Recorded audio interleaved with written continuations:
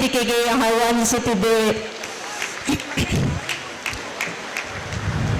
ಅಭ್ಯಾಗತ ರಾವ್, ಶ್ರೀಯುತ MS ನರಸಿಂಹಮೂರ್ತಿ, ಶ್ರೀಯುತ ಕಡಬಗೇರು ಮುನಿರಾಜು, ಮಂಕುತಿಮ್ಮನ ಕಗ್ಗ ಮುಂತಾದ ಕಾವ್ಯಗಳ ಬಗ್ಗೆ ವಿವರಣೆ, ವಿಶ್ಲೇಷಣೆ ಇವರಿಗೆ ಅಪಾರವಾದ ಅಭಿಮಾನಿಗಳನ್ನು ಸಂಪಾದಿಸಿಕೊಟ್ಟು ಅಣಕು ಹಾಡುಗಳ ಸರದಾರ ಹೀಗೆ ಹಲವಾರು ಗೌರವ ಮಾನ್ಯತೆಗಳನ್ನು ಪಡೆದಿರುತ್ತಾರೆ.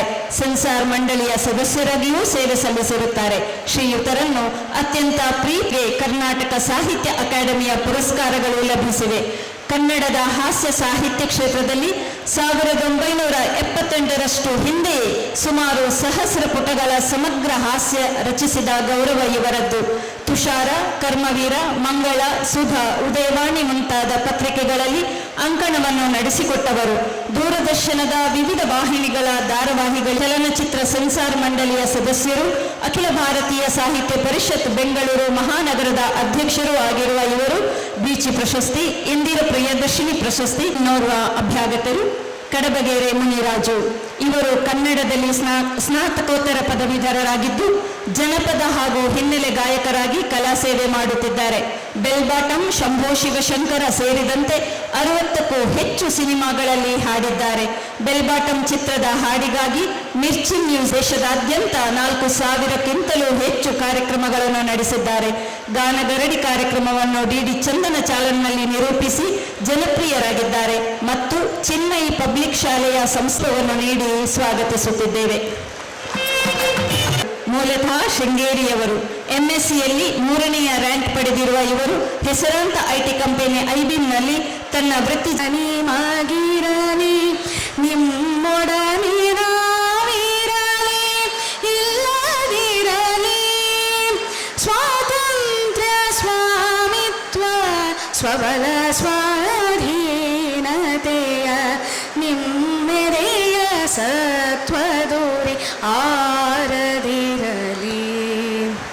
ಭಗ್ನವಾಯಿತು ಕಾಯ ದಗ್ಧವಾಯಿತು ಹೃದಯ ನಗ್ನವಾಯಿತು ನಾಡು ನಮ್ಮೆದುರಿಗೆ ತೀರಿಲ್ಲರಣದ ಹೊರೆ ಮುಂದೆ ನೀವಾದರೂ ಹಿಂದಿರುಗಿಸಿರಿ ಸಾಲ ಇತ್ತವರಿಗೆ ಸ್ವಾತಂತ್ರ್ಯ ಸ್ವಾಮಿತ್ವ ಸ್ವಬಲ ಸ್ವಾಧೀನತೆಯ ನಿಮ್ಮೆಡೆಯ ಸತ್ವದೂರಿ ಆರದಿರಲಿ. ನಮ್ಮೆದೆಯ ತುಂಬಿದ್ದ ನಿಮ್ಮುಸಿರಿನ ಆಕಾಂಕ್ಷೆ ನಮ್ಮೊಡಲ ಸಂತಾನ ನಿಮಗೆ ಬರಲಿ. ಸೇಡುಗಳ ಪೂರೈಕೆ ಆದರ್ಶಧಾರೈಕೆ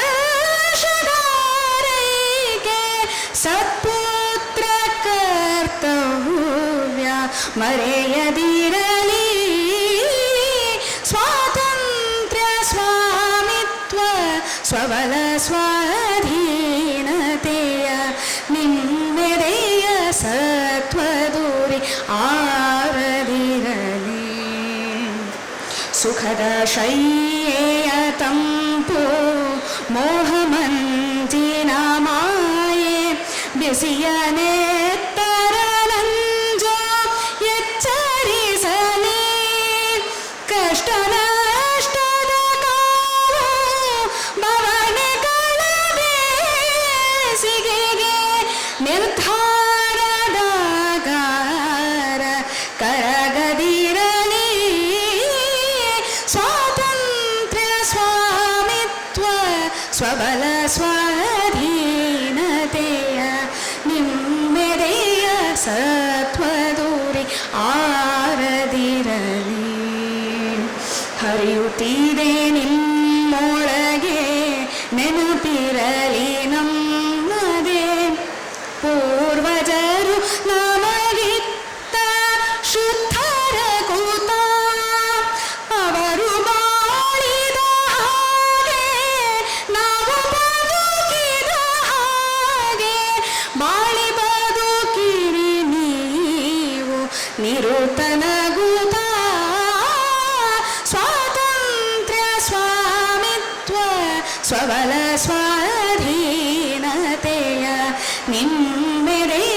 ಸತ್ವದೂರಿ ಆರದಿರಲಿ. ಅಪಮಾನ ಸಹಿಸದಿಹ ಅಭಿಮಾನ ನಿಮಗಿರಲಿ. ನಿಮ್ಮೊಡನೆ ನಾವಿರಲಿ ಇಲ್ಲದಿರಲಿ. ಸ್ವಾತಂತ್ರ್ಯ ಸ್ವಾಮಿತ್ವ ಸ್ವಬಲ ಸ್ವಾಧೀನತೆಯ ನಿಮ್ಮೆದೆಯ ಸತ್ವದೂರಿ ಆರದಿರಲಿ. ನಿಮ್ಮೆದೆಯ ಸತ್ವದೂರಿ ಆರದಿರಲಿ. ನಿಮ್ಮೆದೆಯ ಸತ್ವದೂರಿ ಆರದಿರಲಿ. ಅಭಿನಂದನೆಗಳು ಸಹೋದರಿಗೆ. ನಂಗೆ ಗೊತ್ತಿದೆ ಸ್ವತ್ವದ ಚರ್ಚೆ ಎಷ್ಟು ನಡೆದಿದೆ ಅಂತಂದ್ರೆ ಇನ್ನು ಎಲ್ಲಿ ಸತ್ವ ನೋಡಿದ್ರು ಸ್ವತ್ವನೇ ಅಂತ ಅನ್ನಿಸುವಷ್ಟರ ಮಟ್ಟಿಗೆ ಸ್ವತ್ವದ ಚರ್ಚೆ ಆಗಿದೆ. ನನಗೆ ಹಿರಿಯ ಮಿತ್ರರಾಗಿರುವಂಥ ನಾರಾಯಣ್ ಶೇವ್ರರು ಹೇಳ್ತಿದ್ರು, ಸ್ವತ್ವ ಅಂತ ಬರೆದು ಕಳಿಸಿದಾಗ ಅನೇಕರು ತಿದ್ದಿ ಕಳಿಸಿದ್ರು, ತಪ್ಪು ಬರೆದಿದ್ದೀರಿ ಅಂತ. ಬಟ್ ಇನ್ನು ಮುಂದೆ ಸತ್ವ ಅಂತ ಬರೆದ್ರು ಒಂದ್ಸಲ ಗಮನಿಸ್ತಾರೆ, ಏನಾದ್ರೂ ತಪ್ಪು ಬರೆದು ಬಿಟ್ಟಿದ್ದಾರಾ ಇವರೇ ಅಂತ ನೋಡುವ ಮಟ್ಟಿಗೆ ಆಗಿದೆ ಅಂತ. ಬಹಳ ಸಂತೋಷ. ಕೆಲವೊಂದು ಚರ್ಚೆಗಳು ಹೀಗೆ ನಡಿಬೇಕು. ಹೇಗಿರಬೇಕು ಅಂತಂದ್ರೆ ಅದು ಜನಮಾನಸದಲ್ಲಿ ದೃಢವಾಗಿರಬೇಕು. ಆದರೆ ಸ್ವತ್ವದ ಕುರಿತಂತೆ ಚರ್ಚೆ ನಡೆಯುವಾಗ ಯಾವುದು ಸ್ವತ್ವ ಅನ್ನೋದನ್ನ ತುಂಬಾ ಸಲೀಸಾಗಿ ನವಿರಾಗಿ ಹೇಳುವಂತ ಪ್ರಯತ್ನ ಮಾಡ್ತೀವಿ.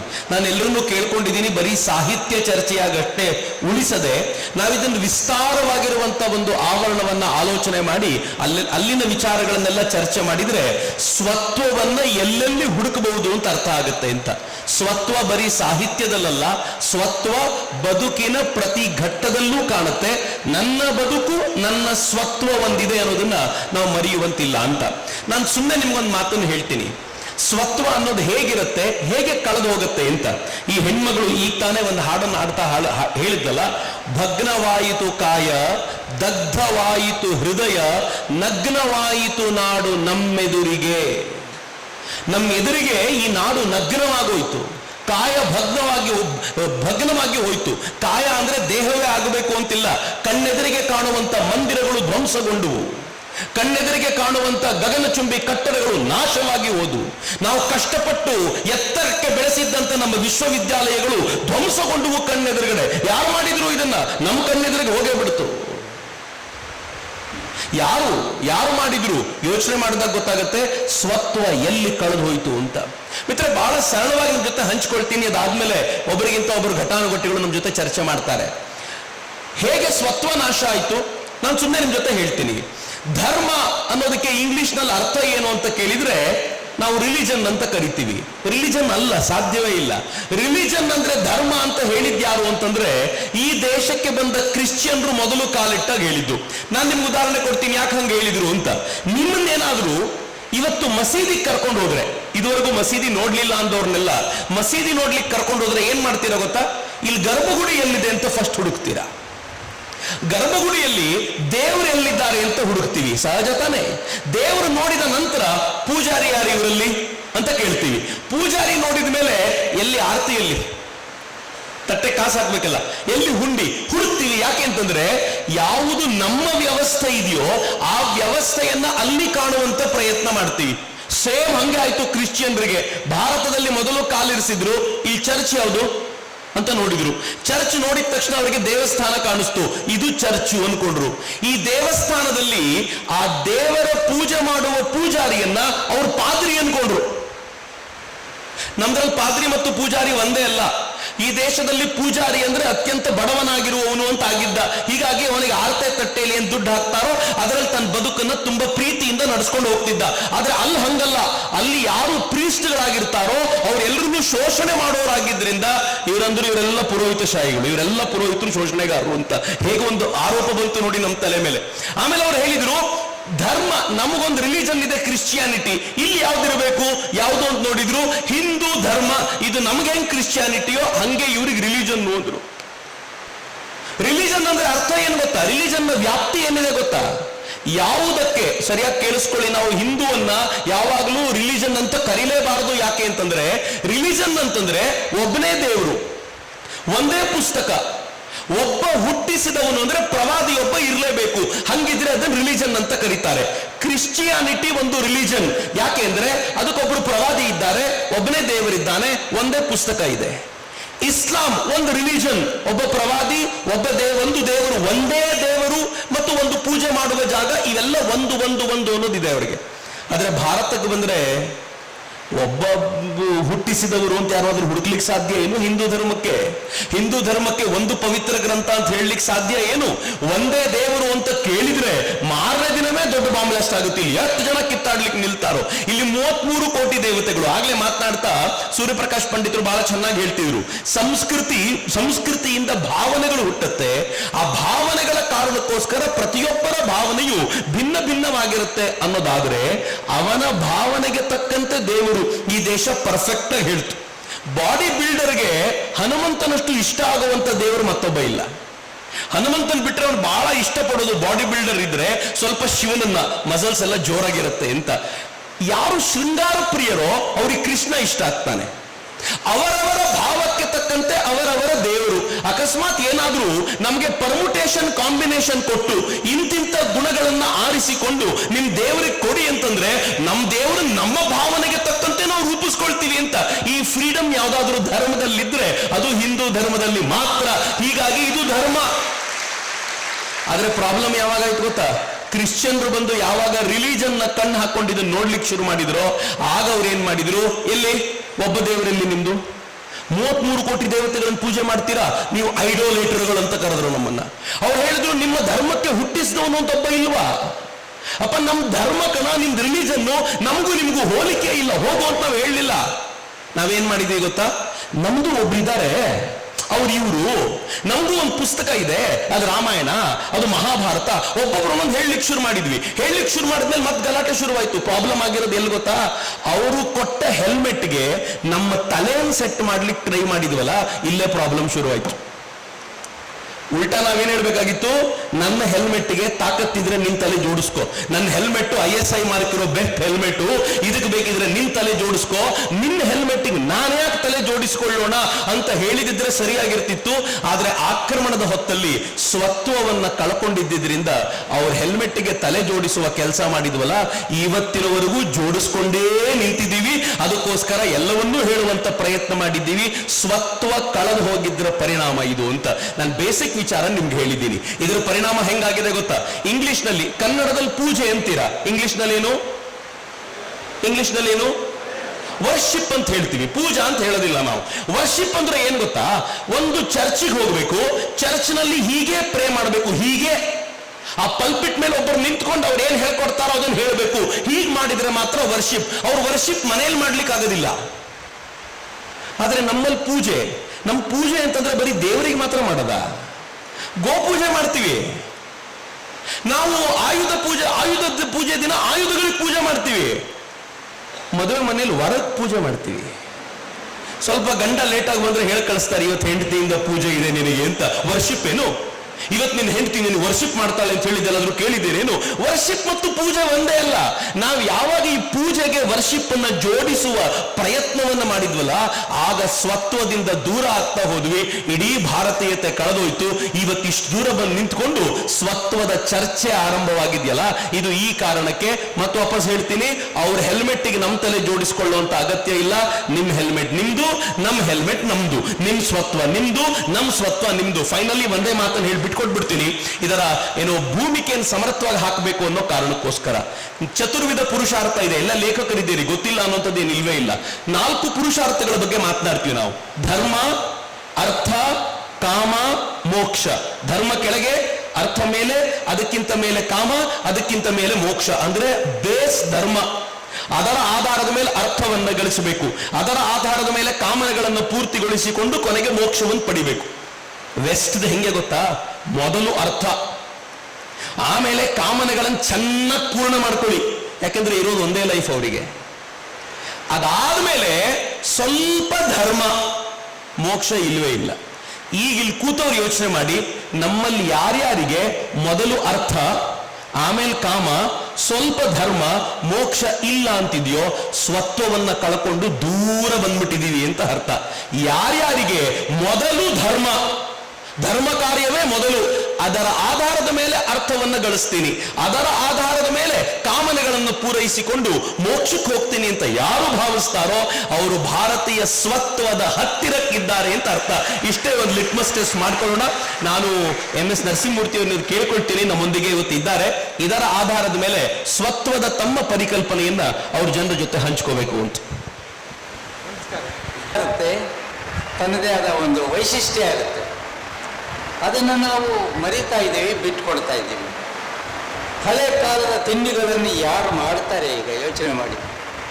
ನುಚ್ಚಿನುಂಡೆ ಕೇಳಿದ್ದೀರಾ? ಪತ್ರೊಡೆ ಕೇಳಿದ್ದೀರಾ?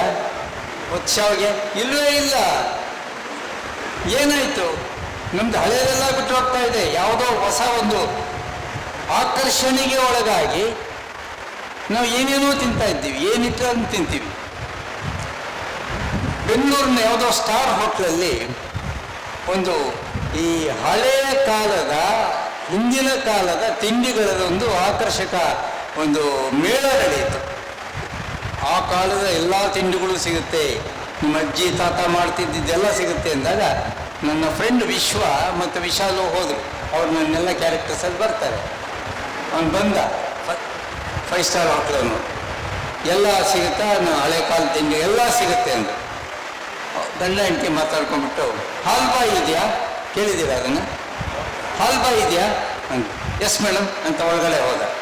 10 ನಿಮಿಷ ಬಿಟ್ಟು ಬಂದು, ಸಾರಿ ಮೇಡಮ್, ಹಾಲ್ಬಾಯಿ ಇಲ್ಲ, ರೂಮ್ ಬಾಯ್ ಇದ್ದಾನೆ, ಕಳಿಸ್ಲಾ ಅಂತ. ಗೊತ್ತೇ ಇಲ್ಲ ನಾವೇನು ಹೇಳ್ತೀವಿ ಅಂತ. ಈ ಲೆವೆಲ್ಗೆ ಬಂದುಬಿಟ್ಟಿದೆ. ನಾನೊಂದು ಕಡೆ ಈ SSLC ಮಕ್ಕಳಿಗೆ ಮಾರಲ್ ಸೈನ್ಸ್ ಸಹಿತ ತಾಯಿ ಮತ್ತು ಗುರು ಸಂಬಂಧ ಅಂತಂದೆ. ಸಂತ ಕಬೀರ್ ದಾಸರನ್ನ ಕೋಟ್ ಮಾಡಿದೆ. ತಾಯಿಗಿಂತ ಗುರು ಶ್ರೇಷ್ಠ ಅಂತಂದೆ. ಯಾಕೆ ಅಂತಂದ್ರೆ ದಾಸರು ಹೇಳ್ತಾರೆ, ತಾಯಿಯಾದವಳು ಆ ಹುಡುಗನ್ನ ಅಥವಾ ಹುಡುಗಿನ ಸಮಾಜದಲ್ಲಿ ವ್ಯಕ್ತಿಯಾಗಿ ಬಿಡ್ತಾಳೆ, ರೆಡಿ ಮಾಡ್ತಾಳೆ. ಗುರುವಾದವನು ಹೈಯರ್ ಲೆವೆಲ್ ತೊಗೊಂಡೋಗ್ತಾನೆ, ಮೋಕ್ಷಕ್ಕೆ ದಾರಿ ತೋರಿಸ್ತಾನೆ. ಆದ್ದರಿಂದ ಗುರು ಈಸ್ ಗ್ರೇಟ್ ಅಂತೆಲ್ಲ ಎಕ್ಸ್ಪ್ಲೈನ್ ಮಾಡಿ SLC ಮಕ್ಕಳು ಅವರಿಗೆ ಪ್ರಶ್ನೆ ಹಾಕ್ಬೇಕಲ್ಲ, ನೀವೇನು ಹೇಳ್ತೀರೋ, ತಾಯಿ ಗ್ರೇಟಾ ಅಥವಾ ಗುರು ಗ್ರೇಟಾ ಅಂದೆ. ಒಬ್ಬ ನಾ ಹೇಳ್ತೀನಿ ಸರ್ ಅಂದ. ಹೇಳೋ ಅಂದ, ಬಾಯಲ್ಲಿ ನಿಂತ್ಕೋ, ನಾನು ಮೇಸ್ಟ್ರಾಗಿ ಪಾಠ ಮಾಡ್ತಾ ಇದ್ದೀನಿ, ತಾಯಿಗಿಂತ ಗುರು ಗ್ರೇಟು, ಗುರು ಬೆಸ್ಟು ಅಂದ. ಹೆಣ್ಣು ನೋಡಿ ಸರ್, ಒಬ್ಬ ತಾಯಿ ಆದರೆ 15 ನಿಮಿಷಗಳ ಕಾಲ ಜೋಗುಳ ಹಾಡಿ ತಟ್ಟಿ ತಟ್ಟಿ ತಟ್ಟಿ ತಟ್ಟಿ ಒಂದು ಮಗುವನ್ನು ಮಾತ್ರ ಮಲಗಿಸ್ಲಿಕ್ಕೆ ಸಾಧ್ಯ ಸರ್. ಗುರುಗಳಾದ ನೀವು ಶಾಲೆಯಲ್ಲಿ ಪಾಠ ಮಾಡಿದರೆ ಒಟ್ಟಿಗೆ 50 ಜನ ಮಲಗಿಸ್ತೀರಾ ಸರ್, ನೀವೇ ಗ್ರೇಟು ಸರ್ ಅಂದ. ಅವನು ನನಗೆ ಗುರುವಾದ. ಅವನಿಂದ ಕಲಿತ ಇನ್ನೊಬ್ಬರ ಮನಸ್ಸನ್ನು ನೋಯಿಸದೆ ನಾವು ಮಾತಾಡಬೇಕು. ಪ್ರಿಯವಾಕ್ಯ ಪ್ರಧಾನೇನ, ಪ್ರಿಯವಾಗಿ ಮಾತಾಡೋದ್ರಿಂದ ಸರ್ವೇ ತುಷ್ಯಂತಿ ಜಂತವ, ಎಲ್ಲರಿಗೂ ಖುಷಿ ಆಗುತ್ತೆ. ತಸ್ಮಾತ್, ಆದ್ದರಿಂದ ತದೇವ ವಕ್ತವ್ಯಂ, ಪ್ರಿಯವಾದ ಮಾತುಗಳನ್ನೇ ಆಡು, ವಚನೇಕ ದರಿದ್ರತ ಮಾತಿಗೆ ಬರ ಅಂತ ಆ ಪುಟ್ಟ ಹುಡುಗ ನನಗೆ ಹೇಳ್ಕೊಟ್ಟ. ಹೀಗೆ ಮಕ್ಕಳಿಂದ ಕಲಿಯೋದು ಇರುತ್ತೆ.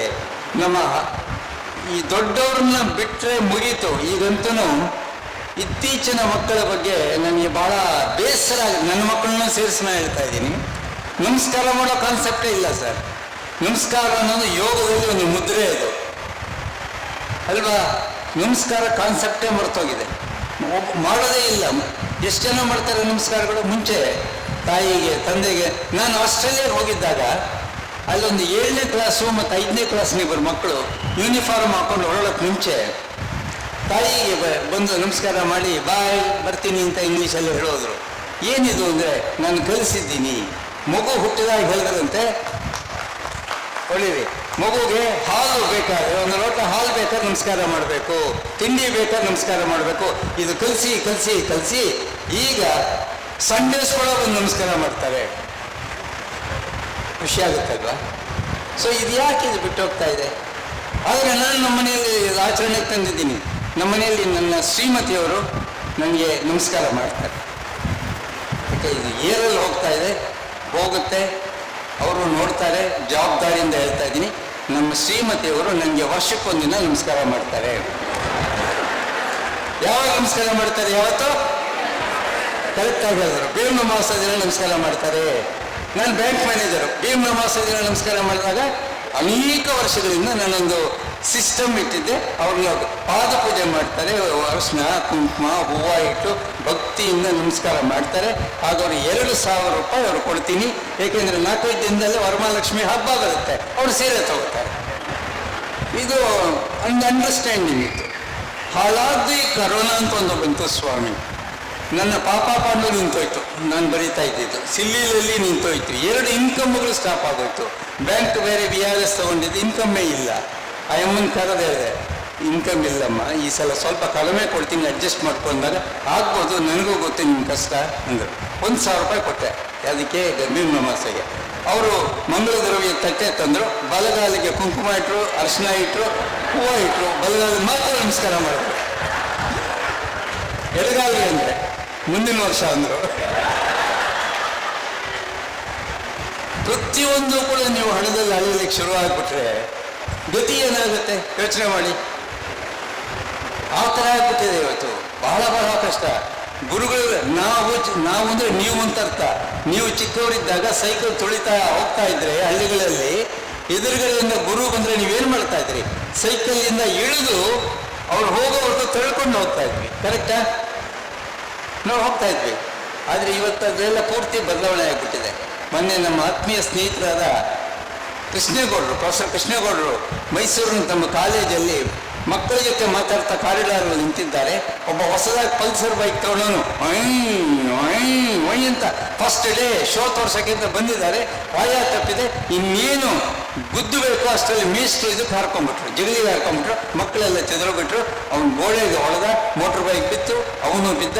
ಮಕ್ಕಳೆಲ್ಲ ಸೇರಿ, ಅಂದರೆ ಕಾಲೇಜ್ ಹುಡುಗರೆಲ್ಲ ಸೇರಿ ದಪ ದಪ ದಪ ದಪ ಅಂತ ಆ ಮೋಟ್ರ್ ಬೈಕ್ನನ್ನು ಹೊಡೆದ್ರು. ಕೃಷ್ಣೇಗೌಡರು ಹೋಗ್ಬಿಟ್ರು, ರೀ ಬಿಡ್ರು ನನಗೇನೂ ಆಗಿಲ್ಲ, ನನಗೇನಾಗಿಲ್ಲ ಬಿಡ್ರು ಅಂದಾಗ ಮಕ್ಕಳು, ನಿಮ್ಗೇನೂ ಆಗಿಲ್ಲ ಸರ್, ಅದಕ್ಕೆ ಹೊಡಿತಾ ಇರೋದು, ನಿಮ್ಗೇನಾದರೂ ಆಗಿದ್ರೆ 3 ದಿನ ರಜಾ ಸಿಕ್ತು ಸರ್. ಯಾವ ಲೆವೆಲ್ ಹೋಗ್ತಾ ಇದ್ದೀವಿ ನಾವು. ಹಳೆದೆಲ್ಲ ಏನಾಗಿದೆ ವಿಷಯಗಳು. ನನಗಂತೂ ದುಃಖ ಆಗ್ತಾ ಇದೆ. ಇಂತಹ ದುಃಖಗಳನ್ನು ಮತ್ತಷ್ಟು ಹಂಚ್ಕೊಳ್ತೀನಿ. ನಮಸ್ಕಾರ. ವ್ಯಕ್ತಿತ್ವ ಅವ್ರದ್ದು. ಅವ್ರೊಂದ್ಸಲ ಕೂರಿಸ್ಕೊಂಡಾಗ ಹೇಳ್ತಿದ್ರು, ನಾವು ಒಂದಷ್ಟು ಜನ ಕೂತಿದ್ವಿ. ಅವ್ರು ಹೇಳ್ತಿದ್ರು, ಚೆನ್ನೈಯಲ್ಲಿ ಒಂದು ಮನೆಗೆ ಹೋಗಿದ್ರಂತ ಅವರು. ಪ್ರತಿ ಮನೆಗೆ ಹೋದಾಗ ಏನಾದ್ರು ಕೇಳೋದು ರೂಢಿ, ಏನ್ ವಿಶೇಷ ಇದೆ ನಿಮ್ಮ ಮನೆಯಲ್ಲಿ ಅಂತ ಅವ್ರಿಗೊಂದು ರೂಢಿ. ಏನಾದ್ರು ವಿಶೇಷ ಇದ್ರೆ ಹೇಳಿ, ಎಲ್ಲ ತರದಿದ್ರೆ ಬೇಡ ಅಂತ. ಸ್ವತ್ವವನ್ನು ಗುರುತಿಸುವಂತ ಪ್ರಕ್ರಿಯೆ. ಹಂಗಂದಾಗ ಆ ಮನೆಯವರು ಹೇಳಿದ್ರಂತೆ, ಸರ್ ನಮ್ಮ ಮನೆಯಲ್ಲಿ ರಾತ್ರಿ 7:30-8 ಗಂಟೆಗೆ ಎಲ್ಲ ಲೈಟ್ಸ್ ಆಫ್ ಆಗುತ್ತೆ ಅಂತ. ಅದೇನು ವಿಶೇಷ? ಅವ್ರದ್ದು ಏನು ವಿಶೇಷ ಅದರಲ್ಲಿ? ಸರ್ ರಾತ್ರಿ 8 ಗಂಟೆ ಅಷ್ಟೊತ್ತಿಗೆ ನೀವು ನಮ್ಮ ಮನೆಗೆ ಬಂದರೆ ನಮ್ಮ ಮನೆಯಲ್ಲಿ ಎಲ್ಲರೂ ಲೈಟ್ ಆಫ್ ಮಾಡ್ಕೊಂಡು ಮಲಗಿಬಿಟ್ಟಿರ್ತೀವಿ. ಬೆಳಿಗ್ಗೆ 3:00ವರೆಗೆ ಲೈಟ್ಸ್ ಎಲ್ಲ ಆನ್ ಆಗಿರುತ್ತೆ. ಬೆಳಿಗ್ಗೆ 3:30-4 ಗಂಟೆಗೆ ಎದ್ಬಿಟ್ಟಿರ್ತೀವಿ ಎಲ್ಲ ಅಂತ. ಏನು ಅಂತ ಕೇಳಿದಾಗ ಅವ್ರು ಹೇಳಿದ್ರಂತೆ, ಚೆನ್ನಾಗಿದೆ ಮಾತು, ಯಾರ ರಾತ್ರಿ ದೀರ್ಘವಾಗಿರುತ್ತೋ ಅವ್ರು ರಾಕ್ಷಸರಾಗಿರ್ತಾರೆ, ಯಾರ ಹಗಲು ದೀರ್ಘವಾಗಿರುತ್ತೋ ಅವರು ದೇವತೆಗಳಾಗಿರ್ತಾರೆ ಅಂತ. ಏನ್ ಚಂದ ನೋಡಿ, ಎಷ್ಟು ಸುಂದರವಾದ ಮಾತು. ಇದು ಸ್ವತ್ವ. ನಾವಿವತ್ತು ಎಷ್ಟು ದೂರ ಬಂದಿದ್ದೀವಿ ಅಂತಂದ್ರೆ, ಇದು ಮೂಲ ಚಕ್ರ ನಮ್ದಲ್ಲಿದೆ. ನಮ್ದು ಪ್ರಾತಃ ಕಾಲ ಬೇಗ, ನಾವು ಬೆಳಗ್ಗೆ ಬೇಗ ಏಳಬೇಕು, ಬ್ರಾಹ್ಮಿ ಮುಹೂರ್ತದಲ್ಲಿ ಏಳಬೇಕು, ಇಷ್ಟು ಗಳಿಗೆ ಮುಂಚೆ, ಸೂರ್ಯೋದಯಕ್ಕೆ ಇಷ್ಟು ಗಳಿಗೆ ಮುಂಚೆ ಏಳಬೇಕು, ಅದನ್ನು ಬ್ರಾಹ್ಮಿ ಮುಹೂರ್ತ ಅಂತ ಕರೆಯಲಾಗುತ್ತೆ. ಎಷ್ಟೆಲ್ಲ ನಮ್ಗೆ ಹೇಳಿದ್ರು, ಅದು ಮೂಲ ಚಿಂತನೆ ಇತ್ತು. ಆದ್ರೆ ಈಗ ಹೆಂಗಾಗಿದೆ ಗೊತ್ತಾ, ತಡರಾತ್ರಿ ಮಲಗೋದೇ ಚಂದ. ನಾನು ಮೈಸೂರಿನಲ್ಲಿ ಒಂದು ಕಾಲೇಜಿನ ಕಾರ್ಯಕ್ರಮ, ಆ ಕಾಲೇಜಿನ ಒಬ್ಬ ಹುಡುಗನಿಗೆ ರ್ಯಾಂಕ್ ಬಂದ್ಬಿಟ್ಟಿತ್ತು. ರ್ಯಾಂಕ್ ಬಂದಿರೋ ಹುಡುಗನಿಗೆ ಸನ್ಮಾನ ಮಾಡಬೇಕು ಅಂತ ಕರೆಸಿದ್ರು. ಬಹಳ ಹಿಂದಿನ ಘಟನೆ ಇದು. ಆ ಹುಡುಗ ಏನಂದ ಅಂತಂದ್ರೆ, ಮೇಷ್ಟ್ರಿದ್ದಾರೆ, ನಾನು ಹೇಳ್ಬಾರ್ದು ಅವ್ರ ಎದುರುಗಡೆ, ಇಲ್ಲೂ ಬಹಳ ಜನ ಮೇಷ್ಟ್ರು ಇರ್ಬೋದು. ಅವನಂದ, ಕಾಲೇಜ್ನಲ್ಲಿ ತುಂಬಾ ತಲೆ ಕೆಡಿಸ್ಕೊಬೇಡಿ ಸರ್. ಅವ್ರು ಹೇಳಿದ್ದು, ಸರ್ ಕಾಲೇಜ್ನಲ್ಲಿ ತುಂಬಾ ತಲೆ ಕೆಡಿಸ್ಕೊಳ್ಬೇಡಿ, ನೈಟ್ ಔಟ್ ಮಾಡಿ ಅಂದ್ರೆ ರಾತ್ರಿ ಎಲ್ಲ ಓದಿ ಬೆಳಗ್ಗೆ ಕ್ಲಾಸ್ನಲ್ಲಿ ಬಂದು ಮಲ್ಕೊಳ್ಳಿ, ಪರವಾಗಿಲ್ಲ, ಮೇಷ್ಟ್ರು ಮಾಡೋದು ಅಷ್ಟರಲ್ಲೇ ಇರುತ್ತೆ. ಅವನು ಪ್ರೈಸ್ ತಗೊಳ್ಳೋನು ಹೇಳಿದ್ದು. ನನಗೆ ಒಂದು ತಲೆ ಏರ್ತಾ ಇತ್ತು, ಹಿಂಗೆ ಮಾತಾಡೋದು ಮೊದಲನೇದು. ಎರಡನೇದು, ರ್ಯಾಂಕ್ ಬಂದಿದ್ದೀನಿ ಅನ್ನೋ ರೂಢ್ ಇತ್ತಲ್ಲ, ಒಂದು ಅಹಂಕಾರದ ಭಾವ ಇತ್ತಲ್ಲ. ನನಗೆ ಅವಕಾಶ ಸಿಕ್ಕಿದಾಗ ಹೇಳಿದೆ, ನಿನಗೆ ಯಾವುದಾದ್ರೂ BPOದಲ್ಲಿ, ಅವಾಗ ಬಿಸ್ನೆಸ್ ಪ್ರೊಸೆಸಿಂಗ್ ಔಟ್ಸೋರ್ಸಿಂಗ್ ಅಂತಿತ್ತು, ಬಿಸ್ನೆಸ್ ಪ್ರಾಸೆಸ್ ಔಟ್ಸೋರ್ಸಿಂಗ್ ಅಂತ, ಅವರಿಗೆ ನೈಟ್ ಡ್ಯೂಟಿ ಇರ್ತಿತ್ತು. ಬ್ರಿಟಿಷ್ ಅಮೆರಿಕನ್ರ ಕೆಲಸ ಮಾಡ್ಲಿಕ್ಕೋಸ್ಕರ ಅವ್ರನ್ನ ಕೂಲಿ ಕಾರ್ಮಿಕರಾಗಿ ತಗೊಳ್ಳೋರು. ನಾನು ಹೇಳಿದೆ, ದೇವರು ನಿನಗೆ ಯಾವುದಾದ್ರೂ BPOದಲ್ಲೇ ಕೆಲಸ ಕೊಡಿಸ್ಲಿ, ಯಾಕೆಂದ್ರೆ ರಾತ್ರಿ ಇಡೀ ನಿದ್ದೆ ಕೆಡಿಸ್ಕೊಂಡು ರೂಢಿ ಇರೋದ್ರಿಂದ ಅದಕ್ಕೆ ಪರ್ಫೆಕ್ಟ್ ಆಗಿ ಸೂಟ್ ಆಗ್ತೇನೆ ನೀನು ಅಂತ. ಅಷ್ಟು ಕೋಪ ಇತ್ತು. ನಾವು ಏನನ್ನು ಕಲಿಸ್ತಿದ್ದೀವಿ? ಹಗಲನ್ನ ದೊಡ್ಡದು ಮಾಡ್ಕೊಳ್ಳೋದಲ್ಲ, ರಾತ್ರಿಯನ್ನ ದೊಡ್ಡದು ಮಾಡಿಕೊಳ್ಳುವಂತ ಪ್ರಕ್ರಿಯೆ ಇದೆಯಲ್ಲ, ಇದು ನಮ್ಮ ಒಟ್ಟಾರೆ ಆ ಮೂಲ ಭಾವದಿಂದ ದೂರ ತಂದುಕೊಳ್ಳುವಂತ ಪ್ರಕ್ರಿಯೆ ಅಂತ ನನಗನ್ಸತ್ತೆ. ಈ ಪ್ರಕ್ರಿಯೆಯನ್ನ ಅರ್ಥ ಮಾಡಿಕೊಳ್ಳೋದಿದೆಯಲ್ಲ, ಅದು ಬಹಳ ವಿಶಿಷ್ಟವಾಗಿರುವಂಥದ್ದು. ಗುಂಡೂರಾಯರು ತಮ್ಮದೇ ರೀತಿಯಲ್ಲಿ ಅರ್ಥ ಮಾಡಿಸ್ತಾರೆ, ಕೇಳಿಸ್ಕೊಳ್ಳಿ ಅದನ್ನು. ಎಲ್ರಿಗೂ ನಮಸ್ಕಾರ. ಅಲ್ಲ, ಬೇರೆ ಯಾರ ಕೈನಲ್ಲ ಮೈಕ್ ಕೊಟ್ರೆ ಬೇರೆ ಯಾರ ಕೈನಲ್ಲ ನಮ್ಮ ಜೀವನ ಕೊಟ್ಬಿಡ್ತೀವಿ. ಅದಕ್ಕೆ ಹಿಂಗಾಗಿರೋದು ನಮ್ಮಲ್ಲಿ. ರಿಲಿಜಿಯನ್ ಅಂಡ್ ಧರ್ಮ ಎಷ್ಟು ಚೆನ್ನಾಗಿ ಭಾಳ ಬೇರೆ ಬೇರೆ ಅಂತ ಹೇಳಿದ್ರು. ಧರ್ಮ ಅನ್ನೋದು ಟ್ರಾನ್ಸ್ಲೇಷನ್ ರಿಲಿಜಿಯನ್ ಅಲ್ಲ ಅಂತ. ಡಿ.ವಿ. ಗುಂಡಪ್ಪನವರು ಮಂಕುತಿಮ್ಮನ ಕಗ್ಗದಲ್ಲಿ ಒಂದು ಪದ್ಯ ಬರೀತಾರೆ. 100 ಮತವಿಹುದು ಲೋಕದ ಉಗ್ರಾಣದಲ್ಲಿ, ಆರಿಸಿಕೋ ನಿನಗೆ ಒಪ್ಪುವುದನ್ನದರೋಳ್, ಸಾರದ ಅಡುಗೆಯ ವಿಚಾರದೊಲೆಯಲ್ಲಿ ಮಾಡು, ಮತಿ ಬೇರೆ ಮತ ಬೇರೆ ಮಂಕುತಿಮ್ಮ ಅಲ್ವಾ? ಮತಿ ಬೇರೆ ಮತ ಬೇರೆ ಮಂಕುತಿಮ್ಮ. ಮತ ಅನ್ನೋದು ಹೆಲ್ಮೆಟ್ಟು, ಮತಿ ಅನ್ನೋದು ತಲೆ ಅಲ್ವಾ? ನಾವು ಮತಕ್ಕೋಸ್ಕರ ನಮ್ಮ ಹೆಲ್ಮೆಟ್ ಅಂತ ಮಾಡ್ಕೊಂಡು ಹಿಂಗೆ ಹೋಗ್ತಾ ಇದ್ದೀವಿ ಅಂತ ಹಿಂಗೆ ಹೇಳಿದ್ರಲ್ಲ. ಇನ್ನೊಂದು ಬಹಳ ಅದ್ಭುತವಾಗಿ ಅವ್ರು ಮಾತು ಹೇಳಿದ್ರು. ನಮ್ಮಲ್ಲಿ 33 ಕೋಟಿ ದೇವತೆಗಳು, ಇನ್ನೂ 33 ಕೋಟಿ ದೇವತೆಗಳು, ಅದು ಯಾವುದೋ ಹಳೆ ನ್ಯೂಸು. ಡೈಲಿ ಒಬ್ಬೊಬ್ರು ಆ್ಯಡ್ ಆಗ್ತಾ ಇದ್ದಾರಲ್ವ, ಈಗ ಯಾರು ಆ್ಯಡ್ ಆಗ್ತಾ ಇದೆ. ಅದಕ್ಕೆ ನಾನು ಬೆಂಗಳೂರಿನಲ್ಲಿ ಇತ್ತೀಚೆಗೆ ಒಂದು ಇಂಗ್ಲೀಷ್ ಪ್ರವಚನಕ್ಕೆ ಹೋಗಿದ್ದೆ, ಸ್ಪಿರಿಚುವಲ್. ಒಬ್ಬರು ಸ್ವಾಮೀಜಿ ಇಂಗ್ಲೀಷ್ನಲ್ಲಿ ಎಲ್ಲ ಭಾಷಣ, ವೇದ ಉಪನಿಷತ್ ಎಲ್ಲ ಮಾತಾಡಿದ್ರು. ಕೊನೆಯಲ್ಲಿ any questions you may ask ಅಂದರು. ಒಬ್ಬರು ಆಡಿಯನ್ಸಲ್ಲಿ ಎದ್ದು ನಿಂತ್ಕೊಂಡು, Swamiji, in other religions there is only one God. In other religions there is only one God. Why in Hinduism there are so many gods? ಅಂತ ಕೇಳಿದ್ರು. ಸ್ವಾಮೀಜಿ ಆನ್ಸರ್ ಏನು ಹೇಳಿದ್ರು ಗೊತ್ತಾ?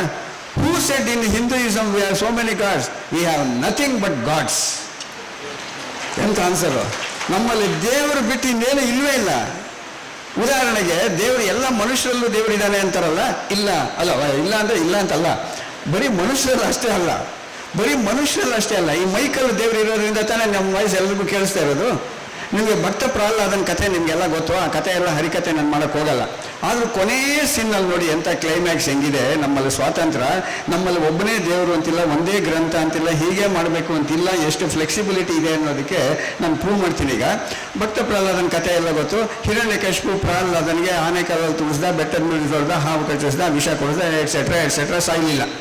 ಕೊನೆಯಲ್ಲಿ ಒಂದು ಕ್ಲೈಮ್ಯಾಕ್ಸ್, ರೆಟ್ಟೆ ಹಿಡ್ಕೊಂಡು 8 ವರ್ಷದ ಹುಡುಗ, 45 ವರ್ಷದ ತಂದೆ ರೆಟ್ಟೆ ಹಿಡ್ಕೊಂಡು ಎಲ್ಲಿ ಕೇಳ್ತಾನೆ, ಎಲ್ಲಿರುವನು ನೀನು ಶ್ರೀಹರಿ?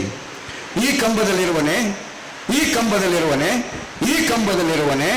ಪ್ರಹ್ಲಾದ ಹೇಳ್ತಾನೆ, ನನಗೇನು ಕೇಳ್ತೀಯ, ನೀನು ತಾನೇ ಬಿಲ್ಡಿಂಗ್ ಕಟ್ಸಿದ್ದು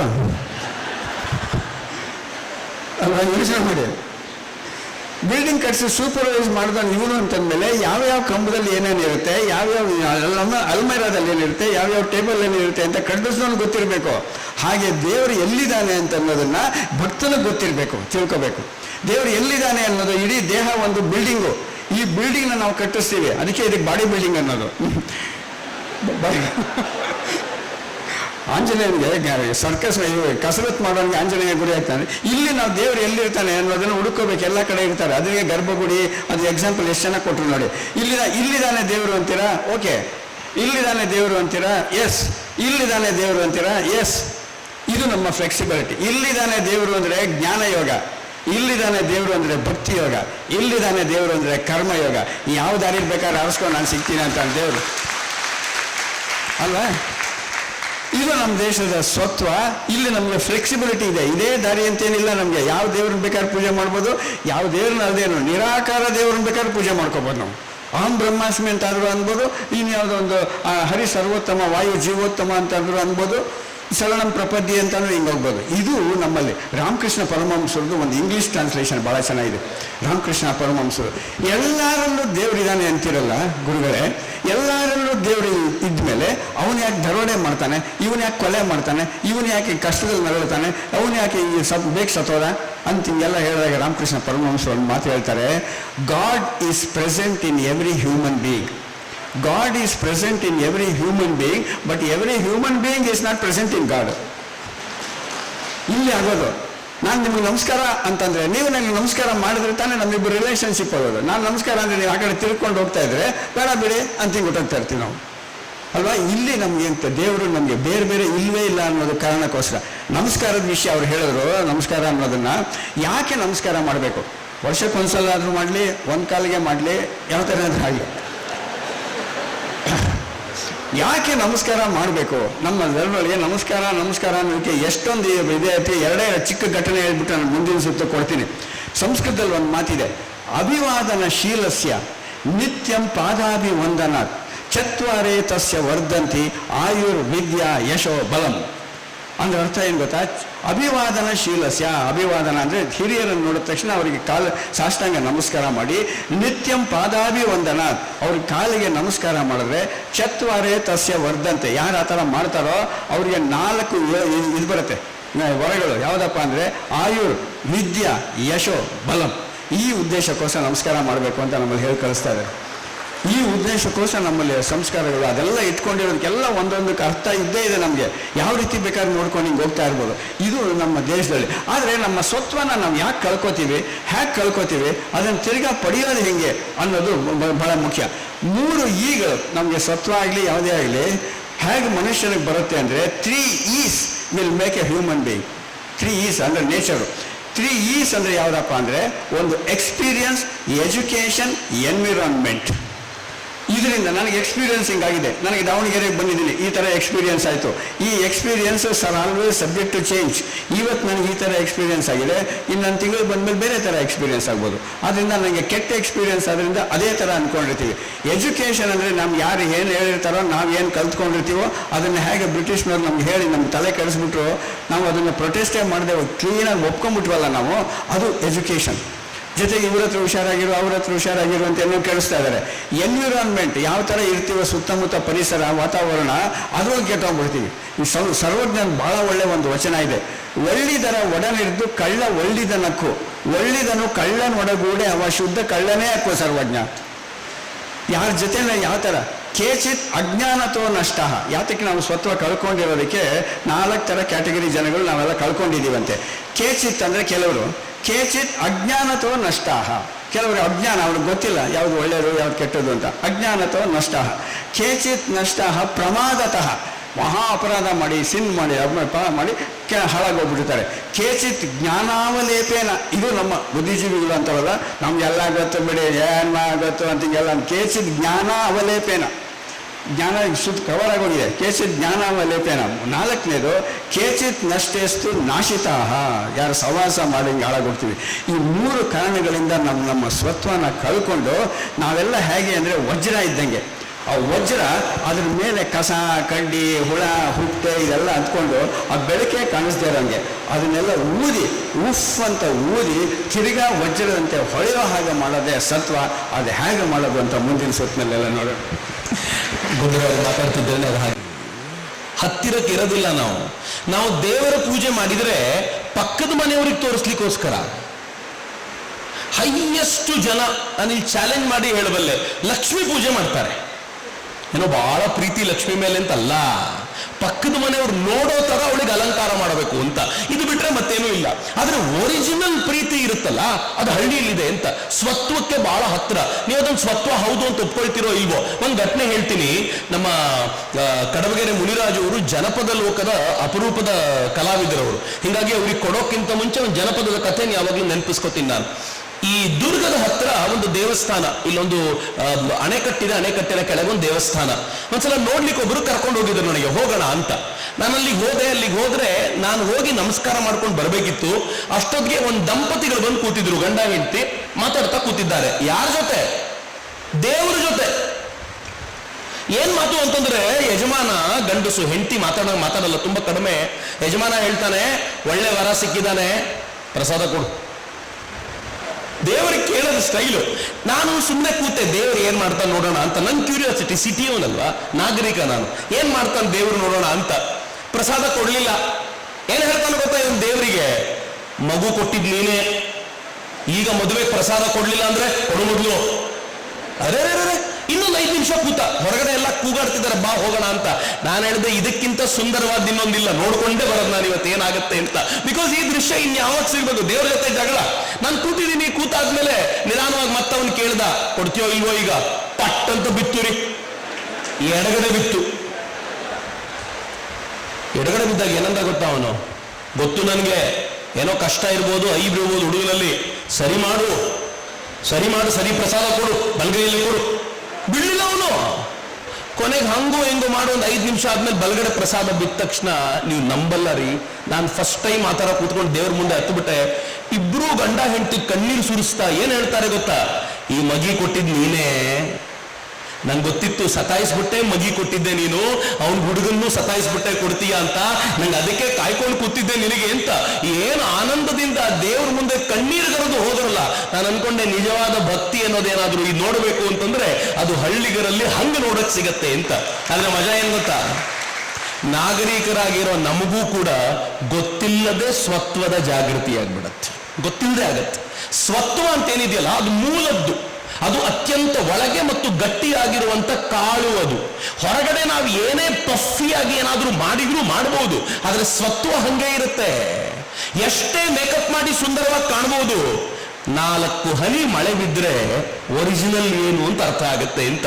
ನಾವು ಎಷ್ಟೇ ಹೊರಗಡೆ ಇಂಗ್ಲಿಷ್ ಚಂದ ಮಾತನಾಡ್ಬೋದು, ಎಷ್ಟೇ ಮಾಡರ್ನ್ ಬಟ್ಟೆ ಹಾಕ್ಬೋದು, ಸ್ವತ್ವನೇ. ನಾನು ಚಾಲೆಂಜ್ ಮಾಡಿ ಹೇಳಬಲ್ಲೆ, ಇಲ್ಲಿ ಎಷ್ಟು ಜನ ಮಹಾಕುಂಭ ಮೇಳಕ್ಕೆ ಹೋಗಿ ಬಂದ್ರಲ್ಲ ಈ ಸಲ, ಮಹಾಕುಂಭ ಆಫ್ಟರ್ 144 ಇಯರ್ಸ್, ನಾನು ಚಾಲೆಂಜ್ ಮಾಡಿ ಹೇಳಬಲ್ಲೆ, ಮಹಾಕುಂಭಕ್ಕೆ ದಾವಣಗೆರೆಯಿಂದ ಹೊರಟವರು ಮಹಾಕುಂಭ ನೋಡಿ ವಾಪಸ್ ದಾವಣಗೆರೆಗೆ ಬಂದ್ರು ಬಿಟ್ರೆ ದಾರಿಯುದ್ದಕ್ಕೂ ಎಷ್ಟು ರಾಜ್ಯಗಳು, ಎಷ್ಟು ನಗರಗಳು, ಆ ನಗರಗಳಲ್ಲಿರುವಂತ ವೈಭವ ಯಾವುದನ್ನೂ ನೋಡದೆ ಮಹಾಕುಂಭದಲ್ಲಿ ಸ್ನಾನ ಮಾಡುವುದಷ್ಟೇ ನನ್ನ ಗುರಿ ಅಂತ ಅಂದುಕೊಂಡು ವಾಪಸ್ ಬಂದ್ರಲ್ಲ, ಇದು ಸ್ವತ್ವಕ್ಕೆ ಕರ್ಕೊಂಡು ಹೋಗುವಂತ ರೀತಿ ಅಂತ. ನಾವು ಪ್ರಯತ್ನ ಮಾಡದೆಯೂ ನಡೆಯುವಂಥದ್ದು ಇದೆಯಲ್ಲ, ಇದು ಸ್ವತ್ವದ ವೈಶಿಷ್ಟ್ಯ ಅಂತ. ಮಿತ್ರೆ, ಈ ಸ್ವತ್ವಕ್ಕೆ ಮರಳುವ ಪ್ರಕ್ರಿಯೆಯೂ ಕೂಡ ಕಾಲ ಬಂದಾಗ ಆಗತ್ತೆ. ನಾನು ಕಡಬಗೆರೆ ಮುನ್ರಾಜರವರಲ್ಲಿ ಕೇಳ್ಕೊಳ್ತೀನಿ, ನಾನು ಆಗ್ಲೇ ಹೇಳಿದಂತೆ ಜನಪದ ಸಾಹಿತ್ಯದಲ್ಲಿ ಬಹಳ ವಿಶೇಷವಾಗಿರುವಂತ ಚಮತ್ಕಾರ ಇರುವಂತವರು ಅವರು ಇದನ್ನು ಜನಪದದ ಲೋಕದ ಮೂಲಕ ನಮ್ಮೊಂದಿಗೆ ಹಂಚ್ಕೋಬೇಕು ಅಂತ ಕೇಳ್ಕೊತೀನಿ.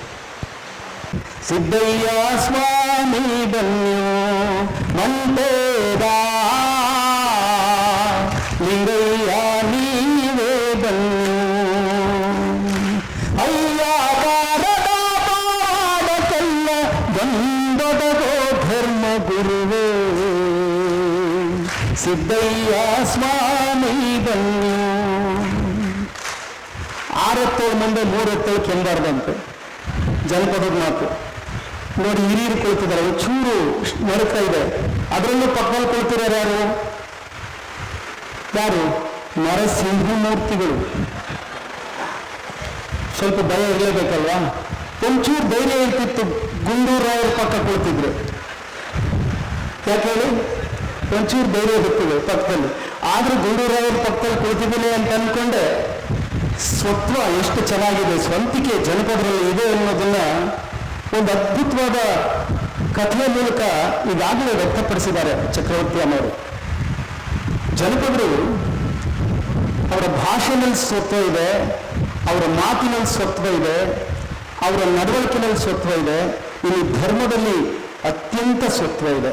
ಹೇಗೆ ಅಂದ್ರೆ, ನಾವು ನೀವೆಲ್ಲರೂ ನಿಂದಾಸ್ತುತಿಗಳನ್ನ ಕೇಳಿದೀವಿ ಅಲ್ವಾ, ಆದ್ರೆ ಜನಪದರು ದೇವ್ರನ್ನೇ ನನ್ನ ನೆಂಟ ಅನ್ಕೊಂತನ್ರಿ, ಅಣ್ಣನ ತಮ್ಮನ ಬಂಧುನ ಬಳಗನ ಅನ್ಕೊಂತಾರೆ.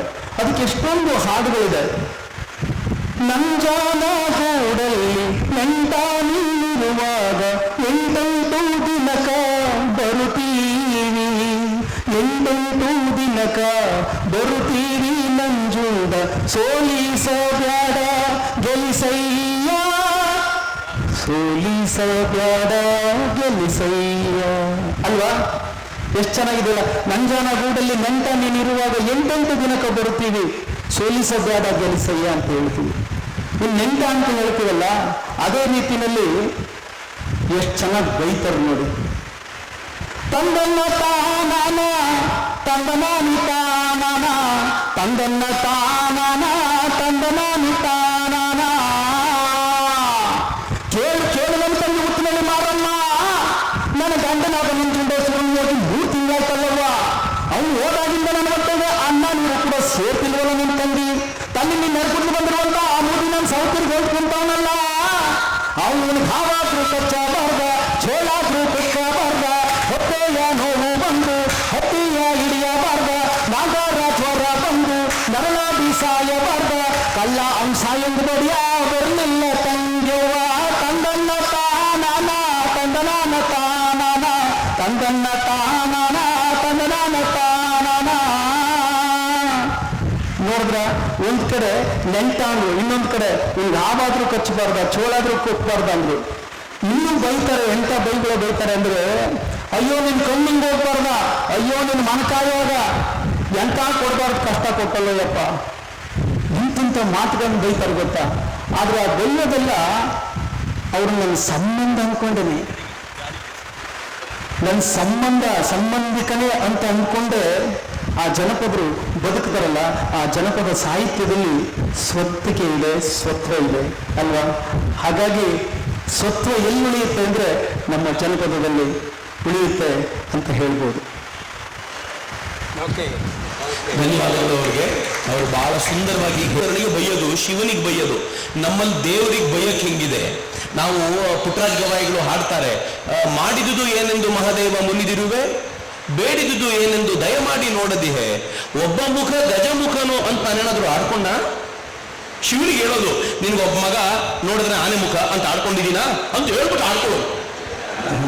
ಇನ್ನೊಬ್ಬ ಷಣ್ಮುಖ ಅಂತ ಏನಾದ್ರು ಆಡ್ಕೊಂಡಿದ್ದೀನ, ಒಂದೊಂದು ತಲೆಯನ್ನು ಹುಟ್ಟಿದೆ 6 ತಲೆಯನ್ನು ಹುಟ್ಟಿಸಿದ್ಯಲ್ಲ ನೀನು ದೇವ್ರ ಅಂತ ಆಡ್ಕೊಂಡಿದ್ದೀನಪ್ಪ ನಾನು, ಮತ್ತೆ ಯಾಕೆ ನನ್ನ ಮೇಲೆ ಕೊಬ್ಬಿಸ್ಕೊಂಡಿದ್ಯಾ ಅಂತ ಹೇಳ್ಬಿಟ್ಟು ದೇವರನ್ನು ಪ್ರೀತಿಸು. ಏನ್ ಚಂದ ರೀ. ಇಷ್ಟೇನಾದ್ರೂ ಧರ್ಮಕ್ಕೂ ರಿಲಿಜನ್ಗೂ ಇರೋ ವ್ಯತ್ಯಾಸ, ಇಷ್ಟೇನಾದ್ರೂ ರಿಲಿಜನ್ ನಲ್ಲಿ ದೇವ್ರ ಬಗ್ಗೆ ನೀವು ಮಾತಾಡಿದಿದ್ರೆ ಸರ್ ತನ್ಸಜುದಾಗಿರುತ್ತೆ. ಅರ್ಥ ಆಗ್ತಿದೆ ಡಿಫ್ರೆನ್ಸ್ ಏನು ಅಂತ. ಸ್ವತ್ವ ಇರೋದು ಎಲ್ಲಿ ಅಂದ್ರೆ ಇಲ್ಲಿ. ನಾವು ಭಗವಂತನನ್ನು ಹೆಂಗ್ ಕಾಣ್ತೀವಿ ಅಂದ್ರೆ ಎಲ್ಲೋ ಆಕಾಶದಲ್ಲಿ ಕೂತಿರೋನಲ್ಲ. ಜಗತ್ತಲ್ಲಿ ಎಲ್ಲ ಕಡೆ ಬೇರೆ ರಿಲಿಜನ್ಗಳಲ್ಲಿ ದೇವ್ರು ಎಲ್ಲಿದ್ದಾನೆ ಅಂತ ಕೇಳಿದ್ರೆ ಕೈ ಆಕಾಶಕ್ಕೆ ತೋರಿಸ್ತಾರೆ ಅಲ್ಲಿದ್ದಾನೆ ಅಂತ. ಯಾವಾಗ ನೋಡೋದು? ಸತ್ ಮೇಲೆ. ನೋಡಿದವ್ರು ಯಾರಾದ್ರೂ ಬಂದು ಹೇಳ್ರಪ್ಪ, ಹೇಳೋನಿ ಅವನು. ನಮ್ದ್ರಲ್ಲಿ ಏನಂತಾರೆ ಗೊತ್ತಾ, ಭಗವಂತ ಎಲ್ಲಿದ್ದಾನೆ ಹೇಳಿದ್ರಲ್ಲ, ಎಲ್ಲೇ ಇದ್ದಾನೆ. ನೋಡ್ಬೋದಾ? ನೋಡ್ಬೋದು. ಯಮ ನಿಯಮ ಮಾಡು, ಆಸನ ಹಾಕು, ಪ್ರಾಣಾಯಾಮ ಮಾಡು, ಪ್ರತ್ಯಾಹಾರ ಧಾರಣ ಮುಗಿಸು, ಧ್ಯಾನ ಕೂತ್ಕೋ, ಸಮಾಧಿಗೆ ಹೋದಾಗ ನಿನ್ನೊಳಗಿರೋ ಭಗವಂತನನ್ನು ಕಾಣ್ಲಿಕ್ಕೆ ಸಾಧ್ಯ ಅಂತ ಸಿಲೆಬಸ್ ಕೊಟ್ಟಿರುವ ಧರ್ಮ ಯಾರಾದರೂ ಇದ್ರೆ ಅದು ನಮ್ದು ಮಾತ್ರ. ನಾವು ಇದನ್ನ ಬಿಟ್ಟು ಅದರ ಆ ಹೆಲ್ಮೆಟ್ಗೆ ಹೊಂದಿಸ್ಕೊಳ್ಳಿಕ್ಕೆ ಹೋಗಿದ್ದೀವಲ್ಲ, ದೊಡ್ಡ ಪ್ರಾಬ್ಲಮ್ ಆಗಿರೋದೇ ಅಲ್ಲಿ. ನೋಡೋಣ ಈಗ ನಮ್ಮ ರೇಖಾ ಅವರು ಹೇಗೆ, ರಾಧಾ ಅವರು ಹೇಗೆ ಅದನ್ನ ಪ್ರತಿಪಾದಿಸ್ತಾರೆ. ದಯವಿಟ್ಟು ಕ್ಷಮಿಸಬೇಕು. ಸ್ವಂತಿಕೆ ಅಂದ್ರೆ ಏನು ಅಂದ್ರೆ ಮುಖ್ಯವಾಗಿ ಸ್ವಂತದ್ದು ಅಂದ್ರೆ ನಂದು, ನಿಮ್ದಲ್ಲ ನಂದು. ನಾವು ಯಾವತ್ತೂ ನಾವಾಗಿರ್ಬೇಕು, ಬೇರೆಯವರಾಗಿ ಆಗೋದಕ್ಕೆ ನಾವು ಪ್ರಯತ್ನವನ್ನ ಪಡಬಾರದು ಅನ್ನುವಂಥ ಮಾತು ಸ್ವಂತಿಕೆ ಅಥವಾ ನನ್ನತನ ಅಥವಾ ಈ ಸ್ವತ್ವ ಅನ್ನೋದನ್ನ ಹೇಳತ್ತೆ. ಹಾಗಾದ್ರೆ ಭಗವಂತ ಸುಮಾರು 800 ಕೋಟಿ ಜನರನ್ನ ಸೃಷ್ಟಿ ಮಾಡಿದ್ದಾನೆ. ಹೇಗೆ ಸೃಷ್ಟಿ ಮಾಡಿದ್ದಾನೆ? ಒಬ್ರು ಮುಖ ಬಿಡಿ, ಒಬ್ರು ಮೂಗು ಕೂಡ ಇನ್ನೊಬ್ರು ಮೂಗಿನ ತರಹ ಇಲ್ಲ. ಅಂದ್ರೆ ಭಗವಂತನೇ ನೀನಾಗಿ ಬಾಳು, ನೀನು ಸ್ವತ್ವವನ್ನ ಇಟ್ಕೊಂಡು ಬಾಳು ಅಂತ ಆ 800 ಕೋಟಿ ಜನರನ್ನ ಭೂಮಿ ಮೇಲೆ ಕಳಿಸಿದಾನೆ. ಅಂದ್ರೆ ಎಷ್ಟು ಸ್ವಂತಿಕೆಯನ್ನ ನಾವು ಇಟ್ಕೊಂಡಿದ್ದೀವಿ. ಆದ್ರೆ ನಾವು ಇನ್ನೊಬ್ರನ್ನ ನೋಡಿ ನೋಡಿ ನೋಡಿ ನೋಡಿ ಹಾಳಾಗಿ ಹೋಗ್ಬಿಟ್ಟಿದೀವಿ ಅಲ್ವಾ. ಅಂದ್ರೆ ಈಗ ಸಾಕಷ್ಟು ಜನ ನಾವು ನೋಡ್ತಾ ಇದ್ದೀವಿ, ಇವತ್ತು ಎಲ್ಲರೂ ಒಳ್ಳೊಳ್ಳೆ ವಿದ್ಯಾಭ್ಯಾಸವನ್ನ ಪಡ್ಕೋತಾರೆ, ಬೇರೆ ಬೇರೆ ದೇಶಗಳಿಗೆ ಹೋಗ್ತಾರೆ, ಮತ್ತೆ ಕೆಲವಷ್ಟು ಜನ ವಾಪಸ್ ನಮ್ಮ ಭಾರತ ದೇಶಕ್ಕೆ ಬರ್ತಾರೆ, ಸುಮಾರಷ್ಟು ಜನ ಅಲ್ಲೇ ಉಳ್ಕೋತಾರೆ.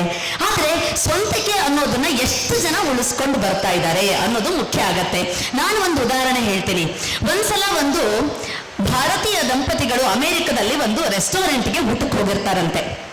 ಆಗ ಅಲ್ಲಿ ಒಂದು ಅಮೆರಿಕದ ಒಂದು ಕುಟುಂಬದವರು ಕೂಡ ಊಟಕ್ಕೆ ಬಂದಿರ್ತಾರೆ. ಎಲ್ಲ ಏನೇನ್ ಬೇಕೋ ಎಲ್ಲ ಆರ್ಡರ್ ಮಾಡ್ಕೋತಾರೆ, ಊಟ ಶುರು ಮಾಡ್ತಾರೆ. ನಮ್ಮ ಭಾರತೀಯ ದಂಪತಿಗಳು ಏನ್ ಮಾಡ್ತಾರೆ ಅಂದ್ರೆ ಚಮಚ ಬೇಡ ಅಂತ ಕೈಯಲ್ಲಿ ಊಟ ಮಾಡೋದಕ್ಕೆ ಶುರು ಮಾಡ್ತಾರೆ. ಆಗ ಅಲ್ಲಿ ಏನು ಆ ಅಮೆರಿಕದ ಕುಟುಂಬದವರು ಕೂತಿರ್ತಾರಲ್ಲ, ನೋಡ್ಬಿಟ್ಟು ಡರ್ಟಿ ಪೀಪಲ್ ಡರ್ಟಿ ಇಂಡಿಯನ್ಸ್ ಅಂತ ಹೇಳ್ತಾರಂತೆ. ಇದನ್ನ ಕೇಳಿಸ್ಕೊಂಡಿರುವಂತಹ ನಮ್ಮ ಭಾರತೀಯ ದಂಪತಿಗಳು ಸುಮ್ಮನೆ ಮೌನವಾಗಿ ಊಟವನ್ನ ಮುಗಿಸಿ, ಇದು ನಮ್ಮ ಭಾರತೀಯರ ಸ್ವಂತಿಕೆ ಅನ್ನೋದಕ್ಕೆ ನನಗೆ ಹೆಮ್ಮೆ ಆಗುತ್ತೆ. ಮೌನವಾಗಿ ಊಟವನ್ನ ಮುಗಿಸಿ ಊಟ ಆದ್ಮೇಲೆ ಅವ್ರ ಹತ್ರ ಹೋಗ್ತಾರಂತೆ. ಹೋಗಿ ಹೇಳ್ತಾರಂತೆ, ಯು ಸೆಡ್ ಸಮಥಿಂಗ್. ಅದಕ್ಕೆ ಅವ್ರಂತಾರಂತೆ, yes, you are using fingers to eat food ಅಂತ ಹೇಳ್ತಾರಂತೆ. ಅದಕ್ಕೆ ಡರ್ಟಿ ಪೀಪಲ್ ಅಂತ ಹೇಳದೆ ಅಂತಾನು ಹೇಳ್ತಾರಂತೆ. ಆಗ ನಮ್ಮ ಭಾರತೀಯ ದಂಪತಿಗಳು ಏನ್ ಹೇಳ್ತಾರಂತೆ ಗೊತ್ತಾ, ಎಷ್ಟು ಚಂದದ ಮಾತಾಡ್ತಾರೆ ಅಂದ್ರೆ, ನಾವು ಹುಟ್ಟಿದಾಗಿಂದ ನಮ್ಮ ಈ 5 ಕೈಬೆರಳುಗಳು ನಮ್ಮ ಬಾಯೊಳಗೆ ಮಾತ್ರ ಹೋಗಿ ಬಂದಿದೆ, ನೀವು ತಿಂತಾ ಇರೋ ಚಮಚ ಎಷ್ಟು ಜನರ ಬಾಯೊಳಗೆ ಹೋಗಿ ಬಂದಿದೆ ಗೊತ್ತಿಲ್ಲ ಅಂತ ಹೇಳ್ತಾರಂತೆ. ಇದು ನಮ್ಮ ಭಾರತೀಯ ಸಂಸ್ಕೃತಿ, ಸಂಸ್ಕಾರ, ನಮ್ಮ ಸ್ವಂತಿಕೆ ಅಂತ ಹೇಳೋದಕ್ಕೆ ಇಷ್ಟಪಡ್ತೀನಿ. ಈಗ ಇತ್ತೀಚಿನ ದಿನಗಳಲ್ಲಿ ಸಾಕಷ್ಟು ಜನ ಈ ಪ್ರತಿಭಾ ಪಲಾಯನ ಅನ್ನುವಂಥ ಒಂದು ವಿಚಾರವನ್ನು ತಗೊಂಡ್ರೆ ನಮ್ಮಲ್ಲಿ ಓದಿ ಸಾಕಷ್ಟು ಜನ ಅಲ್ಲಿ ಒನ್ ಎಕ್ಸ್ಟ್ರಾ ಬೆಡ್ರೂಮ್ ಅನ್ನುವಂಥ ಒಂದು ಸಣ್ಣ ಕತೆ ಹೇಳ್ಬಿಡ್ತೀನಿ ನಾನು. ಏನಂದ್ರೆ ಹೀಗೆ ಒಬ್ಬ ಅಪ್ಪ ಅಮ್ಮ ಒಂದು ಮಗನನ್ನ ಚೆನ್ನಾಗಿ ಓದಿಸ್ಬೇಕು ಅಂತಂದ್ಬಿಟ್ಟು ಅಮೆರಿಕ ಕಳಿಸ್ತಾರೆ. ಓದ್ತಾನೆ, ಚೆನ್ನಾಗಿ ಓದಿ ಅಲ್ಲೇ ಕೆಲಸ ಕೂಡ ಸೇರ್ಕೋತಾನೆ. ಫೋನ್ ಮಾಡ್ತಾನೆ, ಅಪ್ಪ ನನಗೆ ಒಳ್ಳೆ ಕೆಲಸ ಸಿಕ್ತು, ಚೆನ್ನಾಗಿ ಓದ್ದೆ, ಡಿಗ್ರಿ ತಗೊಂಡೆ, ನಂದಾಯ್ತು, ಒಳ್ಳೆ ಕೆಲಸ ಸಿಕ್ಕಿದೆ, ಸಂತೋಷ ಪಡ್ತಾರೆ ತಾಯಿ ತಂದೆ. ಅವನು ಯಾವುದೇ ಕಾರಣಕ್ಕೂ ಕೂಡ ಭಾರತಕ್ಕೆ ಒಂದು ಸಲಿನೂ ಕೂಡ ಬರುವಂತಹ ಒಂದು ಸಂದರ್ಭ ಬಂದ್ರೂ ಕೂಡ ಅವನಿಗೆ ಬರೋದಕ್ಕೆ ಆಗೋದಿಲ್ವಂತೆ. ಅವನು ಅಲ್ಲೇ ಯಾವುದೋ ಒಂದು ಹುಡುಗಿ ನೋಡ್ತಾನೆ, ಮದುವೆ ಮಾಡ್ಕೋತಾನೆ. ಫೋನಲ್ಲಿ ಹೇಳ್ತಾನಂತೆ, ಅಪ್ಪ ನಾನು ಮದುವೆ ಮಾಡ್ಕೊಂಡ್ಬಿಟ್ಟೆ ಅಂತ. ಆಯ್ತಪ್ಪ ಸಂತೋಷವಾಗಿರು ಅಂತ ಹರಿಸ್ತಾರೆ. ನಂತರ ಅವನಿಗೊಂದು ಮಗುನೂ ಆಗತ್ತೆ. ಅಪ್ಪ ನನಗ್ ಮಗುವಾಯ್ತು, ಹರಿಸ್ತಾರೆ ಅಪ್ಪ ಅಮ್ಮ. ಈ ಸಂದರ್ಭದಲ್ಲಿ ಇಲ್ಲಿ ಇವನ ತಾಯಿಗೆ ಹುಷಾರಿಲ್ದಂಗಾಗತ್ತಂತೆ. ಫೋನ್ ಮಾಡಿ ಕರೀತಾರೆ, ಅಪ್ಪ ಬಾಪ ನಮ್ಗೆ ಆರೋಗ್ಯ ಸರಿ ಇಲ್ಲ ಅಂತ. ಆದ್ರೆ ಏನೋ ಸಮಯ ಸಂದರ್ಭ ಅವನಿಗೆ ಬರೋದಕ್ಕಾಗೋದಿಲ್ಲ. ನಂತರ ಅವನ ತಂದೆಗೂ ಕೂಡ ಹುಷಾರಿರಲ್ಲ. ಕೊನೆಗೆ ಅವರ ಅಪ್ಪ ಅಮ್ಮ ಇಬ್ರು ಕೂಡ ಅನಾರೋಗ್ಯದಿಂದ ಇಬ್ರು ಕೂಡ ದೈವಾಧೀನರು ಆಗ್ತಾರೆ. ಈ ಅಷ್ಟು ಸಮಯದಲ್ಲೂ ಕೂಡ ಆ ಮಗನಿಗೆ ಭಾರತಕ್ಕೆ ಬರೋದಕ್ಕೆ ಸಾಧ್ಯನೇ ಆಗೋದಿಲ್ಲ. ಕಾರಣಗಳು ಏನೇ ಇರಬಹುದು, ಅವನಿಗೆ ಬರೋದಕ್ಕೆ ಸಾಧ್ಯ ಆಗೋದಿಲ್ಲ. ಕೊನೆಗೆ ಅವನು ಅಲ್ಲೇ ಎಲ್ಲ ಒಂದು ವ್ಯವಸ್ಥೆ ಮಾಡ್ಕೋತಾನೆ. ಆಗ ಅವನ ಹೆಂಡತಿ ಹೇಳ್ತಾಳಂತೆ, ಅವಳಿಗೆ ಭಾರತದ ಮೇಲೆ ಆಕರ್ಷಣೆ, ನಾವು ಭಾರತಕ್ಕೆ ವಾಪಸ್ ಹೋಗೋಣ ಅಂತ. ಅವ್ರು ಭಾರತಕ್ಕೆ ವಾಪಸ್ ಬರ್ತಾರಂತೆ. ಬಂದಾಗ ಇಲ್ಲಿ ಅವರು ಕೂಡಿಟ್ಟಂತಹ ಎಲ್ಲ ದುಡ್ಡು ಏನೇನು ಆಸ್ತಿ ಇರುತ್ತೋ ಎಲ್ಲ ಸೇರಿಸಿ ಒಂದು 3 ಬೆಡ್ರೂಮ್ ಅಪಾರ್ಟ್ಮೆಂಟ್ ಅನ್ನು ತಗೋತಾರಂತೆ. ಅವರ ತಂದೆ 2 ಬೆಡ್ರೂಮ್ ಮನೆಯನ್ನ ಆಲ್ರೆಡಿ ಕಟ್ಸಿ ಇಟ್ಟಿರ್ತಾರಂತೆ. ಇವನು ಅದನ್ನೂ ಮಾರಿ ಒಂದು 3 ಬೆಡ್ರೂಮ್ ಅಪಾರ್ಟ್ಮೆಂಟ್ ಮಂತ್ರಿನಲ್ಲೋ ಇನ್ಯಾವುದೋ ಒಂದು ಸಲಾರ್ಪುರಿಯದಲ್ಲೋ ತಗೋತಾನಂತೆ. ಆಗ ಅವನ ಹೆಂಡತಿ ಹೇಳ್ತಾಳಂತೆ, ರೀ ಇಷ್ಟು ವರ್ಷ ನಾವು ಬೇರೆ ದೇಶದಲ್ಲಿ ಹೋಗಿ ದುಡಿದ್ವಲ್ಲ, ನಿಮ್ಮ ಅಪ್ಪನ್ನ ಕಳ್ಕೊಂಡ್ವಿ, ಅಮ್ಮನ್ನ ಕಳ್ಕೊಂಡ್ವಿ, ಎಲ್ಲವನ್ನೂ ಕಳ್ಕೊಂಡ್ವಿ, ಒಂದೇ ಒಂದು ಎಕ್ಸ್ಟ್ರಾ ಬೆಡ್ರೂಮ್ ತಗೊಳ್ಳೋದಕ್ಕೋಸ್ಕರನ ಅಂತ. ಅದು ಕತೆ ಹೆಸರೇ 1 ಎಕ್ಸ್ಟ್ರಾ ಬೆಡ್ರೂಮ್ ಅಂತ. ಆದ್ರಿಂದ ಸಾಕಷ್ಟು ಜನ ಇದನ್ನ ಮರಿತಾ ಇದ್ದಾರೆ, ನಮ್ಮ ಸ್ವತ್ವವನ್ನ, ಸ್ವಂತಿಕೆಯನ್ನ ಅಂತ ಹೇಳ್ತಾ. ದಯವಿಟ್ಟು ಅದನ್ನ ನಮ್ಮಲ್ಲಿ ಉಳಿಸ್ಕೊಳ್ಳೋದಕ್ಕೆ ಪ್ರಯತ್ನ ಪಡೋಣ. ನಮ್ಮ ವಿದ್ಯಾಭ್ಯಾಸದ ಒಂದು ಶಿಕ್ಷಣದ ವ್ಯವಸ್ಥೆ ಕೂಡ ನಮ್ಮ ಭಾರತದಲ್ಲಿ ಯಾವ ತರ ಇದೆ ಅಂದ್ರೆ, ಗುರುಕುಲ ಪದ್ಧತಿ ಇತ್ತು, ಆದ್ರೆ ಈಗ ನಾವು ವಾಪಸ್ ಗುರುಕುಲ ಪದ್ಧತಿಗೆ ಹೋಗೋದಕ್ಕಾಗಲ್ಲ. ಅಂತಹ ಒಂದು ಸಂದರ್ಭ ಬಂದ್ರೂ ಕೂಡ ಆ ಸ್ವತ್ವವನ್ನ ಅದನ್ನ ಅಕ್ಸೆಪ್ಟ್ ಮಾಡ್ಕೊಳ್ಳೋ ಅಂತ ಜನತೆ ಕೂಡ ನಮ್ಮಲ್ಲಿಲ್ಲ. ಆದ್ರಿಂದ ನಾವು ಕಾಲಕ್ಕೆ ತಕ್ಕಂತೆ ಬದಲಾವಣೆ ಆಗ್ಬೇಕು. ಆದ್ರೆ ನಮ್ಮ ಭಾಷೆಯನ್ನ, ನಮ್ಮ ನೆಲವನ್ನ, ನಮ್ಮ ಜಲವನ್ನ, ನಮ್ಮ ದೇಶವನ್ನ, ನಮ್ಮ ಸಂಸ್ಕೃತಿಯ ಸಂಸ್ಕಾರವನ್ನ ಯಾವುದೇ ಕಾರಣಕ್ಕೂ ಸ್ವತ್ವವನ್ನ ಬಿಡಬಾರದು ಅಂತ ಹೇಳ್ತಾ ನಾನು ಚಕ್ರವರ್ತಿ ಅಣ್ಣನ್ ಕೊಡ್ತಾ ಇದ್ದೀನಿ. ಅವಳಿಗಿರ್ಬೋದಾಗಿರುವಂತ ಒಂದು ವರ, ಒಬ್ಬ ಒಳ್ಳೆ ಮೇಷ್ಟ್ರಾಗ್ಬಿಟ್ರೆ ಅಂತೂ ಊರು ತುಂಬಾ ಅವರ ಶಿಷ್ಯರು ಸಿಕ್ತಿರ್ತಾರೆ. ಸೊ ಅದೊಂದು ಲಾಭದಾಯಕ ಅಂತ ಯಾವಾಗ್ಲೂ ಅನ್ಸುತ್ತೆ. ನನ್ನ ತಂದೆ ಒಂದ್ಸಲ ನಂದೊಬ್ಬ ಒಳ್ಳೆ ಸ್ಟೂಡೆಂಟ್ ಇದ್ದಾನೆ, ತುಂಬಾ ಕಷ್ಟದಿಂದ ಮೇಲ್ಪಟ್ಟು ಬಂದವನು, ವಾರಾನ್ನ ಮಾಡ್ತಾ ಇದ್ದವನು, ಬಾ ಕರ್ಕೊಂಡು ಹೋಗ್ತೀನಿ, ಅವನು ಹೊಸ ಮನೆ ಕಟ್ಟಿದ್ದಾನೆ ಅಂತ ಕರ್ಕೊಂಡೋದ್ರು. ನಾನಿನ್ನು PU ನಲ್ಲಿ ಓದ್ತಿದ್ದೆ. ಹೇಗಿರುತ್ತೆ ನೋಡಿ ಬದಲಾವಣೆಗಳು ಹೆಂಗಾಗ್ತವೆ. ಅವನ್ ಮನೆ ಕಟ್ಟಿದ್ದ, ಬಹಳ ಚಂದದ ಮನೆ. ಕೆಳಗಡೆ 1 ಬೆಡ್ರೂಮು, ಹಾಲ್ ಎಲ್ಲ ಇತ್ತು. ಮೇಲ್ಗಡೆ 2 ಬೆಡ್ರೂಮು, ಅದರ ಮೇಲೆ ಒಂದು ಸಿಂಗಲ್ ಛೋಟಾ ಬೆಡ್ರೂಮ್. ನಾನು ಫಸ್ಟ್ ಛೋಟಾ ಬೆಡ್ರೂಮ್ ಯಾರಿಗೆ ಅಂತ ಕೇಳಿದೆ. ಅವನಂದ ನನ್ನ ಮಗಳಿಗೆ ಅಂತ. ಇನ್ನೂ 8 ತಿಂಗಳು ಆಗಿರಲಿಲ್ಲ, ಅದಕ್ಕೊಂದು ಛೋಟಾ ಬೆಡ್ರೂಮ್ ಮಾಡಿಸ್ಬಿಟ್ಟಿದ್ದ. ಸೊ ಅದು ರಾತ್ರಿ ಮಲಗಿದ್ಮೇಲೆ ತಗೊಂಡೋಗಲ್ಲಿ ಬಿಟ್ಟು ಬರ್ಬೇಕೇನೋ ಗೊತ್ತಿರಲಿಲ್ಲ. ಕೆಳಗಡೆ ಬೆಡ್ರೂಮ್ ಯಾರಿಗೆ ಅಂತಂದ್ರೆ ಅಪ್ಪಂಗೊಂದು, ಅಪ್ಪ ಅಮ್ಮ ಅಲ್ಲಿರ್ತಾರೆ ಅಂತಂದ. Good, very good. ಮೇಲೆ ಹತ್ಲಿಕ್ಕೆ ಆಗೋದಿಲ್ಲ ಅವರಿಗೆ. So then I had a doubt, ಈ ಮೇಲ್ಗಡೆ 2 ಬೆಡ್ರೂಮ್ ಯಾರಿಗೆ ಅನ್ಕೊಂಡೆ, ಒಂದು ಗೆಸ್ಟ್ಗೆ, ಒಂದು ಗಂಡ ಹೆಂಡತಿಗೆ ಅಂತ ಹೇಳ್ತಾನೇನೋ ಅಂತ. ಅವನಂದ ಒಂದು ನನಗೆ, ಒಂದು ಅವಳಿಗೆ ಅಂದ. I was literally in shock. ನಾನು ಕೇಳಿದೆ, ನಿನಗೆ ಅವಳಿಗೆ ಯಾಕೆ ಬೇರೆ ಬೆಡ್ರೂಮು? ಅವನಂದ ನನ್ನ ಟೇಸ್ಟ್ ಬೇರೆ, ಅವಳ ಟೇಸ್ಟ್ ಬೇರೆ, ಅದಕ್ಕೆ ತಕ್ಕಂತೆ ಬೆಡ್ರೂಮ್ ಮಾಡ್ಕೊಂಡಿದೀವಿ ಅಂತ. ನಾನಂದಲ್ಲಿ ಮದುವೆ ಮಾಡದೆ 2 ಟೇಸ್ಟ್ ಒಂದ್ ಮಾಡಕ್ಕೆ ಕಣ. ಮದುವೆ ಆದ್ಮೇಲೂ ಟೇಸ್ಟ್ ಸೆಪರೇಟ್ ಆಗೇ ಇರುತ್ತೆ ಅಂತ ಆದ್ರೆ, ಮದುವೆ ಆಗೋದ್ರು ಪುರುಷಾರ್ಥ ಆದ್ರೂ ಏನು ಅಂತ. ಆದ್ರೆ ಬಹಳ ವಿಚಿತ್ರ ಅಂತಂದ್ರೆ, ಈ ಆವರಿಸಿಕೊಂಡಿರುವಂತದ್ದು ಹೆಂಗಿದೆ ನಮ್ಮ ತಲೆ ಮೇಲೆ ಅಂತಂದ್ರೆ, ನಮ್ಗೆ ಗೊತ್ತಿಲ್ಲದಂತೆ ಅಲ್ಲಿಗೆ ಬಂದು ನಿಂತು ಬಿಟ್ಟಿದೀವಿ ಅಂತ. ಮಿತ್ರ, ಭಾರತೀಯ ಸ್ವತ್ವದ ಚಿಂತನೆ ಇದೆಯಲ್ಲ, ಈ ತರ ತುಂಬಾ ಸೂಕ್ಷ್ಮವಾದ ಸಂಗತಿಗಳನ್ನ ಕಟ್ಟಿಕೊಡುವಂಥದ್ದು. ನಾನು ಕೆಲವೊಂದು ಸಂಗತಿ ಇವತ್ತು ಹೇಳೋದಾದ್ರೆ, ಇವತ್ತು ನಮ್ಮ ಭಾಷೆಯ ವಿಚಾರವಾಗಿ ತಗೊಳ್ಳೋಣ. ಸಾಹಿತ್ಯದ ಕುರಿತಂತೆ ಇರೋದ್ರಿಂದ ಎಷ್ಟು ಚೆನ್ನಾಗಿದೆ ನೋಡಿ. ಲೆಟರ್ ಅನ್ನೋ ಇಂಗ್ಲಿಷ್ ಪದಕ್ಕೆ ಕನ್ನಡದಲ್ಲಿ ಏನ್ ಹೇಳ್ತೀವಿ ನಾವು? ಅಕ್ಷರ ಅಂದ್ರೆ ಅರ್ಥ ಏನು ಗೊತ್ತಾ? ಕ್ಷರ ಅಂದ್ರೆ ನಾಶವಾಗುವಂಥದ್ದು, ಅಕ್ಷರ ಅಂದ್ರೆ ನಾಶವಿಲ್ಲದಂಥದ್ದು. ಯಾವುದಕ್ಕೆ ನಾಶವಿಲ್ವೋ ಅದನ್ನು ಅಕ್ಷರ ಅಂತ ಕರಿತೀವಿ. ಲೆಟರ್ ಅಂತ ಅದಕ್ಕೆ ಸಂವಾದಿಯಾಗುವಂತ ಪದ ಏನ್ರಿ ಅದು? ಅದು ಅತ್ಯಂತ ಕೊನೆಯದ್ದಾಗಿ ಉಳಿಯುವಂಥದ್ದು. ನೀವು ವಾಕ್ಯವನ್ನ ಡಿವೈಡ್ ಮಾಡಿದ್ರೆ ಪದಗಳಾಗುತ್ತೆ, ಪದಗಳನ್ನ ಡಿವೈಡ್ ಮಾಡಿದ್ರೆ ಅಕ್ಷರಗಳಾಗುತ್ತಲ್ಲ, ಆ ಅಕ್ಷರವನ್ನ ಇನ್ನೇನು ಮಾಡ್ಲಿಕ್ಕಾಗೋದಿಲ್ಲ. ಅದು ನಾಶವಿಲ್ಲದ್ದು ಅಂತ. ಎಲ್ಲಿಂದ ಬಂದಿದ್ದು ಈ ನಾಶವಿಲ್ಲದ್ದು? ನಾವು ಧರ್ಮಕ್ಕೆ ಎಷ್ಟು ಚೆನ್ನಾಗಿ ಕನೆಕ್ಟ್ ಮಾಡ್ತೀವಿ ಅಂತಂದ್ರೆ, ತಾಂಡವ ನೃತ್ಯ ಮಾಡಬೇಕಾದಾಗ ಶಿವನ ಡಮರುವಿನಿಂದ ಹೊರಟಿದ್ದು ಅಕ್ಷರಗಳು. ಅದರ ಆಧಾರದ ಮೇಲೆ ಪಾಣಿನಿಯ ವ್ಯಾಕರಣ ಸೂತ್ರ ಹುಟ್ಟೋದು. ಏನ್ ಪರಿಕಲ್ಪನೆ ನಮ್ದು! ಲಿಪಿಗಳು ಎಷ್ಟು ಸುಂದರವಾಗಿವೆ. ನಂಗೆ ಚೆನ್ನಾಗಿ ನೆನಪಿದೆ, ಒಂದ್ಸಲ ಮಾತಾಡ್ತಾ ಶತಾವಧಾನಿ ಗಣೇಶರು ಹೇಳಿದ್ರು, ನಮ್ಮ ಎಲ್ಲ ಭಾರತೀಯ ಲಿಪಿಗಳು ರೌಂಡ್ ಆಗಿರ್ತವೆ ಅಂತ. ಗಮನಿಸಿದ್ದೀರಾ? ಕ ಸೊನ್ನೆ ಬರಿಬೇಕು, ಚ ಒಂದು ಸೊನ್ನೆ ಬರಿಬೇಕು, ಟ ಸೊನ್ನೆ ಬರಿಬೇಕು, ನೀವು ಮ ಸೊನ್ನೆ ಬರಿಬೇಕು. ಸೊನ್ನೆ ಬರೆದ್ರೇನೆ ಒಂದು ಅಕ್ಷರ ಶುರುವಾಗುತ್ತೆ, ಆಲ್ಮೋಸ್ಟ್ ಎಲ್ಲ ಅಕ್ಷರಗಳು. ಯಾಕೆ ಅಂತ ಕೇಳಿದ್ರೆ, ನಮ್ದು ಚಕ್ರೀಯ ಬದುಕಂತೆ. ಹುಟ್ಟಬೇಕು, ಚೆನ್ನಾಗಿರುವಂತ ಬದುಕು ನಡೆಸಬೇಕು, ಸಾಯಬೇಕು, ಕರ್ಮವಶಾತ್ ಮತ್ತೆ ಹುಟ್ಟಬೇಕು, ಮತ್ತೆ ಬದುಕು ನಡೆಸಬೇಕು, ಮತ್ತೆ ಸಾಯಬೇಕು. ಚಕ್ರದೊಂದಿಗೆ ಜೋಡಿಸ್ಕೊಂಡಿದ್ದೀವಿ ನಾವು. ಕ್ರಿಶ್ಚಿಯನ್ರ ಬದುಕು ಹೆಂಗ್ ಗೊತ್ತಾ? ಹುಟ್ಟಬೇಕು, ಬದುಕಬೇಕು, ಸಾಯ್ಬೇಕು, ಮರು ಹುಟ್ಟಿಲ್ಲ. ಹಿಂಗಾಗಿ ಎಗೊಂದು ಗೆರೆ, ಬಿಗೊಂದು ಗೆರೆ, ಡಿಗೊಂದು ಗೆರೆ, ಈಗೊಂದು ಗೆರೆ, ಎಫ್ಗೊಂದು ಗೆರೆ. ಅವ್ರದ್ದೆಲ್ಲ ಗೆರೆಗಳು ಯಾಕೆ ಅಂತಂದ್ರೆ ಲೀನಿಯರ್ ಲೈಫ್. ನಮ್ದು ಸರ್ಕ್ಯುಲರ್ ಲೈಫ್ ಆಗಿರೋದ್ರಿಂದ ನಮ್ಮ ಅಕ್ಷರಗಳು ಕೂಡ ಹಿಂಗೆ. ಎಷ್ಟು ಸುಂದರವಾಗಿದೆ ನೋಡಿ, ಇದು ಏನು ಅದ್ಭುತವಾಗಿದೆ. ನೀವು ಎಲ್ಲದರಲ್ಲೂ ಗಮನಿಸ್ತಾ ಹೋದ್ರೆ ಭಾರತೀಯತೆ ಅದರ ಒಳಗೆ ತುಂಬಿ ತುಳುಕಾಡ್ತಾ ಇದೆ ಅಂತ. ಹೀಗಾಗಿ ನಮ್ಮ ವರ್ಣಮಾಲೆ ನೀವು ಅದನ್ನು ಗಮನಿಸಿದ್ರು ಗೊತ್ತಾಗುತ್ತೆ. ನಾನು ತುಂಬಾ ಬಾರಿ ಹೇಳಿದ್ದೀನಿ, ರಿಪೀಟ್ ಆದ್ರೂ ಪರವಾಗಿಲ್ಲ, ಕೇಳಿಸ್ಕೊಳ್ಳಿ. ಬಹಳ ಸುಂದರವಾದ್ದು, ಸ್ವತ್ವಕ್ಕೆ ಬಹಳ ಒಂದು ಒಳ್ಳೆಯ ಉದಾಹರಣೆ ನಮ್ಗೆ ಕೊಡಬಲ್ಲದು. ನಮ್ಮ ವರ್ಣಮಾಲೆ ಹೆಂಗಿದೆ ಗೊತ್ತಾ? ಅಕ್ಷರಗಳಿವೆಯಲ್ಲ, ಮೊದಲು ಸ್ವರಗಳಿವೆ, ಆಮೇಲೆ ವ್ಯಂಜನಗಳಿವೆ. ಇವೆರಡರ ಗುಂಪಿಗೆ ಸೇರದೆ ಇರೋದನ್ನ ಅವರ್ಗೀಯ ವ್ಯಂಜನ ಅಂತ ಸೆಪರೇಟ್ ಆಗಿ ಇಟ್ಟಿದ್ದಾರೆ. ಸ್ವರಗಳು ಹೆಂಗೆ ಗೊತ್ತಾ? ಕಂಠದ ಆಳದಿಂದ ಅಥವಾ ಹೊಕ್ಕಳಿಂದ ಹುಟ್ಟುತ್ತೆ ಅಂತ ಭಾವಿಸಿ. ಅ ಆ ಈ ಈ ಉ ಅಲ್ಲ, ಇಲ್ಲಿಂದ ಬರುತ್ತೆ, ಗಾಳಿ ಅಲ್ಲಿಂದ ಬರುತ್ತೆ. ಕ ಖ ಗ ಘ ङ ವ್ಯಂಜನ ಬಂದ್ರೆ ಎಲ್ಲಿಂದ ಬರುತ್ತೆ ಗೊತ್ತಾ? ಕಂಠದ ಕೆಳಗಿನಿಂದ. ಚ ಛ ಜ ಝ ನ್ಯ ಎಲ್ಲಿಂದ ಬರುತ್ತೆ ಅಂದ್ರೆ ನಾಲಿಗೆ ಪ್ಯಾಲೆಟ್ಟಿಗೆ ಬಡಿದ್ರೆ.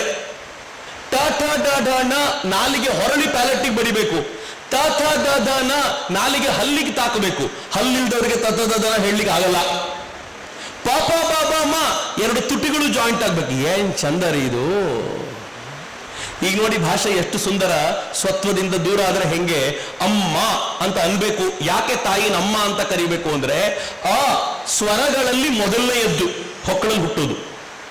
ಮ ವ್ಯಂಜನಗಳಲ್ಲಿ ಕೊನೆಯದ್ದು, ಅದು ತುಟಿಯಲ್ಲಿ ಕೊನೆಯಾಗೋದು. ನೀವು ಅಮ್ಮ ಅಂತ ಮಗು ಹೇಳುವಾಗ ಹೊಕ್ಕಳಿಂದ ತುಟಿಯವರೆಗಿನ ಎಲ್ಲ ಅಂಗಾಂಗಗಳು ಒಮ್ಮೆ ಅಲಗಾಡ್ತವೆ. ಈ ಲಾಜಿಕ್ ಅನ್ನ ಮಮ್ಮಿಗಾಕಿ ಎಲ್ಲರೂ ಟ್ರೈ ಮಾಡ್ತಿದ್ದಾರೆ. ಮಮ್ಮಿ ತುಟಿಯಲ್ಲಿ ಹುಟ್ಟಿ ತುಟಿಯಲ್ಲೇ ಹೋಗ್ಬಿಡತ್ತೆ ಅಂತ. ಹಿಂಗಾಗಿಯೇ ಸ್ವತ್ವಕ್ಕೆ ಮರಳೋದು ಹೆಂಗಿರುತ್ತೆ ಗೊತ್ತಾ? ನೀವೇನಾದ್ರೂ ಎಲ್ಲಾದ್ರೂ ಸಡನ್ ಗಾಯ ಆಗ್ಬೇಕು, ನಿಮ್ಗೆ ಮೊದಲೇ ಗೊತ್ತಿದ್ದು ಆದ್ರೆ ಮಮ್ಮಿ ಅನ್ಬೋದೇನೋ, ಆದ್ರೆ ಸಡನ್ ಆಗಿ ಆಯ್ತು ಅಂದ್ರೆ ಅಮ್ಮ ಅಂತ ಬರುತ್ತೆ. ಯಾಕೆ ಅಂದ್ರೆ ಅಮ್ಮ ಸಹಜವಾದ್ದು, ಸ್ವತ್ವಕ್ಕೆ ಹತ್ತಿರವಾದ್ದು, ಮಮ್ಮಿ ಹೊರಗಡೆಯಿಂದ ಬಂದಿದ್ದು ಅಂತ. ಇಷ್ಟೇ, ಬಹಳ ಸಿಂಪಲ್ ಆಗಿ. ಯಾವಾಗ ಇದನ್ನು ಗುರುತಿಸ್ಕೊಳ್ಳಿಕ್ ಸಾಧ್ಯವಾಗುತ್ತೋ ಪ್ರತಿ ಹಂತದಲ್ಲೂ ಇದನ್ನು ನೋಡ್ಲಿಕ್ಕೆ ಸಾಧ್ಯ ಆಗುತ್ತೆ. ಏನಂತೀರಾ MS ಅವರೇ? ಬಹಳ ಅರ್ಥಪೂರ್ಣವಾಗಿದೆ ನೀವು ಹೇಳಿದ್ದು. ಕಾರ್ಯಕರ್ತೆ ಅಂತಾನೆ ಆವತ್ತು ಆ ಲವ್ ಮೆಟೀರಿಯಲೈಸ್ ಆಗಿದೆ, ಕಂಪ್ಲೀಟ್ ಆಗಿದೆ ಅಂತ. ಕನ್ನಡಕ್ಕೆ ಬಂದಾಗ ಕಂಪ್ಲೀಟ್ ಆಯ್ತು ಅಂತ. ಹೇಗೆ ಕನ್ನಡದಲ್ಲೇನೆ ಅಮ್ಮ ಅಂದ್ರಲ್ಲ ಅವರು. ಯಾವುದೇ ಒಂದು ದೇಶದ ಮಗುವನ್ನು ತಗೊಳ್ಳಿ, ಅದಕ್ಕೆ ನೋವಾದಾಗ, ಹಸಿವಾದಾಗ ಅದು ಅಳೋದೇ ಅಮ್ಮ ಅಂತ. ಬೇರೆ ಯಾವ ಪ್ರಪಂಚದ ಮಗು ಕೂಡ ಬೇರೆ ಭಾಷೆಯಲ್ಲಿ ಅಳಲಿಕ್ಕೆ ಸಾಧ್ಯ ಇಲ್ಲ. ಅದು ಅಮ್ಮ. ಅಮ್ಮನಿಗಿಂತ ಮಿಗಿಲಾದ್ದು ಬೇರೆ ಇಲ್ಲ. ಅಮ್ಮ ಅಂದ್ರೆ ಅದು ಏನ್ ಬೇಕಾದ್ರೂ ಆಗ್ಬೋದು. ನಮ್ಮ ಅಮ್ಮ ಆಗ್ಬೋದು, ಭಾರತದ ಅಮ್ಮ ಆಗ್ಬೋದು, ಆ ಥರ. ಆಮೇಲೆ ವಿದೇಶಿ ಸಂಸ್ಕೃತಿ ಬಗ್ಗೆ ಸೋದರಿ ಹೇಳಿದ್ರು, ವಿದೇಶಿಗೆ ಏನೇನಾಯ್ತು ಅಂತ. ಗೊರೂರು ರಾಮಸ್ವಾಮಿ ಅಂಗಾರವರು ಅಮೆರಿಕಕ್ಕೆ ಹೋಗಿದ್ರು 1978ಕ್ಕೆ ಸ್ವಲ್ಪ ಮುಂಚೆ. 78ರಲ್ಲಿ ಅಮೆರಿಕದಲ್ಲಿ ಗೊರೂರು ಕೃತಿಗೆ ಅವರಿಗೆ ಅವಾರ್ಡ್ ಬಂತು, ಸೆಂಟ್ರಲ್ ಅಕಾಡೆಮಿ ಅವಾರ್ಡ್ ಬಂತು ಅವರು ಸಾಹಿತ್ಯಕ್ಕೆ.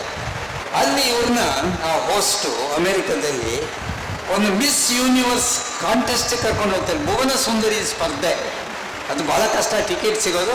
ಇವ್ರನ್ನ ಕರ್ಕೊಂಡು ಹೋಗ್ತಾರೆ, ಗೋರೂರನ್ನ ಕರ್ಕೊಂಡು ಹೋಗ್ತಾರೆ. ರ್ಯಾಂಪ್ ಹಾಕಿರ್ತಾರೆ, ಅದ್ರ ಮೇಲೆ 24 ಜನ ಹುಡುಗಿರು ಓಡಾಡೋದು, ಮಾರ್ಕ್ಸ್ ಹಾಕ್ತಾರೆ. ಕಡೆಗೆ ಯಾರಿಗೋ ಒಬ್ಬಳಿಗೆ ಅದಾಯಿತು ಅಂತ ಹೇಳ್ತಾರೆ. ನಮ್ಮ ಸಂಸ್ಕೃತಿ ಅಲ್ಲ ಅದು, ಇದಂತ ಕಂಡೇ ಇಲ್ಲ ಗೋರೂರು. ಆದರೂ ಕೂತ್ಕೊಂಡ್ರು. ಸರಿ, ಎಲ್ಲ ಆಯಿತು. ಕಡೆಗೆ 3 ಬಂದರು, 3ರಲ್ಲಿ ಶಾರ್ಟ್ ಲಿಸ್ಟ್ ಆಯಿತು. ಕೊನೆ ಒಬ್ಬಳಿಗೆ ನೀನೇ ಮಿಸ್ ಯೂನಿವರ್ಸ್ ಅಂತಂದ್ರು. ಅವಳಿಗೆ ಕಿರೀಟ ತೊಡಸಿದ್ರು. ಅವಳಿಗೆ ಬಳ ಅಂತ ಕಣ್ಣೀರು ಬಂದ್ಬಿಡುತ್ತೆ. ಮಿಸ್ ಯೂನಿವರ್ಸ್ ಯಾವುದೇ ಸ್ಪರ್ಧೆ ನೋಡಿ, ಅವಳಿಗೆ ಕಿರೀಟ ಇಟ್ಟು ಕೂಡಲೇ ಅದು ಎಲ್ಲಿರುತ್ತೋ ಗೊತ್ತಿಲ್ಲ, ರಪ್ಪ ರಪ್ಪ ರಪ್ಪ ರಪ್ಪ ಅಂತ ಹತ್ತು ಬಿಡ್ತಾಳೆ. ನೆಲದ ಮೇಲೆ ಕೂತು ಈ ಜಯಲಲಿತಾ ಶಿಷ್ಯ ಅವಳು ಶಶಿಕಲಾ ಅಂತಿದ್ಲು, ಅವಳು 3 ಸಲ ಹಿಂಗೆ ನೆಲ ಕೊಡಿತಾಳೆ. ನೋಡಿರ್ಬೇಕು, ನಾನು ಜೈಲಿಂದ ವಾಪಸ್ ಬರ್ತೀನಿ ಅಂತ. ಅದೇ ಥರದಲ್ಲಿ ಅವಳು 3 ಸಲ ಹೊಡಿತಾಳೆ. ಕ್ಯಾಮ್ರಾ ಕಡೆ ನೋಡ್ತಾಳೆ, ಕ್ಯಾಮ್ರಾದವರು, ಮೇಡಮ್ ನೀವು ಮಿಸ್ ಯೂನಿವರ್ಸ್ ಆಗಿದ್ದೀರಾ, ನೀವು ಮೊದಲು ಮಾಡತಕ್ಕಂಥ ಮೊದಲ ಕೆಲಸ ಯಾವುದು ಅಂದರೆ ನಾನು ಬೀದಿ ನಾಯಿ ಬಿಸ್ಕತ್ ಹಾಕ್ತೀನಿ ಅಂತ ಹೇಳ್ತಾರೆ. ಅದೆಲ್ಲ ಹೇಳ್ಕೊಟ್ಟಿರ್ತಾರೆ. ಆರ್ಫನೇಜ್ಗೆ ಹೋಗ್ತೀನಿ ಅಂತ ಹೇಳ್ತಾರೆ. ಆಯಿತು, ಸ್ಪರ್ಧೆ ಆಯಿತು, ವಾಪಸ್ಸು ಗೋರೂರು ಅವರ ಗೆಳೆಯರ ಜೊತೆ ಅಮೆರಿಕದಲ್ಲಿ ವಾಪಸ್ ಬರ್ತಾ ಇದ್ದಾರೆ. ಅವ್ರು ಕೇಳಿದ್ರು, ಮಿಸ್ ಯೂನಿವರ್ಸ್ ಅಂದರೆ ಭುವನಕ್ಕೆ ಸುಂದರಿ, ವಿಶ್ವಕ್ಕೆ ಸುಂದರಿ ಯಾಕೆ, ಏನನ್ನಿಸ್ತು ಅಂತಾರೆ. ಜಡ್ಜಸ್ ಹೇಳಿದ್ಮೇಲೆ ನಾನೇನು ಮಾತಾಡಲ್ಲ ಅಂದರೆ ಗೋರೂರು. ಅಲ್ಲ ಹಂಗಲ್ಲ, ನಿಮಗೆ ಅದು ಸರಿಯಾಗಿದೆಯಾ, ಅವಳೇ ಇಡೀ ವಿಶ್ವಕ್ಕೆ ಸುಂದರಿನ ಅಂತ ಕೇಳ್ತಾರೆ. ಇಲ್ಲದೆ ತೀರ್ಪಿಗೆ ವಿರುದ್ಧವಾಗಿ ಮಾತಾಡೋದು ತಪ್ಪು ಅಂತಾರೆ ಗೋರೂರು ರಾಮಸ್ವಾಮಿ gaರು. ಇಲ್ಲ ನಾವಿಬ್ಬರೇ ಇದ್ದೀವಿ ಕಾರಲ್ಲಿ, ಹೇಳಿ ಪರವಾಗಿಲ್ಲ ಅಂದಾಗ ಗೋರೂರು ಸ್ವತ್ವದ ಬಗ್ಗೆ, ನಮ್ಮ ಸ್ವಂತಿಕೆಯ ಬಗ್ಗೆ ಒಂದು ಮಾತು ಹೇಳ್ತಾರೆ. ಅವಳು ವಿಶ್ವಸುಂದರಿ ನಿಜ, ನೀವು ನಮ್ಮ ಗೋರೂರಿಗೆ ಬನ್ನಿ, ನಮ್ಮ ಪಟೇಲರ ಮಗಳು ಇವಳಿಗಿಂತ ಸುಂದರವಾಗಿದ್ದಾಳೆ ಅಂತ ಹೇಳ್ತಾರೆ. ನಮ್ಮ ಸ್ವತ್ವ ನಮಗೇನೇ ಗೊತ್ತಿಲ್ಲ. ಸೊ ಈ ತರಹದ ಅನೇಕ ಉದಾಹರಣೆಗಳು ನಮಗೆ ಸಿಗುತ್ತೆ. ಜಗನ್ನಾಥರಾವ್ ಜೋಶಿ ಅಂತ ಬಹಳ ದೊಡ್ಡ RSS ಕಾರ್ಯಕರ್ತರಾಗಿದ್ದವರು, ಗೋವಾ ವಿಮೋಚನಾ ಚಳುವಳಿಯಲ್ಲಿ ಪ್ರಮುಖ ಪಾತ್ರವನ್ನು ವಹಿಸಿದವರು. 1991ವರೆಗೂ ನಮ್ಮ ಜೊತೆ ಇದ್ದವರು. ಅವರು ನಂದಿ ಬೆಟ್ಟದೊಂದು ಸಲ ಮಾತಾಡ್ತಾ ಹೇಳ್ತಾರೆ, ಭಾರತೀಯರು ನಿಜವಾದ ಭಾರತದ ಬಗ್ಗೆ ಭಕ್ತಿ ಇರ್ತಕ್ಕಂಥವ್ರು ಅವರೇನಾದರೂ ತೀರ್ಕೊಂಡವರು ಅಸ್ಥಿ ವಿಸರ್ಜನೆ ಗಂಗಾ ನದಿಯಲ್ಲಿ ಮಾಡಿದರೆ, ಗಂಗಾ ನದಿಯಲ್ಲಿ ಅಸ್ಥಿ ವಿಸರ್ಜನೆ ಮಾಡಿದರೆ ಕಿವಿ ಕೊಟ್ಟು ಕೇಳಿ, ಅವ್ರು ಹೋಗ್ತಿರೋ ಅಸ್ಥಿ ಕೂಡ ಒಂದೇ ಮಾತರಂ ಒಂದೇ ಮಾತರಂ ಒಂದೇ ಮಾತರಂ ಅಂತ ಅಸ್ಥಿ ಹೋಗುತ್ತೆ ಅಂತ ಹೇಳ್ತಾರೆ. ಏನು ರೋಮಾಂಚನವಾಗುತ್ತೆ ಅಂತ ಸಾಲುಗಳೆಲ್ಲ ಅಲ್ವಾ. ಇದರ ಹಿನ್ನೆಲೆಯಲ್ಲಿ ನಾನೊಂದು ವಿಚಿತ್ರವಾದ ಒಂದು ಕೇಸ್ನ ನಿಮ್ಮ ಮುಂದೆ ಪ್ರೆಸೆಂಟ್ ಮಾಡ್ತಾ ಇದ್ದೀನಿ. ಇದು ಮುಂಚೆ ಮಾಡಲೋ ಇಲ್ಲೋ ಅಂದರೆ ಆಮೇಲೆ ಸುಲ್ವಿದ ಸರ್ ಹತ್ರ ಪರ್ಮಿಷನ್ ತೊಗೊಂಡೆ. ಯಾಕೆಂದರೆ ನಮ್ಮ ತಾಯಿ ನನಗೆ ಹೇಳಿಕೊಟ್ಟಿರೋದು, ಬೆಳಗ್ಗೆ ಎದ್ದ ತಕ್ಷಣವೇ ನೆಲಕ್ಕೆ ನೀನು ಪಾದ ಸ್ಪರ್ಶ ಮಾಡೋಕ್ಕೆ ಮುಂಚೆ ಸಮುದ್ರವಾಸನೆ ದೇವಿ ಎಲ್ಲ ಹೇಳ್ತಿರಲ್ಲ, ಪಾದ ಸ್ಪರ್ಶ ಕ್ಷಮತ್ವಮೆ, ಪಾದ ನೀನು ತುಳಿತಾ ಇದ್ದೀನಿ ನಮ್ಮ ತಾಯಿ, ನನಗೆ ಕ್ಷಮಿಸು ಅಂತ ನಮ್ಮ ತಾಯಿ ನನಗೆ ಹೇಳ್ಕೊಟ್ಟು. ಭೂಮಿಯ ತಾಯಿ ಅಂತೀವಿ, ದೇಶನ ತಾಯಿ ಅಂತೀವಿ, ಭಾರತ ಮಾತೆಯನ್ನು ತಾಯಿ ಅಂತೀವಿ. ಇದರ ಹಿನ್ನೆಲೆಯಲ್ಲಿ ಕುವೆಂಪು ಅವರೇ ಹೇಳಿದ್ದಾರೆ, 100 ದೇವರುಗಳನ್ನು ನೂಕಾಚೆ ದೂರ, 100 ದೇವರುಗಳನ್ನು ನೂಕಾಚೆ ದೂರ. ಕುವೆಂಪು ಭಾರತಾಂಬೆಯ ದೇವಿ ನಮಗೆಂದು ಪೂಜಿಸುವ ವಾರ. ಭಾರತದ ಬಗ್ಗೆ ಆ ರೀತಿ ಹೇಳಿದ್ದಾರೆ. ಇಷ್ಟು ಬಿಲ್ಡಪ್ ಕೊಟ್ಟ ಮೇಲೆ ನಾನು ಹೇಳ್ತಾ ಇರೋದು, ಒಂದು ಪರಿಸರ ದಿನಾಚರಣೆ ಮೊನ್ನೆ ಆಯಿತು, ಕೇರಳದಲ್ಲಿ ಆಯಿತು, ತಿರುವನಂತಪುರದಲ್ಲಿ ರಾಜಭವನಲ್ಲಿ ಆಯಿತು. ತಿರುವನಂತಪುರ ರಾಜಭವನದಲ್ಲಿ ಸರ್ ನಿಮಗೆ ನ್ಯೂಸ್ ಕೊಡ್ತಾ ಇದ್ದೀನಿ ಸರ್, ಅದು ಪೇಪರ್ ಕಟಿಂಗ್ ನಿಮ್ಗೆ ಕೊಡ್ತಾ ಇದ್ದೀನಿ, ನಾನು ಇಲ್ಲಿ ಓದ್ತೀನಿ ನೋಡಿ. ಅಲ್ಲಿ ರಾಜಭವನದಲ್ಲಿ ಎಲ್ಲಾನು ಪರಿಸರ ದಿನಾಚರಣೆ ಅಂದ್ರೇನು, ಮರ ಗಿಡ ಅದೇ ತಾನೇ, ಮರ ಗಿಡ ಬೆಟ್ಟ ನದಿ ಅದೇ ತಾನೇ ಎಲ್ಲಾನು. ಸೊ ಅಲ್ಲೊಂದು ಫೋಟೋ ಇಟ್ಟಿದ್ರು, ಪೂಜೆ ಮಾಡಿದ್ರು. ರಾಜಭವನಕ್ಕೆ ಮಂತ್ರಿ ಹೋದರು, ಕೇರಳದ ಮಂತ್ರಿ ಹೋದರು, ಕೃಷಿ ಮಂತ್ರಿ ಹೋದರು. ಅವ್ರು ಹೋದ ತಕ್ಷಣ ಫೋಟೋ ನೋಡಿ, ತೆಗಿರಿ ಫೋಟೋ, ತೆಗಿರಿ ಅಂದರು. ಅದೇನು ಇವ್ರದ ಫೋಟೋ, ಯಾರ್ದು ಉಗ್ರಗಾಮಿದ ಫೋಟೋ ಅಲ್ಲ, ತೆಗಿರಿ ಅಂದರು. ಅಲ್ಲಿಟ್ಟಿದ್ದು ಫೋಟೋ ಯಾವುದು ಗೊತ್ತಾ, ಪರಿಸರ ದಿನಾಚರಣೆ ಅಂತ ರಾಜಭವನದಲ್ಲಿ, ಕೇರಳದ ರಾಜಭವನದಲ್ಲಿ ಪೂಜೆ ಮಾಡಿದ್ದು ನಮ್ಮ ಪೂಜ್ಯ ಭಾರತಾಂಬೆಯ ಫೋಟೋಕ್ಕೆ ಅವರು ನಮಸ್ಕಾರ ಇಟ್ಟು ಅಲಂಕಾರ ಮಾಡಿದ್ದಾರೆ. ಹೊಡಿಬೋದು ಚಪ್ಪಾಳೆ. ಭಾರತಾಂಬೆಯ ಫೋಟೋಕ್ಕೆ ಅಲಂಕಾರ ಮಾಡಿದ್ದಾರೆ. ಆಗ ಪೇಪರ್ ನ್ಯೂಸ್ ಓದ್ತಾ ಇದ್ದೀನಿ, ಸಂಯುಕ್ತ ಕರ್ನಾಟಕ 6/6/25 ಪುಟ 7. ಯಾಕೆಂದರೆ ನ್ಯೂಸ್ ಸ್ಪಷ್ಟವಾಗಿರ್ಬೇಕು, ಅವ್ರ ಹತ್ರ ಒರಿಜಿನಲ್ ಪೇಪರ್ ಇದೆ.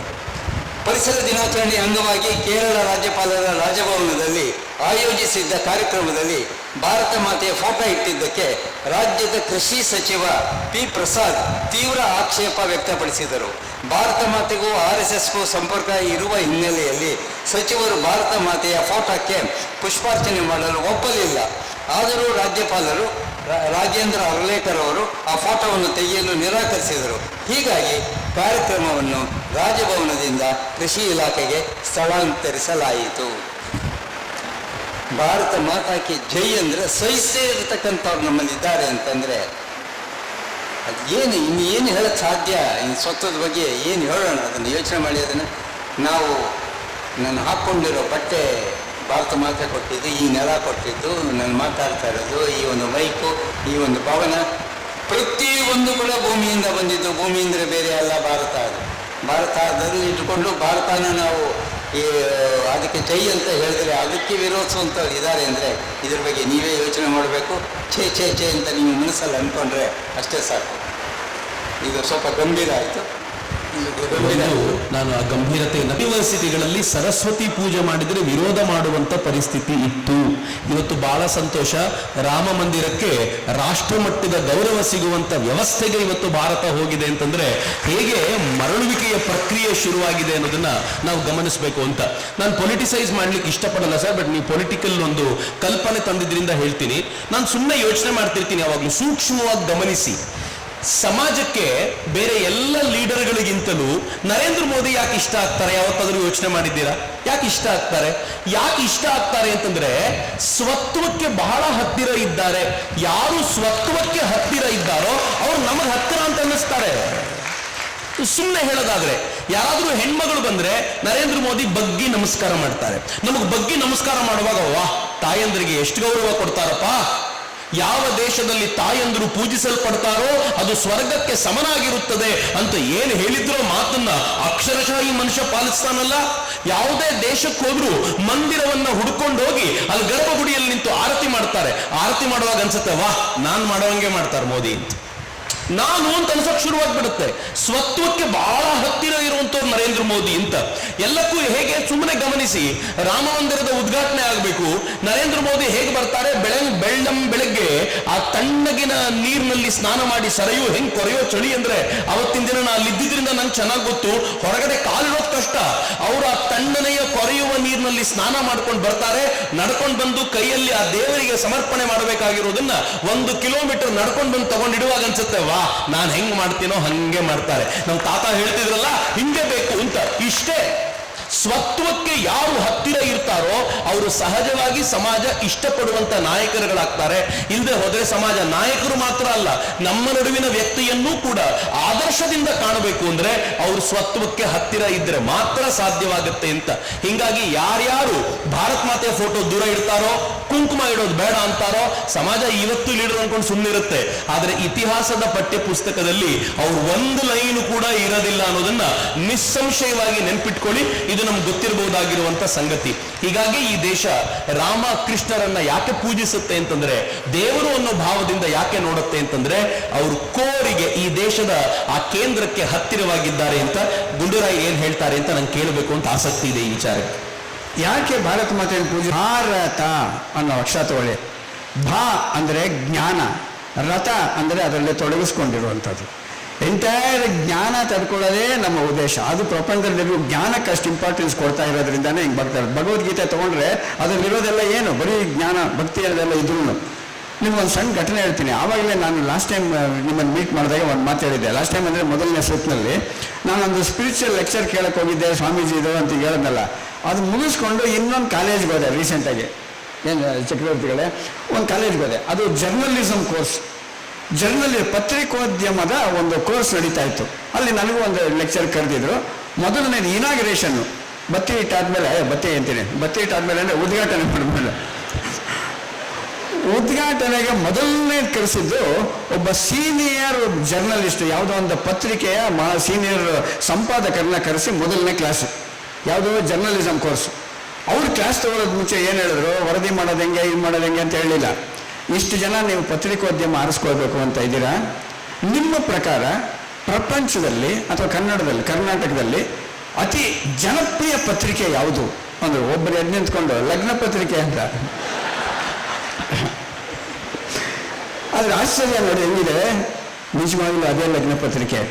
ಈ ಲಗ್ನ ಪತ್ರಿಕೆ ತೆಗೆದು ನೋಡಿ, ನಿಮ್ಮ ಮನೇಲಿ ಯಾವ್ದಾದ್ರು ಬಂದಾಗ ಮೇಲ್ಗಡೆ ಏನಿರುತ್ತೆ ತೆಗೆದು ನೋಡಿದ ತಕ್ಷಣ, ಆದಿತ್ಯಾದಿ ಗ್ರಹ ಸರ್ವೇ ಸ ನಕ್ಷತ್ರ ಸರಾಶಯ ಕುರ್ವಂತು ಮಂಗಳ ನಿತ್ಯಂ ಯಸ್ಯೇಷ ಲಗ್ನ ಪತ್ರಿಕಾ.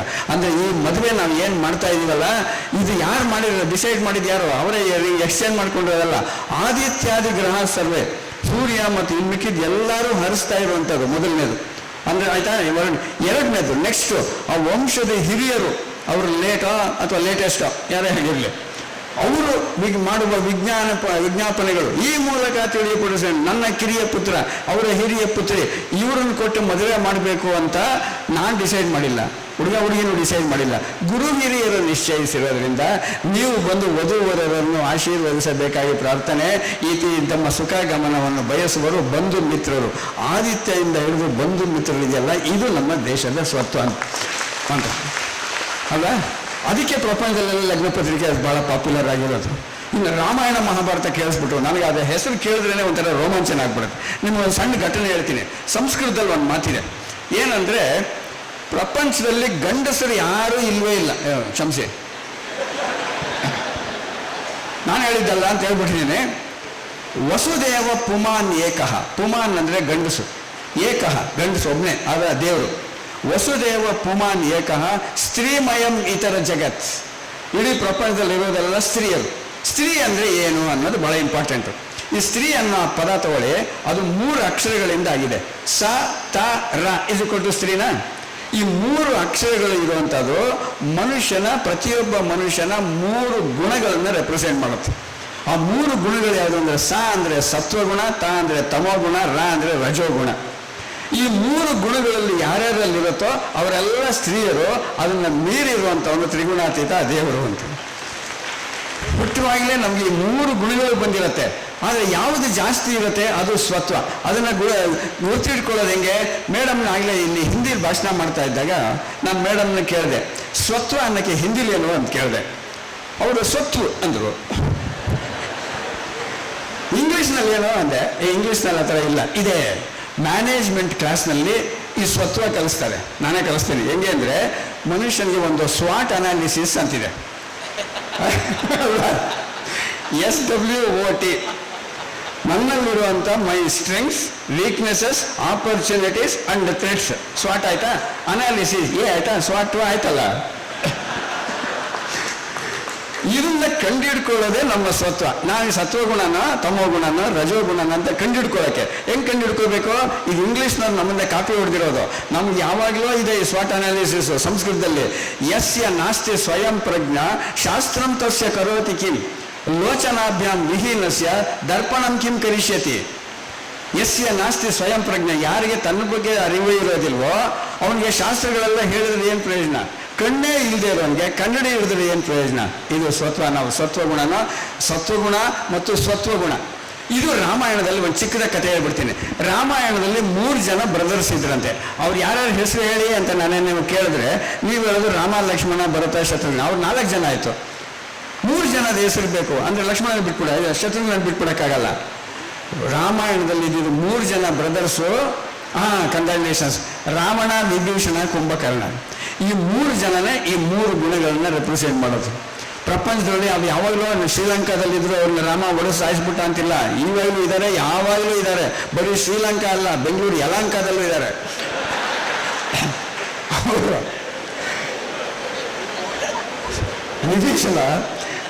ವಿಭೀಷಣ ಸತ್ವಗುಣ, ರಾವಣ ರಜೋಗುಣ, ಕುಂಭಕರ್ಣ ತಮೋಗುಣ. ಈ 3ಗಳಿಗೆ ನಮ್ಮಲ್ಲಿ ಯಾರು ಜಾಗೃತಿ ಯಾವುದಿದ್ದಾರೆ ಅಂತ ಕಂಡುಹಿಡ್ಕೊಳ್ಳೋದು. ಸ್ವಾಟ್ ಅನಾಲಿಸಿಸ್ ಮಾಡಿಕೊಂಡು ತಮೋಗುಣ, ರಜೋಗುಣನ ನಿರ್ನಾಮ ಮಾಡಿ ಸತ್ವಗುಣನ ಜಾಸ್ತಿ ಮಾಡ್ಕೋಬೇಕಾದ್ರೆ ನಮಗೆ ಒಬ್ಬ ಗುರು ಬೇಕಾಗತ್ತೆ. ಆ ಗುರು ನೀವು ಇಮ್ಯಾಜಿನ್ ಮಾಡ್ಕೊಳ್ಳಿ. ವಿಭೀಷಣ, ಆಂಜನೇಯ ಸೀತೆಯನ್ನು ಹುಡ್ಕೊಂಡು ಹಿಂಗೆ ಹೋದ. ಆಗ ಅವನು ಫಸ್ಟ್ ಟೈಮ್ ವಿಭೀಷಣ ಮತ್ತು ಆಂಜನೇಯನಿಗೆ ಗುರುತಾಯ್ತಾ? ಅಲ್ಲಿವರೆಗೂ ಅವನಿಗೆ ಸತ್ವಗುಣ ಇದ್ರೂ ವಿಭೀಷಣ ಈ ರಜೋಗುಣ ತಮೋಗುಣ ಸವಾಸ ಮಾಡಿದ್ರಿಂದ ಅವನು ಅದು ಸಪೋರ್ಟೇ ಮಾಡ್ತಾ ಇದ್ದ. ಯಾವಾಗ ಗುರು ಆಂಜನೇಯನ ಪರಿಚಯ ಆಯಿತೋ ಆವಾಗ ಅವನು ಕರ್ಕೊಂಬಂದು ರಾಮ ಅನ್ನುವ ಚೇತನಕ್ಕೆ ಇಂಟ್ರೊಡ್ಯೂಸ್ ಮಾಡಿದ್ದಾಗ ಅವನಿಗೆ ಶ್ರೀಲಂಕಾದ ರಾಜ್ಯಭಾರ ಸಿಕ್ತು. ಸ್ವತ್ವಗುಣನ ಥ್ರೂ ಆಂಜನೇಯ, ಥ್ರೂ ಗುರು, ಥ್ರೂ ಹಿರಿಯರು, ಥ್ರೂ ಮತ್ತು ತಾಯಿ ತಂದೆಯನ್ನು ಗುರುತಿಸ್ಕೊಂಡಾಗ ಆವಾಗ ನಮಗೆ ಅಲ್ಲಿ ರಂಗಪಟ್ಟಣದ ರಾಜ್ಯ ಸಿಗತ್ತೆ. ತಮೋಗುಣ ರಜೋಗುಣ ಎಲ್ಲ ನಾಶ ಆಗತ್ತೆ ಅನ್ನೋದೇ ರಾಮಾಯಣದ ದರ್ಶನ ನಮ್ಗೆ ಕೊಡ್ತಾ ಇರೋದು ಅಲ್ವಾ? ಇನ್ನು ಭಗವದ್ಗೀತೆಯಲ್ಲಿ ಕೃಷ್ಣ ಅದನ್ನೇ ಹೇಳೋಕೆ ಹೋದ್ರೆ 18 ಅಧ್ಯಾಯ ಹೊಟ್ಟೋಗ್ಬಿಡತ್ತೆ. ನನಗೆ ಆಶ್ಚರ್ಯ ಏನು ಅಂದರೆ, ಚಕ್ರವರ್ತಿಗಳು ಆವಾಗಿಂದ ಹೇಳ್ತಾ ಇರೋ ನಮ್ಮಲ್ಲಿ ಯಾವುದು ಫ್ಲೆಕ್ಸಿಬಿಲಿಟಿ ಇದೆ, ರಿಜಿಡಿಟಿ ಇಲ್ಲ, ಇವರೇ ದೇವರು ಅಂತಿಲ್ಲ. ಭಗವದ್ಗೀತೆಯಲ್ಲಿ ಕೃಷ್ಣನೇ 11ನೇ ಅಧ್ಯಾಯದಲ್ಲಿ ವಿಶ್ವರೂಪ ದರ್ಶನ ಮಾಡಿಬಿಟ್ಟು ನೋಡಪ್ಪ ಹೆಂಗಿದ್ದೀನಿ ಅಂತ ಹೇಳಿದನು. ಕೊನೆಯಲ್ಲಿ ಏನು ಹೇಳ್ತಾನೆ ಗೊತ್ತಾ? 18 ಅಧ್ಯಾಯ ಮುಗಿದ ಮೇಲೆ ಇತೀತೆ ಜ್ಞಾನಂ ಆಖ್ಯಾತಂ ಗುಹ್ಯಾತ್ ಗುಹ್ಯತರಂ ಮಯ ವಿಮೃಶೈ ಅಶೇಷೇಣ ಯಥಾ ಇಚ್ಛಸಿ ತಥಾ ಕುರು. ಅಲ್ವಾ? ಹೆಂಗಿದೆ ನೋಡಿ ಇದು. ಇತೀತೆ ಜ್ಞಾನಂ ಆಖ್ಯಾತಂ, ಹೈಯೆಸ್ಟ್ ಲೆವೆಲ್ ಆಫ್ ನಾಲೆಡ್ಜ್. ಗುಹ್ಯಾತ್ ಗುಹ್ಯತರಂ, secret of the secret of knowledge. ಇದನ್ನು ನಾನು have passed on to you. ನೀನು ಮಾಡಬೇಕಾದ ಏನಪ್ಪ ಅಂದರೆ ವಿಮರ್ಶ ಇದೆ ಅಶೇಷಣ, ಒಂಚೂರು ಡೌಟೇ ಇಟ್ಕೊಳ್ದೆ ಎಲ್ಲದನ್ನು ವಿಮರ್ಶೆ ಮಾಡಿಕೊಂಡು ಆ ಸತ್ವಗುಣನ ಜಾಗೃತಿ ಮಾಡಿಕೊಂಡು ಯಥಾ ಇಚ್ಛಸಿ ತಥಾ ಕುರು ಹಾಗೇನಾದ್ರು ಮಾಡಿಕೊಂಡ್ರೆ ನೀನು ಸರ್ವಧರ್ಮಾನ್ ಪರಿತ್ಯಜ್ಯ ಮಾಮೇಕಂ ಶರಣಂ ವ್ರಜ ತಸ್ಮಾತ್ ಸರ್ವ ಪಾಪೇಭ್ಯೋ ಮೋಕ್ಷಯಿಷ್ಯಾಮಿ ಮಾ ಶುಚಃ. ಇದು ಮೋಕ್ಷದಿಂದ ಹೊರಡ್ತಾ ಇರೋದು, ಅದು ನಮಗೆ ಸ್ವತ್ವ ಅಂತ ಹೇಳಿ ಮುಂದೆ ಒಂದು ಯೋಚನೆ ಮಾಡಬೇಕಾದ್ರೆ ಚಿಂತನೆಗೆ ಪ್ರೇರಣೆ ಕೊಡಬಲ್ಲ ಅಂತ ಒಂದು ಸ್ಟೇಟ್ಮೆಂಟ್ ಹೇಳ್ತೀನಿ. ನಮಗಿಂತ ಹೆಚ್ಚು ಭಾರತದ ಸ್ವತ್ವವನ್ನ ಬ್ರಿಟಿಷರು ಅರ್ಥ ಮಾಡ್ಕೊಂಡಿದ್ರು ಅಂತ. ನೀವು ಬ್ರಿಟಿಷರ ಸೇನೆಯನ್ನು ನೋಡಬೇಕು. ಸೇನೆಯಲ್ಲಿ 2 ಕ್ಯಾಟಗರಿ ಇತ್ತು. ಒಂದು ಬ್ರಿಟಿಷರೇ ಇರುವಂತ ಸೇನೆ, ಇನ್ನೊಂದು ಭಾರತೀಯರು ಜಾಸ್ತಿ ಇರುವಂತ ಸೇನೆ. ಸೇನೆಯ ಹೈಯರ್ ಲೆವೆಲ್ ಎಲ್ಲ ಬ್ರಿಟಿಷರೇ ಇದ್ರು. ಅಲ್ಲಿ ಬ್ರಿಟಿಷರ ಸ್ವತ್ವಕ್ಕೆ ತಕ್ಕಂತೆ ಅದನ್ನು ನಡೆಸ್ತಾ ಇದ್ರು. ಮತ್ತು ಕೆಳಭಾಗದಲ್ಲಿ ಕೆಳ ಹಂತದಲ್ಲಿ ಭಾರತೀಯರಿದ್ರಲ್ಲ ಸೈನಿಕರಾಗಿ 100% ನಮ್ಮ ತರನೇ ಇತ್ತು. ಅದ್ರಲ್ಲಿ ಹೆಂಗಿರ್ತಿತ್ತು ಗೊತ್ತಾ, ನಾವು ಜಾತಿಯ ಹೆಸರಿನಲ್ಲಿ ತುಂಬಾ ಸ್ಟ್ರಾಂಗ್ ಆಗ್ತೀವಿ ಅಂತ ಗೊತ್ತಿದ್ದರಿಂದ ಸೇನೆಯ ಎಲ್ಲ ರೆಜಿಮೆಂಟ್ಗಳು ಜಾತಿಯ ಹೆಸರಲ್ಲಿದ್ವು. ಮಹಾ ರೆಜಿಮೆಂಟು ಮದ್ರಾಸ್ಗೂ ಮತ್ತು ಕರ್ನಾಟಕಕ್ಕೂ ಸ್ವಲ್ಪ ಬೆಂಕಿ ಹಚ್ಚಬಹುದು ಅಂದ್ರೆ ಮದ್ರಾಸ್ ರೆಜಿಮೆಂಟು. ಅವರೆಲ್ಲ ಹೆಂಗ್ ವ್ಯವಸ್ಥಿತವಾಗಿ ಮಾಡಿದ್ರು ಅಂತಂದ್ರೆ ಯಾವುದರಿಂದಾಗಿ ನಾವು ಟ್ರಿಗರ್ ಆಗ್ತೀವಿ ಅಂತ ಗೊತ್ತು ಮಾಡಿಕೊಂಡು ಅದಕ್ಕೆ ತಕ್ಕಂತೆ ಬೇರೆ ಬೇರೆ ಬೇರೆ ಬೇರೆ ಬೇರೆ ವ್ಯವಸ್ಥೆ ಮಾಡಿಕೊಂಡ್ರು. ಘೋಷಣೆಗಳು ಹಾಗೆ ಇಟ್ರು. ಅವ್ರು ಹೇಳ್ಬೋದಿತ್ತಲ್ಲ, ನಾವು ಬ್ರಿಟಿಷರು ಹೆಂಗಿರ್ತೀವೋ ನೀವು ಹಾಗೆ ಫಾಲೋ ಮಾಡಬೇಕು ಅಂತ. ಆದ್ರೆ ಯುದ್ಧದ ಹೊತ್ತಿನಲ್ಲಿ ಅವನೊಳಗೆ ಆ ಸ್ವತ್ವದ ಜಾಗೃತಿ ಆಗದೆ ಹೋದ್ರೆ ಅವನು ಯುದ್ಧ ಮಾಡ್ಲಿಕ್ಕೆ ಆಗಲ್ಲ ಅಂತ ಗೊತ್ತಿತ್ತು ಅವುಗಳನ್ನೆಲ್ಲ ವ್ಯವಸ್ಥಿತವಾಗಿ ಮಾಡಿದ್ರು. ಆದ್ರೆ ಮೇಲ್ ಹಂತದಲ್ಲಿ ಎಲ್ಲೆಲ್ಲಿ ಬ್ರಿಟಿಷರು ಇರ್ತಾರೋ ಅವ್ರಿಗೆ ಬೇಕಾದಂತೆ ಜೋಡಿಸ್ಕೊಂಡ್ರು. ಆಳುವವರಿಗೆ ಅಷ್ಟು ಬುದ್ಧಿಮತ್ತೆ ಇರಬಹುದಾದ್ರೆ ಈಗ ನಾವು ವಾಪಸ್ ಬಂದಿರುವಾಗ ನಮ್ಗೆ ಇಷ್ಟ ಆಗೋದ್ರೂ ಗೊತ್ತಾಗೋದು ಬೇಡವಾ ಹೇಗೆ ಭಾರತದ ಪುನರ್ ನಿರ್ಮಾಣ ಆಗಬೇಕು ಅಂತ. ಇದು ಅತ್ಯಂತ ಅಗತ್ಯವಾಗಿರುವಂತ ಸಂಗತಿ. ನಾವು ಯೋಚನೆ ಮಾಡಬೇಕಾಗಿರೋದು. ಬೇರೆದೆಲ್ಲ ಬಿಡಿ, ಸ್ವತ್ವದ ಬಗ್ಗೆ ಮಾತನಾಡುವಾಗ ಯಾರ್ಯಾರು ಇಲ್ಲಿ ನೀವು ಅಮೆಝಾನ್ ನಲ್ಲೋ ಮತ್ತೊಂದ್ ಕಡೆನೋ ಚಪ್ಪಲಿನ ತರಿಸ್ಕೊಂಡಿದ್ರೆ, ಟಿ ಶರ್ಟ್ ತರಿಸ್ಕೊಂಡಿದ್ರೆ ನಿಮ್ಗೆ ಗೊತ್ತಿರುತ್ತೆ. ಅಮೆಝಾನ್ ನಲ್ಲಿ ಟಿ ಶರ್ಟ್ ಚಪ್ಪಲಿ ತರಿಸ್ಬೇಕಾದ್ರೆ ಹೆಂಗಿರುತ್ತೆ ಗೊತ್ತಾ, ನಿಮ್ ಚಪ್ಪಲಿ ಸೈಜ್ ಏನು ಅಂತ ಕೇಳ್ತಾರೆ. ಹೇಳಿ ಅಲ್ಲಿ ಏನ್ ಹಾಕ್ತಾರೆ ಅಂತಂದ್ರೆ US ನ ಚಪ್ಪಲಿ ಸೈಜು 9, ಅದು ಭಾರತದ್ದು 10. ನಮ್ ಚಪ್ಪಲಿ ಸೈಜ್ ಮ್ಯಾಚ್ ಆಗಲ್ಲ, ಇನ್ ಸ್ವತ್ವ ಎಲ್ಲಿಂದ್ರೆ ಮ್ಯಾಚ್ ಆಗೋದು. ಆಲೋಚನೆ ಮಾಡಿ ಅಂತ. ಅವ್ರ ಫಿಸಿಕ್ಸ್ ಬೇರೆ, ಅವ್ರು ಬೆಳೆದಿರೋ ರೀತಿ ಬೇರೆ. ಅವರ ಬೆಳೆದಿರುವ ರೀತಿಯ ಕಾರಣಕ್ಕೆ ಹಂಗಿರ್ಬೋದಾದ್ರೆ ನಾವು ನಮ್ಮ ಸಂಸ್ಕೃತಿಗೆ ತಕ್ಕಂತೆ ಏನ್ ಬೆಳೆದಿದ್ದೀವೋ ಆ ಸ್ವತ್ವವನ್ನ ಅರಸುವಂತದ್ದಿದೆಯಲ್ಲ, ಹುಡುಕಾಟ ನಡೆಸುವಂತದ್ದಿದೆಯಲ್ಲ, ಅದು ಆಗ್ಬೇಕಾದಂತ ಅಗತ್ಯ ಇದೆ. ಧರ್ಮಪಾಲ್ಜಿಯವರ ಒಂದು ಪುಸ್ತಕ ಇದೆ, ಭಾರತೀಯ ಚಿತ್ತ ಮಾನಸ್ ಕಾಲ್ ಅಂತ. ಯಾರ್ಯಾರು ಇಲ್ಲಿ ಇದರ ಕುರಿತಂತೆ ಅಧ್ಯಯನ ಮಾಡಬೇಕು ಅನ್ಕೊಳ್ತಾರೋ ಅವ್ರಿಗೆ ಅತ್ಯದ್ಭುತವಾಗಿರುವಂತ ಕೃತಿ. ಧರ್ಮಪಾಲ್ಜಿ ಅದರಲ್ಲಿ ಹೇಳ್ತಾರೆ, ಒಂದು ರಾಜ್ಯದ ರಾಜ್ಯಪಾಲರೊಬ್ರು ಒಂದ್ಸಲ ಶೃಂಗೇರಿಯ ಜಗದ್ಗುರುಗಳ ಹತ್ರ ಬಂದಿದ್ರಂತೆ. ಬಂದು ಕೂತು ಮಾತನಾಡ್ತಾ ಇರ್ಬೇಕಾದ್ರೆ ಅವ್ರನ್ನ ಕೇಳಿದ್ರಂತೆ, ಜಗದ್ಗುರುಗಳು ಮಾತಾಡ್ತಾ ವರ್ಣ ವ್ಯವಸ್ಥೆಯ ಬಗ್ಗೆ ಮಾತು ಶುರು ಮಾಡಿದಾಗ ರಾಜ್ಯಪಾಲರು ಹೇಳಿದ್ರಂತೆ, ಸ್ವಾಮಿಗಳೇ ನೀವು ವರ್ಣ ವ್ಯವಸ್ಥೆ ಬಗ್ಗೆ ಮಾತಾಡದೇ ಇದ್ರೆ ಒಳ್ಳೇದು, ನನ್ನ ಹತ್ರನೂ ಮಾತಾಡಬೇಡಿ, ಬೇರೆಯವ್ರ ಹತ್ರನೂ ಮಾತಾಡ್ಲಿಕ್ಕೆ ಹೋಗ್ಬೇಡಿ ಅಂತ. ಜಗದ್ಗುರುಗಳು ಸೈಲೆಂಟ್ ಆಗ್ಬಿಟ್ರಂತೆ ಒಂದು ಕ್ಷಣ. ಅವ್ರು ಎದ್ದೋದ್ಮೇಲೆ ಹೇಳಿದ್ರಂತೆ, ಏನ್ ದುರವಸ್ಥೆ ಬಂತಪ್ಪ, ನಾನು ಭಾರತದಲ್ಲಿ ಒಬ್ಬ ವ್ಯಕ್ತಿ ಬಂದಾಗ ಅವ್ರ ಜೊತೆ ವರ್ಣದ ಬಗ್ಗೆ ಮಾತನಾಡಬಾರ್ದು ಎನ್ನುವ ಸ್ಥಿತಿ ಬಂದು ನಿಲ್ಲಿಸ್ಬಿಡ್ತಲ್ಲಪ್ಪ, ಎಂಥ ಪರಿಸ್ಥಿತಿ ಇದು ಅಂತ. ಯಾವುದರ ಪ್ರಭಾವ ನಮಗೆ, ಯಾವುದರ ಆಘಾತಕ್ಕೆ ಒಳಗಾಗಿ, ಯಾವುದರ ಪ್ರಭಾವಕ್ಕೆ ಒಳಗಾಗಿ ನಮ್ಮ ಮೂಲ ಸತ್ವದಿಂದ ಅರಿತುಕೊಳ್ಳುವ ಪ್ರಯತ್ನದಿಂದಲೂ ದೂರವಾಗ್ತಿದ್ದೀವಿ ಅನ್ನೋದು ತಿಳ್ಕೊಳ್ಳದೆ ಹೋದ್ರೆ ಬಹಳ ಕಷ್ಟ. ಆ ಕಾರಣಕ್ಕೆ ಎಲ್ಲ ದೊಡ್ಡ ಪ್ರಯತ್ನ ನಡೀತಾ ಇರೋದು. ನಾನು ಕಡಬಗೆರೆ ಮುನ್ರಾಜ್ ಅವ್ರನ್ನ ಕೇಳಲಿಕ್ಕೆ ಇಚ್ಛೆ ಪಡ್ತೀನಿ, ಅವರ ಅಭಿಪ್ರಾಯಗಳನ್ನ ಈ ಕುರಿತಂತೆ. ಭಾಷೆ ಸತ್ವವನ್ನು ಉಳಿಸ್ಕೊಳ್ಳೋಕೆ ಸಾಧ್ಯ ಆಗುತ್ತೆ ಅಂತ ಒಂದು ಪ್ರಶ್ನೆ ನಂದು. ಅಳಬ್ಯಾಡ ನನ್ನ ಕಂದ ನಾನು ಹಾಲು ಮಾರಿ ಬರುತ್ತೀನಿ, ಅಳಬ್ಯಾಡ ನನ್ನ ಕಂದ ನಾನು ಹಾಲು ಮಾರಿ ಬರುತ್ತೀನಿ, ಹಾಲು ಮಾರಿ ಬರುತ್ತೀನಿ ನಿನಗಸ್ರು ಅಂಗಿ ತರ್ತೀನಿ, ಅಳಬ್ಯಾಡ ನನ್ನ ಕಂದ ನಾನು ಸಂತಿಗೋಗಿ ಬರುತ್ತೀನಿ, ಅಳಬ್ಯಾಡ ನನ್ನ ಕಂದ ನಾನು ತುಪ್ಪ ಮಾರಿ ಬರುತ್ತೀನಿ, ತುಪ್ಪ ಮಾರಿ ಬರುತ್ತೀನಿ ನೀನು ಒಪ್ಪಿದ ಹುಡುಗಿನ ತರ್ತೀನಿ. ನೋಡಿ, ಸಂತೆಗೆ ಹೋಗಿ ಹುಡುಗಿನ ತರ್ತಿದ್ಲಂತೆ ಇವರು. ಎಂಥ ಕಲ್ಪನೆ! ಈ ಸಾಹಿತ್ಯ ಇವತ್ತು ಹುಟ್ಲಿಕ್ಕೆ ಸಾಧ್ಯ ಆಗಲ್ಲ. ಯಾಕೆ ಅಂತಂದ್ರೆ ಸಂತೆಗಳು ಮಾಯ ಆಗಿದೆ, ಸಂತೆಗಳ ಬದಲಾಗಿ ಮಾಲ್ಗಳು ಬಂದಿದೆ. ಸಂತೆನಲ್ಲಿ ಹೇಗಿರ್ತಿತ್ತು, ಸಂತೆನಲ್ಲಿ ಕುತ್ಕೊಂಡು ಮಾರುವಂತ ಹೆಣ್ಮಗಳು, ಆ ತಾಯಿ ಯಾರಾದ್ರೂ ಹೋದ್ರೆ ವ್ಯಾಪಾರ ಮಾಡಕ್ ಹೋದ್ರೆ, ಏನ್ರವ ಸಂದಕ್ಕಿದ್ರ, ಊರ್ ಕಡೆ ಎಲ್ಲ ಸಂದಕ್ಕವ್ರ, ಊಟ ಆಯ್ತಾ, ಎಲ್ಲ ವಿಚಾರಣೆ ಮಾಡಿಕೊಂಡು ಭಾವನೆಗಳನ್ನ ಬೆಸ್ಕೊಂಡು ಬದುಕು ನಡೀತಾ ಇತ್ತು. ಒಂದು 4 ಆಣಿ ಕಡಿಮೆ ಕೊಡ್ರವ ಅಂದ್ರೆ ಆಯ್ತು ಹೋಗ್ಲಿ ತಗೊಂಡೋಗವ ಅಂತ ಹೇಳ್ತಿದ್ರು. ಮಾಲ್ಗೆ ಹೋಗಿ ಕೇಳಿ ನೋಡಿ, ಮಾಲ್ ಸಂಸ್ಕೃತಿನಲ್ಲಿ ಕೇಳಿ ನೋಡಿ, ಅದಕ್ಕೆ ಏನು ಹಾಡು ಬರೀಲಿಕ್ಕಾಗತ್ತೆ ಈಗ? ಅಳಬ್ಯಾಡ ನನ್ನ ಕಂದ ನಾನು ಮಾಲಿಗೆ ಹೋಗಿ ಬರ್ತೀನಿ, ಮಾಲಿಗೆ ಹೋಗಿ ಬರ್ತೀನಿ, ನಿನ್ ಪ್ಯಾಕೆಟ್ ಹಾಲನ್ನು ಕೊಡಿಸ್ತೀನಿ ಅಂತ ಬರಿಬೇಕು. ಇನ್ನೂ ಮುಂದುವರೆದು ಬರಿಬೇಕು ಅಂದ್ರೆ ಅಳಬ್ಯಾಡ ನನ್ನ ಕಂದ ನಾನು ಮಾಟಿಗೆ ಹೋಗಿ ಬರ್ತೀನಿ, ಮಾಟಿಗೆ ಹೋಗಿ ಬರ್ತೀನಿ, ನಿನ್ ಕಿತ್ತಂಗಿರೋ ಪ್ಯಾಂಟನ್ನು ಕೊಡಿಸ್ತೀನಿ ಅಂತ ಹೇಳ್ಬೇಕು ಅಲ್ವಾ? ಅದೇ ಚಪ್ಪಲಿ ವಿಷಯ ಹೇಳಿದ್ರಲ್ಲ ಅಲ್ವಾ? ನೋಡಿ ಆ ಸಂಸ್ಕೃತಿ ಏನಿತ್ತು, ನಮ್ಮ ಸಂಸ್ಕೃತಿ ಕೂಡ ನಾಶ ಆಗೋದಕ್ಕೆ ಈ ರೀತಿಯಾದ ಬೆಳವಣಿಗೆಗಳು ಕಾರಣ ಆಗುತ್ತೆ. ಒಂದು ಏನಂದ್ರೆ ಸ್ವತ್ವ ಕಳ್ಕೊಂಡು ಹೋಗ್ತೀವಿ ನಾವು. ಜೋಗುಳ ಪದಗಳನ್ನ ಹಾಡೋಕೆ ಹೆಣ್ಮಕ್ಳು ತಾಯಂದ್ರು ಇವತ್ತು ಕಷ್ಟ ಆಗುತ್ತೆ ಅನ್ನೋ ಕಾಲ ಬಂದಿದೆ. ಆ ಜೋಗುಳದಕ್ಕೆ ಆ ತೊಟ್ಟಲಲ್ಲಿ ಕ್ಯಾಸೆಟ್ ಹಾಕ್ಬಿಟ್ಟು ಬಿಟ್ಬಿಟ್ಟಿರ್ತೀವಿ, ಮೊಬೈಲ್ ಹಾಕ್ಬಿಟ್ಟಿರ್ತೀವಿ. ಮಗು ಅಳುತ್ತಲ್ಲ ಅಂತೇಳಿ ಮೊಬೈಲ್ ಹಾಕ್ಬಿಟ್ರೆ ಅಲ್ಲಿ ಏನು ಹಾಡು ಬರುತ್ತೆ ಅಂತಲೂ ಗೊತ್ತಿರಲ್ಲ. ಆ ಮಗು ಒತ್ತುತ್ತಾ ಇರುತ್ತೆ. ಒತ್ತುತ್ತಿದ್ರೆ ಅದ್ರ ಏನು ಹಾಡು ಬರ್ಬೋದು? ಮೂರೇ ಮೂರು ಪೆಗ್ಗಿಗೆ ತಲೆಗಿರಗಿರಗಿರ ಅಂತದೆ ಅಂತ ಆ ತೊಟ್ಲಲ್ಲಿರೋ ಮಗುಗೆ. ಇನ್ನು ಮುಂದಕ್ಕೆ ಏನೇನು ಹಾಡು ಬರ್ತಾವ ನೀವೇ ಹೇಳಿ ನೋಡೋಣ ಅಲ್ವಾ? ನಾನು ಯಾಕೆ ಹೇಳಿ ಅದನ್ನ? ಈ ಹಾಡುಗಳನ್ನ ಮತ್ತೆ ಶಾಲೆಗೆ ಬಂದ ಮಕ್ಕಳು ಎಲ್ಲಪ್ಪ ಒಂದು ಪದ್ಯ ಹಾಡಪ್ಪ, ಎಲ್ಲರೂ ಒಂದು ಕನ್ನಡ ಬಣ್ಣದ ತಗಡಿನ ತುತ್ತೂರಿ ಅಂತ ಒಂದು ಹಾಡಪ್ಪ ಅಂದ್ರೆ ಆ ಮಗು ಏನ್ ಹಾಡುತ್ತೆ? ಕೇಳಿದ್ರಲ್ಲ ಜೋಗುಳ ಪದ. ಬೆಳಗಿನ ಜಾವಕ್ಕೆ ಮೂಡಲು ಕೆಂಪಾದಾಗ ಸ್ವಾಮಿ ಮೂಡಿ ಬರುವಾಗ ಆಡ್ಯಾಡಿ ಅಳುತ್ತಾನ ಜೋ ಜೋ ಜೋ ಕಂದ ಜೋ, ಕಂಚಿನ ಬಟಲಾಗೆ ಮಿಂಚನ್ನೇ ಬಿಟ್ಟುಕೊಂಡು ತುತ್ತು ಮಾಡಿ ತಿನ್ನುವಾಗ ಬಿಕ್ಕಿ ಬಿಕ್ಕಿ ಅಳುತ್ತಾನ ಜೋ ಜೋ ಜೋ ಕಂದ ಜೋ. ಈ ಥರದ ಪದಗಳನ್ನ ಆಡಿದ್ರೆ ಅಲ್ವಾ ಅಲ್ಲಿ ಸ್ವಂತಿಕೆ ಅನ್ನೋದು ಉಳಿಯೋದು. ಹಾಗಾಗಿ ಸ್ವಂತಿಕೆ ಅನ್ನೋದು ಭಾಷೆನಲ್ಲಿ ಅಡಗಿದೆ, ಆ ಭಾಷೆ ಜನಪದದಲ್ಲಿ ಅಡಗಿದೆ ಅನ್ನೋದು ನನ್ನ ಮಾತಿನ. ಖಂಡಿತವಾಗಿಯೂ ಹೌದು. ನಾನು ಆಗಲೇ ಹೇಳಿದಂತೆ ಜನಪದದಲ್ಲಿ ನಿಜವಾಗ್ಲೂ ಆ ಸೊಗಡು ಎಲ್ಲ ಅಡಗಿದೆ. ಆದರೆ ನಾವು ನಕಲ್ನಲ್ಲಿ ಎಲ್ಲವನ್ನೂ ಕಳ್ಕೊಳ್ತಾ ಇದ್ದೀವಿ ಅಂತ ನಾನು 100% ಹೇಳಬಲ್ಲೆ. ನಾವಿರೋ ಬಹುತೇಕರು ನಕಲು ಮಾಡೋದರಲ್ಲಿ ಎಕ್ಸ್ಪರ್ಟ್ ಆಗಿದ್ದೀವಿ ಅಂತ. ಮಜಾ ಏನು ಅಂತಂದ್ರೆ ನಕಲು ಅನ್ನೋ ಪದವೂ ನಮ್ದಲ್ಲ. ನಕಲು ಅನ್ನೋದು ಎಲ್ಲಿಂದ ಬರುತ್ತೆ ಗೊತ್ತಾ? ನಕಲ್ ಅನ್ನೋ ಪದದಿಂದ ಬರುತ್ತೆ. ನಕಲ್ ಅಂದ್ರೆ ಅರ್ಥ ಏನು ಗೊತ್ತಾ?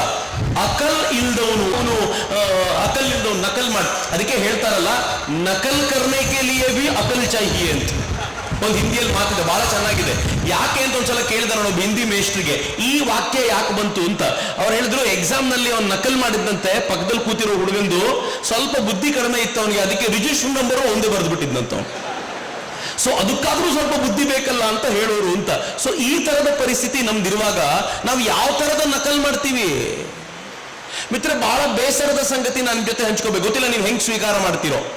ತೀರಾ ಇತ್ತೀಚೆಗೆ ಕಳೆದ ಕೆಲವಾರು ದಿನಗಳ ಹಿಂದೆ ಬೆಂಗಳೂರಿನಲ್ಲಿ ಒಂದು ಅವಘಡ ನಡಿಬಾರದಾಗಿತ್ತು. ಬೆಂಗಳೂರಿನಲ್ಲಿ ಅತ್ಯಂತ ಬುದ್ಧಿವಂತರ, ಅತ್ಯಂತ ಸಭ್ಯರ, ತುಂಬಾ ವಿಶೇಷವಾಗಿರುವಂತ ಜನ ಬೆಂಗಳೂರಿನವರು ಅಂತ ಭಾವಿಸ್ಕೊಳ್ತಾರೆ.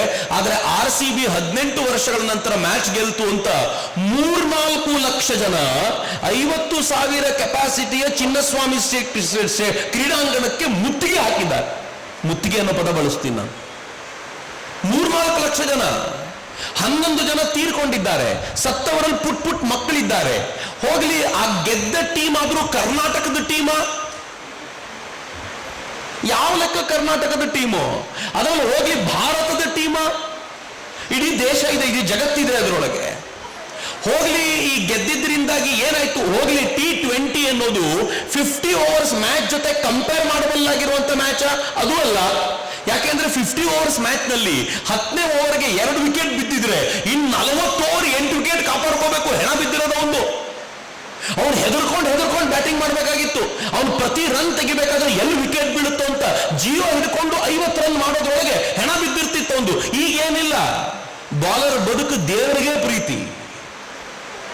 ಆ ಗೇಮಲ್ಲಿ ಗೆದ್ದಿರೋರ್ನ ಸಂಭ್ರಮ ಆಯ್ತು, ಆದ್ರೆ ಅದು ನೋಡ್ಲಿಕ್ಕೆ ಹೋಗಿ 11 ಜನ ಪ್ರಾಣ ಕಳ್ಕೊಂಡ್ರು ಅಂತ ದುರ್ದೈವದ ಸಂಗತಿ ಇದೆಯಲ್ಲ. ಈ ಪರಿಯ ಯಾವುದೋ ಸಮೂಹ ಸನ್ನಿಗೆ ಒಳಗಾದಂತೆ ನಮ್ಮನ್ನು ನಾವು ಕಳ್ಕೊಳ್ಳೋದಿದೆಯಲ್ಲ. ಪ್ರಜ್ಞಾಪೂರ್ವಕವಾಗಿ ಬದುಕು ನಡೆಸಲಿಲ್ಲ ಅಂತಂದ್ರೆ ಭಾರತವನ್ನು ವಾಪಸ್ ಪಡ್ಕೊಳ್ಳೋದು ಹೆಂಗೆ? ನೀವು ನಮ್ಮ ಸ್ಕೂಲಿಗೆ ಹೋಗಿ ನೋಡ್ಬೇಕು ಇತ್ತೀಚಿನ ಹುಡುಗರುಗಳಿಗೆ, ಇತ್ತೀಚೆಗೆ ಅಂತಂದ್ರೆ ಅದು ನಮ್ಮ ಕಾಲದಲ್ಲಿ ಶುರುವಾಗಿತ್ತು, ಈಗ ಸ್ವಲ್ಪ ಜಾಸ್ತಿ ಆಗಿದೆ ಹುಚ್ಚುತನ. ಅವ್ರಗಳಿಗೆಲ್ಲ ಈ ಕೂದಲನ್ನು ಮೇಲಕ್ಕೆ ನಿಲ್ಸ್ಕೊಳ್ಳೋ ಹುಚ್ಚು, ಏನ್ ಬೇಕಿದ್ರು ಮಾಡ್ಲಿಕ್ಕೆ ತಯಾರು.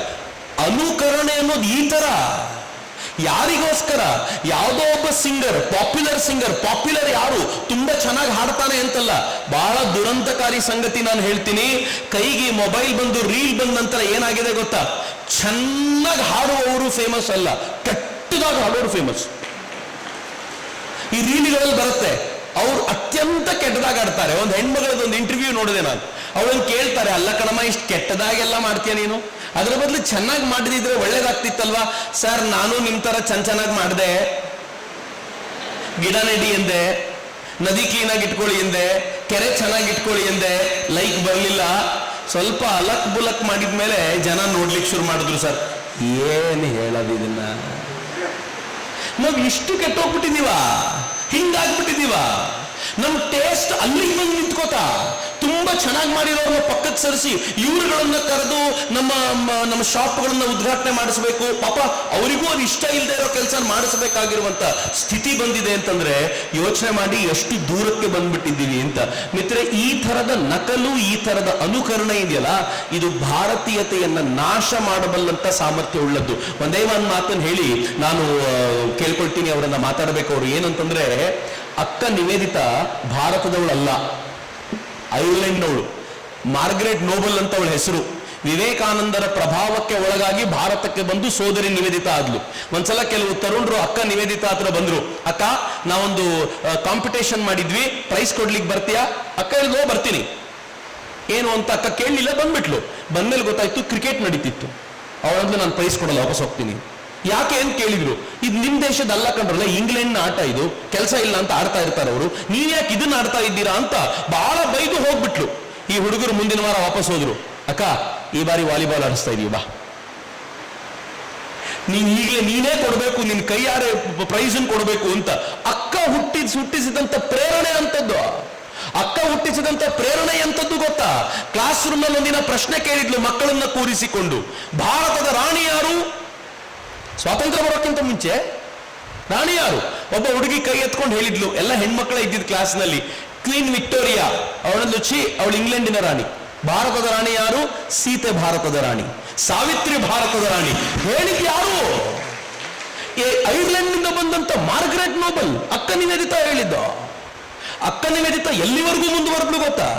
ಈ ದೇಶದಲ್ಲಿ ಬಂಗಾಳದಲ್ಲಿದ್ದಂಥ ಶ್ರೇಷ್ಠ ಚಿತ್ರಕಾರರನ್ನು ಕೂರಿಸಿಕೊಂಡು ಆನಂದ ಕುಮಾರಸ್ವಾಮಿ ಮತ್ತು ಅಕ್ಕ ಸೇರಿಕೊಂಡು ಭಾರತೀಯತೆಯನ್ನ, ಈ ನೆಲದ ಸ್ವತ್ವವನ್ನ ಚಿತ್ರಗಳಲ್ಲಿ ತರೋದು ಹೇಗೆ ಅನ್ನೋದರ ಕುರಿತಂತೆ ಅವ್ರ ಜೊತೆ ಮಾತುಕತೆ ನಡೆಸಿ ಭಾರತೀಯ ಚಿತ್ರಕ್ಕೆ ಅಡಿಪಾಯ ಹಾಕಿದಂತ, ನಮ್ಮ ಕಾಲಘಟ್ಟದಲ್ಲಿ ಅಡಿಪಾಯ ಹಾಕಿದಂತ ದೊಡ್ಡ ಕೀರ್ತಿ ಇವರಿಗೆ ಸಲ್ಲುವಂಥದ್ದು. ಏನ್ ಚಂದ ಇದೆಲ್ಲ ಮಿತ್ರ. ಇದನ್ನು ಕೇಳುವಾಗ ಅನ್ಸುತ್ತೆ ನಾವೆಲ್ಲರೂ ಬಹಳ ದೂರ ಬಂದಿದ್ದೀವಿ, ಮತ್ತು ವಾಪಸ್ ಕೇಂದ್ರಕ್ಕೆ ಹೋಗಿಬಿಟ್ರೆ ಭಾರತ ವಾಪಸ್ ಸಿದ್ಧವಾಗತ್ತೆ ಅಂತ ನಿಮ್ಮ ಅಭಿಪ್ರಾಯವನ್ನು ಹೇಳಬೇಕು ಅಂತ.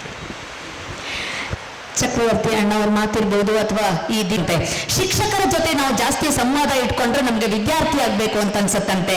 ವಿಜ್ಞಾನಿಗಳ ಜೊತೆ ಜಾಸ್ತಿ ಹೊತ್ತು ಮಾತಾಡ್ತಾ ಇದ್ರೆ ನಮ್ಗೆ ಸಂಶೋಧಕರಾಗ್ಬೇಕು ಅಂತ ಅನ್ಸತ್ತಂತೆ. ಹಾಗೇನೆ ಕುಡುಕರ ಜೊತೆ ಜಾಸ್ತಿ ಹೊತ್ತು ಮಾತಾಡ್ತಿದ್ರೆ ಪ್ರಪಂಚ ಬಹಳ ಸುಲಭ, ಪ್ರಪಂಚದಲ್ಲಿ ಏನೂ ಇಲ್ಲ ಅಂತ ಅನ್ಸುತ್ತಂತೆ. ಯಾರು ದಯವಿಟ್ಟು ತಪ್ಪು ತಿಳಿಬಾರ್ದು. ರಾಜಕಾರಣಿಗಳ ಜೊತೆ ಜಾಸ್ತಿ ಹೊತ್ತು ಸಂವಾದ ಮಾಡ್ತಿದ್ರೆ ನಾವು ಓದಿದ್ದೆಲ್ಲ ವ್ಯರ್ಥ ಆಯ್ತು ಅಂತ ಅನ್ಸ್ಬಿಡುತ್ತಂತೆ. ಅಧಿಕಾರಿಗಳ ಜೊತೆ ಜಾಸ್ತಿ ಹೊತ್ತು ಸಂವಾದ ಮಾಡಿದ್ರೆ ಎಲ್ಲ ಯಾಕೋ ಬಹಳ ನಿಧಾನವಾಗಿ ಸಾಕ್ತಾ ಇದೆಯಲ್ಲ ಅಂತ ಅನ್ಸುತ್ತಂತೆ. ಇನ್ನು LIC ಏಜೆಂಟ್ಗಳ ಜೊತೆ ಸಂವಾದ ಮಾಡಿದ್ರೆ ಏನನ್ನಿಸ್ಬೋದು, ನಾವು ಬದುಕಿರೋದೇ ವ್ಯರ್ಥ, ಬೇಗ ಹೋಗ್ಬಿಡ್ಬೇಕು ಅನ್ಸತ್ತಂತೆ. ಇನ್ನು ಯೋಧರ ಜೊತೆ ಸಂವಾದ ಇಟ್ಕೊಂಡ್ರೆ ನಾವು ಮಾಡಿರುವಂತಹ ತ್ಯಾಗ, ಬಲಿದಾನ ಎಲ್ಲ ಪೂರ್ತಿ ಏನೂ ಇಲ್ಲ, ಲೆಕ್ಕಕ್ಕೆ ಇಲ್ಲ ಅಂತ ಅನ್ಸತ್ತಂತೆ. ಇಂತಹ ಮಹಾನ್ ದಿಗ್ಗಜರುಗಳ ಕುತ್ಕೊಂಡು ಸಂವಾದ ಮಾಡಿದ್ರೆ ನಮ್ಮ ಸ್ವಂತಿಕೆಯನ್ನು ನಾವು ಉಳಿಸ್ಕೋಬೇಕು ಅಂತ ನನಗೆ ಖಂಡಿತವಾಗ್ಲೂ ಅನಿಸ್ತಾ ಇದೆ. ಭಗವದ್ಗೀತೆನಲ್ಲಿ ಒಂದು ಶ್ಲೋಕ ಬರುತ್ತೆ, ಉದ್ಧರೇದಾತ್ಮನಾತ್ಮಾನ ಆತ್ಮಾನಮವ ಸಾಧಯೇತ್, ಆತ್ಮೈವ ಆತ್ಮನೋ ಬಂಧುರಾತ್ಮೈವ ಅಂತರಾತ್ಮನೆ ಅಂತ. ಅಂದ್ರೆ ಶ್ರೀಕೃಷ್ಣ ಅರ್ಜುನನಿಗೆ ಹೇಳೋದೇನು ಅಂತಂದ್ರೆ ಆತ್ಮವಿಶ್ವಾಸವನ್ನ ಕಳ್ಕೋಬೇಡ. ಎಂಥ ಸಮಯ ಬಂದ್ರೂ ಕೂಡ ನಾವು ಅಷ್ಟೇ ಜೀವನದಲ್ಲಿ ಆತ್ಮವಿಶ್ವಾಸವನ್ನ ಕಳ್ಕೋಬಾರ್ದು. ನಮಗೆ ನಾವೇ ಮಿತ್ರರು, ನಮಗೆ ನಾವೇ ಶತ್ರುಗಳು. ನಮ್ಮ ಸ್ವಂತಿಕೆಯನ್ನ ಬಿಡದೆ ನಾವು ಮುನ್ನುಗ್ಗಿದ್ರೆ ನಮಗೆ ಖಂಡಿತವಾಗ್ಲೂ ಯಶಸ್ಸು ಸಿಗುತ್ತೆ. ಅದಕ್ಕೆ ನಮ್ಮಲ್ಲಿ ನಡೆದಿರುವಂತಹ ಮಹಾಭಾರತ ಮತ್ತು ರಾಮಾಯಣವೇ ಸಾಕ್ಷಿ ಅಂತ ಹೇಳೋದಕ್ಕೆ ಇಷ್ಟಪಡ್ತೀನಿ. ಇನ್ನೊಂದು ಚಿಕ್ಕ ಘಟನೆ ಹೇಳ್ತೀನಿ. ಒಂದು ಕಾಲೇಜಿನಲ್ಲಿ ಒಂದು ಆನ್ಯುವಲ್ ಡೇಗೆ ಕಿಶೋರ್ ಕುಮಾರ್ನ ಕರೆಸ್ತಾರಂತೆ. ಒಂದ್ಸಲ ಮುಖ್ಯ ಅತಿಥಿಗಳನ್ನಾಗಿ ಕಿಶೋರ್ ಕುಮಾರ್ನ ಕರೆಸ್ತಾರಂತೆ. ಅದೇ ಕಾಲೇಜಿನಲ್ಲಿ ಥೇಟ್ ಕಿಶೋರ್ ಕುಮಾರ್ ತರ ಹಾಡುವಂತ ಒಬ್ಬ ವಿದ್ಯಾರ್ಥಿ, ಪ್ರತಿಭಾವಂತ ವಿದ್ಯಾರ್ಥಿ, ಅವನ ಹೆಸರು ಸುರೇಶ್ ಕಾಯ್ಕಂಡ್ ಅಂತ ಅವನಿರ್ತಾನಂತೆ. ಅವನಿಗೆ ಎಷ್ಟು ಸಂತೋಷ ಅಂದ್ರೆ ದೇವರೇ ಬರ್ತಾ ಇದ್ದಾರೆ ನಮ್ಮ ಕಾಲೇಜ್ಗೆ ಅನ್ನೋಷ್ಟು ಸಂತೋಷ. ಆ ದಿನ ಬಂದೇ ಬಿಡ್ತು. ಅವನೇನ್ ಮಾಡ್ದ ಅಂತಂದ್ರೆ ಮುಂಚೆ ಪ್ರಿನ್ಸಿಪಾಲ್ ಹತ್ರ ಹೋಗ್ಬಿಟ್ಟು ಒಂದ್ಸಲ ರಿಕ್ವೆಸ್ಟ್ ಮಾಡ್ಕೋತಾನಂತೆ, ದಯವಿಟ್ಟು ಕಿಶೋರ್ ಕುಮಾರ್ ಅವರ ಎದುರುಗಡೆ ನನಗೆ ಎರಡೇ ಹಾಡು ಹಾಡೋದಕ್ಕೆ ನನಗೆ ಅವಕಾಶ ಮಾಡ್ಕೊಡ್ಬೇಕು ಅಂತ. ಅವರು ಹೂ ಅಂತ ಒಪ್ಪಿಗೆ ಕೊಟ್ರಂತೆ. ಇವನಿಗೆ ಏನು ಆನಂದ ಅಂದ್ರೆ 15 ದಿನ ಅವನು ಕಾಲೇಜಿಗೆ ಬರಲಿಲ್ಲ. 15 ದಿನ ತಪಸ್ಸು ಮಾಡ್ದ, ಅಷ್ಟು ಪ್ರಾಕ್ಟೀಸ್ ಮಾಡ್ದ, ಅಭ್ಯಾಸ ಮಾಡ್ದ. ಆ ದಿನ ಕೊನೆಗೂ ಬಂತು. ಕಿಶೋರ್ ಕುಮಾರ್ ಸರ್ ಅವರ ಎದುರುಗಡೆ ನಿಂತ್ಕೊಂಡು ವೇದಿಕೆಯಲ್ಲಿ 2 ಅವರ ಹಾಡುಗಳನ್ನ ಹಾಡ್ತಾನಂತೆ. ಕೇಳಿಸ್ಕೊಂಡವರಿಗೆ ಕಿಶೋರ್ ಕುಮಾರ್ ಅವರೇ ಹಾಡ್ತಾ ಇದ್ದಾನೆ ಅನ್ನೋಷ್ಟು ಚಂದವಾಗಿ ಹಾಡ್ತಾನಂತೆ. ಕೊನೆಗೆ ಅವನಿಗೆ ಕಿಶೋರ್ ಕುಮಾರ್ ಏನ್ ಹೇಳ್ತಾರೆ ಅನ್ನೋಂತ ಒಂದು ಕುತೂಹಲ ಬಂದು ಕೂತ್ಕೋತಾನಂತೆ. ಕಿಶೋರ್ ಕುಮಾರ್ ಬರ್ತಾರೆ ವೇದಿಕೆಗೆ, ಹೇಳ್ತಾರಂತೆ, ಗಲಾ ಅಚ್ಚಾ ಹೈ, ಬಹಳ ಚೆನ್ನಾಗಿದೆ ನಿನ್ ಕಂಠ, but you have wasted all your life ಅಂತ ಹೇಳ್ತಾನಂತೆ. ಯಾಕೆ ಅಂದ್ರೆ ನೀನಿನ್ನು 20 ವರ್ಷ 30 ವರ್ಷ 50 ವರ್ಷ ಹಾಡಿದ್ರು ಜನ ನಿನ್ನನ್ನು ಗುರುತಿಸೋದು ಕಿಶೋರ್ ಕುಮಾರ್ ತರ ಹಾಡ್ತಾನೆ ಅಂತ. You will not become Kishore Kumar because I am there. ಅವನು ಒರಿಜಿನಲ್ಲು, ನೀನು ಯಾವತ್ತಿದ್ರು ಡೂಪ್ಲಿಕೇಟೆ. ಹಾಗಾಗಿ ನೀನು ನಿನ್ನ ಧ್ವನಿಯಲ್ಲಿ ಹಾಡು, ನನ್ನನ್ನು ಅನುಕರಣೆ ಮಾಡಬೇಡ, ಯಾರನ್ನೂ ಅನುಕರಣೆ ಮಾಡಬೇಡ ಅನ್ನುವಂಥ ಒಂದು ಅದ್ಭುತವಾದಂತಹ ಸಂದೇಶವನ್ನ ಕೊಡ್ತಾರೆ. ಇದರಿಂದ ನಮ್ಗೆ ಏನ್ ತಿಳಿಯತ್ತೆ ಅಂತಂದ್ರೆ ಜೀವನದಲ್ಲಿ ಕಾಪಿ ಮಾಡೋದನ್ನ ಬಿಡಬೇಕು. ಗೌರ್ಮೆಂಟ್ ಆಫೀಸ್ಗಳಲ್ಲಿ ನಾವು ಯಾವುದೇ ರೀತಿ ಸಿಗ್ನೇಚರ್ ಮಾಡೋದು ತಗೊಳ್ಳೋದು ನಮ್ಮ ತಮ್ಮ ಇಂಪ್ರೆಷನ್ ತಗೊಂಡೇ ತಗೋತಾರೆ. ಯಾಕೆ ಅಂದ್ರೆ 800 ಕೋಟಿ ಜನಕ್ಕೂ ಕೂಡ ಬೇರೆ ಬೇರೆ ಗೆರೆಗಳನ್ನ ಭಗವಂತ ಸೃಷ್ಟಿ ಮಾಡಿ ಕೊಟ್ಟಿದ್ದಾನೆ. ಇಂಥ ಗೌರ್ಮೆಂಟ್ ಆಫೀಸ್ಗಳಲ್ಲೇನೆ ನಾವು ಹೋಗಿ ಏನಾದ್ರೂ ಅಪ್ಲಿಕೇಶನ್ ಕೊಟ್ರೆ ಒರಿಜಿನಲ್ಸ್ ಕೊಡಿ, ಕಾಪೀಸ್ ನೀವು ಇಟ್ಕೊಳ್ಳಿ ಅಂತಾರೆ. ಅಂದ್ರೆ ಒರಿಜಿನಲ್ಸ್ ಅನ್ನ ಗೌರ್ಮೆಂಟ್ ಆಫೀಸೇ ಅಕ್ಸೆಪ್ಟ್ ಮಾಡ್ಕೊಳ್ಳಲ್ಲ. How can our life accept duplicate documents ಅಲ್ವಾ? ಆದ್ರಿಂದ ಡೂಪ್ಲಿಕೇಟ್ ಮಾಡೋದನ್ನ ಬಿಡಿ. ಇನ್ನು ನಮ್ಮ ಪಕ್ಕದ ಮನೆಯವರು ಕಾರ್ ತಗೊಳ್ಳೋವರೆಗೂ ನಾನು ಚೆನ್ನಾಗಿದ್ದೆ, ಅವ್ರು ಕಾರ್ ತಗೊಂಡ್ಮೇಲೆ ನನ್ನ ನೆಮ್ಮದಿ ಪೂರ್ತಿ ಹಾಳಾಯ್ತು ಅನ್ನೋಂಥ ಮಾತುಗಳು, ಈ ತರದ ಮಾತುಗಳು ನಮ್ಮ ಸಮಾಜದಲ್ಲಿ, ನಮ್ಮ ಕುಟುಂಬದಲ್ಲಿ ಬರ್ತಾ ಇರುತ್ತೆ. ಇದನ್ನೆಲ್ಲ ಬಿಟ್ಟಾಗ, ನಮ್ಮ ಸ್ವಂತಿಕೆಯನ್ನು ಉಳಿಸ್ಕೊಂಡಾಗ ಮಾತ್ರ ನಮ್ಮಲ್ಲಿ ಸ್ವಂತಿಕೆ ಸತ್ವ ಅನ್ನೋದು ಉಳಿಯುತ್ತೆ. ಕೊನೆಯದೊಂದು ಮಾತು ಹೇಳ್ಬಿಡ್ತೀನಿ, ನೀನು ನಾನಾಗಲು ಸಾಧ್ಯವಿಲ್ಲ, ನಾನು ನೀನಾಗಲು ಸಾಧ್ಯವಿಲ್ಲ. ನೀನು ನಾನಾಗಿ ನಾನು ನೀನಾದರೂ ನಿನ್ನಲ್ಲಿರುವ ನೀನು ನನ್ನಲ್ಲಿರುವ ನಾನು ಬೇರೆ ಬೇರೆಯೇ. ನೀನು ನಿನಗಾಗಿ ನಾನಾಗುವುದು, ನಾನು ನನಗಾಗಿ ನೀನಾಗುವುದು. ನೀನು ನಿನ್ನಲ್ಲಿರುವ ನನ್ನನ್ನು, ನಾನು ನನ್ನಲ್ಲಿರುವ ನಿನ್ನನ್ನು ನೋಡಿಕೊಳ್ಳುವ ಆಸೆಯಿಂದ ಮಾತ್ರ. ಆದ್ದರಿಂದ ನೀನು ನೀನಾಗಿಯೇ ಇದ್ದು, ನಾನು ನಾನಾಗಿಯೇ ಇದ್ದು, ನಿನ್ನಲ್ಲಿರುವ ನನ್ನನ್ನು ನಿನ್ನಲ್ಲಿಯೇ ಕಂಡು, ನನ್ನಲ್ಲಿರುವ ನಿನ್ನನ್ನು ನನ್ನಲ್ಲಿಯೇ ಕಂಡುಕೊಳ್ಳುವುದೇ ಬದುಕು, ಅದೇ ಜೀವನ, ಅದೇ ಸತ್ವ, ಅದೇ ಸ್ವಂತಿಕೆ ಅಂತ ಹೇಳ್ತಾ ನನ್ನ ಮಾತನ್ನ ಮುಗಿಸ್ತೀನಿ. ವಂಡರ್ಫುಲ್, ಬಹಳ ಚೆನ್ನಾಗಿದೆ. ಕ್ರಿಕೆಟ್ ವಾಲಿಬಾಲ್ದು ಬಹಳ ಚೆನ್ನಾಗಿ ಒಂದು ಉದಾಹರಣೆ ಬಂತು. ವಾಲಿಬಾಲ್ ಭಾರತದ ಪುರಾತನ ಆಟ ನಿಜ. ಅದೆಷ್ಟು ಹಳೆಯ ಆಟ ಅಂತಂದ್ರೆ ಶ್ರೀರಾಮನ ಕಾಲಕ್ಕೆ ಹೋಗುತ್ತೆ ಅಂತ ಬಿಚ್ಚಿ ಹೇಳ್ತಾರೆ. ಹೇಗೆ ಅಂದ್ರೆ ವಾಲಿ ಸುಗ್ರೀವರು ಕಾದಾಡ್ತಾ ಇದ್ರು, ಒಂದೇ ತರ ಇದ್ರು. ರಾಮ ಸೈಡಿಂದ ಮೋಸದಿಂದ ವಾಲಿಯನ್ನು ಕೊಂದ, ವಾಲಿ ಕೆಳಗಡೆ ಬಿದ್ದ. ರಾಮನ್ನ ಬೈತಾನೆ, ಏ ರಾಮ, ನನಗೂ ನಿನಗೂ ಏನು ಸಂಬಂಧ, ಯಾಕೆ ನನ್ನ ಕೊಂದೆ? 3 ಲೋಕದ ಜನ ನನ್ನ ನೆನಪಿಟ್ಕೋಬೇಕು ಅಂತ ಆಸೆ ಪಟ್ಟಿದ್ದೆ, ಅಕಾಲದಲ್ಲಿ ಸತ್ತನಲ್ಲ ಅಂದಾಗ ಶ್ರೀರಾಮ ಹೇಳ್ತಾನೆ, ಎಲೈ ವಾಲಿಯೇ, ನಿಶ್ಚಿಂತೆಯಾಗಿ ನೀನು ಸಾಯಿ. ಮುಂದೊಮ್ಮೆ ಭಾರತದಲ್ಲಿ ಯುವಕರು ಒಂದು ಚೆಂಡಿಗೆ ಉಸಿರನ್ನು ತುಂಬಿ ಆಡುತ್ತಾರೆ, ಆ ಚೆಂಡಿಗೆ ವಾಲಿಬಾಲ್ ಅಂತ ನಾನು ನಾಮಕರಣ ಮಾಡಿದ್ದೀನಿ ಅಂತ ಹೇಳಿದಂತೆ. ಇದು ಒಂದು ಉದಾಹರಣೆ. ಎರಡನೇದು, ನಮ್ಮ ಭಾರತದ ಸಾಹಿತ್ಯ ಸತ್ವ ಎಷ್ಟಿದೆ ಅನ್ನೋಕ್ಕೆ ಜಗತ್ತು ಬೆರಗಾಗುತ್ತೆ ಭಾರತೀಯ ಸಾಹಿತ್ಯದ ಬಗ್ಗೆ. ಹನುಮಾನ್ ಚಾಲೀಸ ಎಲ್ಲರಿಗೂ ಗೊತ್ತಲ್ಲ, ಓದ್ತಿರಲ್ಲ, ಹೇಳ್ತಿರಲ್ಲ. ಹನುಮಾನ್ ಚಾಲೀಸದಲ್ಲಿ ಸೂರ್ಯನಿಗೂ ಭೂಮಿಗೂ ಅಂತರವನ್ನ ತುಳಸಿದಾಸರು 16ನೇ ಶತಮಾನದಲ್ಲೇ ಹೇಳಿದ್ದಾರೆ. ಪದ್ಯ 18, ಯುಗ ಸಹಸ್ರ ಯೋಜನ ಪರ ಬಾನು, ಲೀಲ್ಯೋತಾಹಿ ಮುದುರ ಪದ ಜಾನು. ನೀವು ಕೇಳಿದ್ದೀರಾ? ಸೂರ್ಯನ ಹಣ್ಣು ಅಂತ ಭ್ರಮಿಸಿ ಪುಟ್ಟ ಆಂಜನೇಯ ಹಾರಿ ತಿನ್ನೋಕೆ ಹೋದಂತೆ ಎಷ್ಟು ಹಾರದ ಅಂತ ಆ ಡಿಸ್ಟೆನ್ಸನ್ನು ತುಳಸಿದಾಸ್ ಹೇಳ್ತಾರೆ. ನಿಮ್ಮ ಬಾಯಲ್ಲೇ ಕ್ಯಾಲ್ಕುಲೇಟ್ ಮಾಡಿ. ಒಂದು ಯುಗ ಅಂದರೆ 12,000 ವರ್ಷ. ಯುಗ ಸಹಸ್ರ ಅಂದರೆ ಇಂಟು 1000. ಯೋಜನ ಅಂದರೆ 8 ಮೈಲಿ 1.6 ಇಂದ ಗುಣಿಸಿದ್ರೆ ಕಿಲೋಮೀಟರ್ ಸಿಗುತ್ತೆ. 12,000 into 1,000 into 8 into 1.6 variable kilometre ತೊಗೊಂಡ್ರೆ 153 ಮಿಲಿಯನ್ ಕಿಲೋಮೀಟರ್ ದೂರದಲ್ಲಿ ಸೂರ್ಯ ಇದ್ದಾನೆ ಅಂತ ತುಳಸಿದಾಸರು 16ನೇ ಶತಮಾನದಲ್ಲಿ ಹೇಳಿದರು. ಇತ್ತೀಚೆಗೆ ನಾಸಾ ಸಂಶೋಧನೆಯಲ್ಲಿ ಅವರು ಕಂಡುಹಿಡಿದಿರೋದು 152.6 ಇದೆ ಅಂತ. ಎಲ್ಲಿ ತುಳಸಿದಾಸರು ರೂಮಲ್ಲಿ ಕೂತು ಬರೆದಿದ್ದವರು, ವಾಲ್ಮೀಕಿ ಮತ್ತೊಂದು ಅವತಾರ ಅಂತ ಹೇಳ್ತಾರೆ.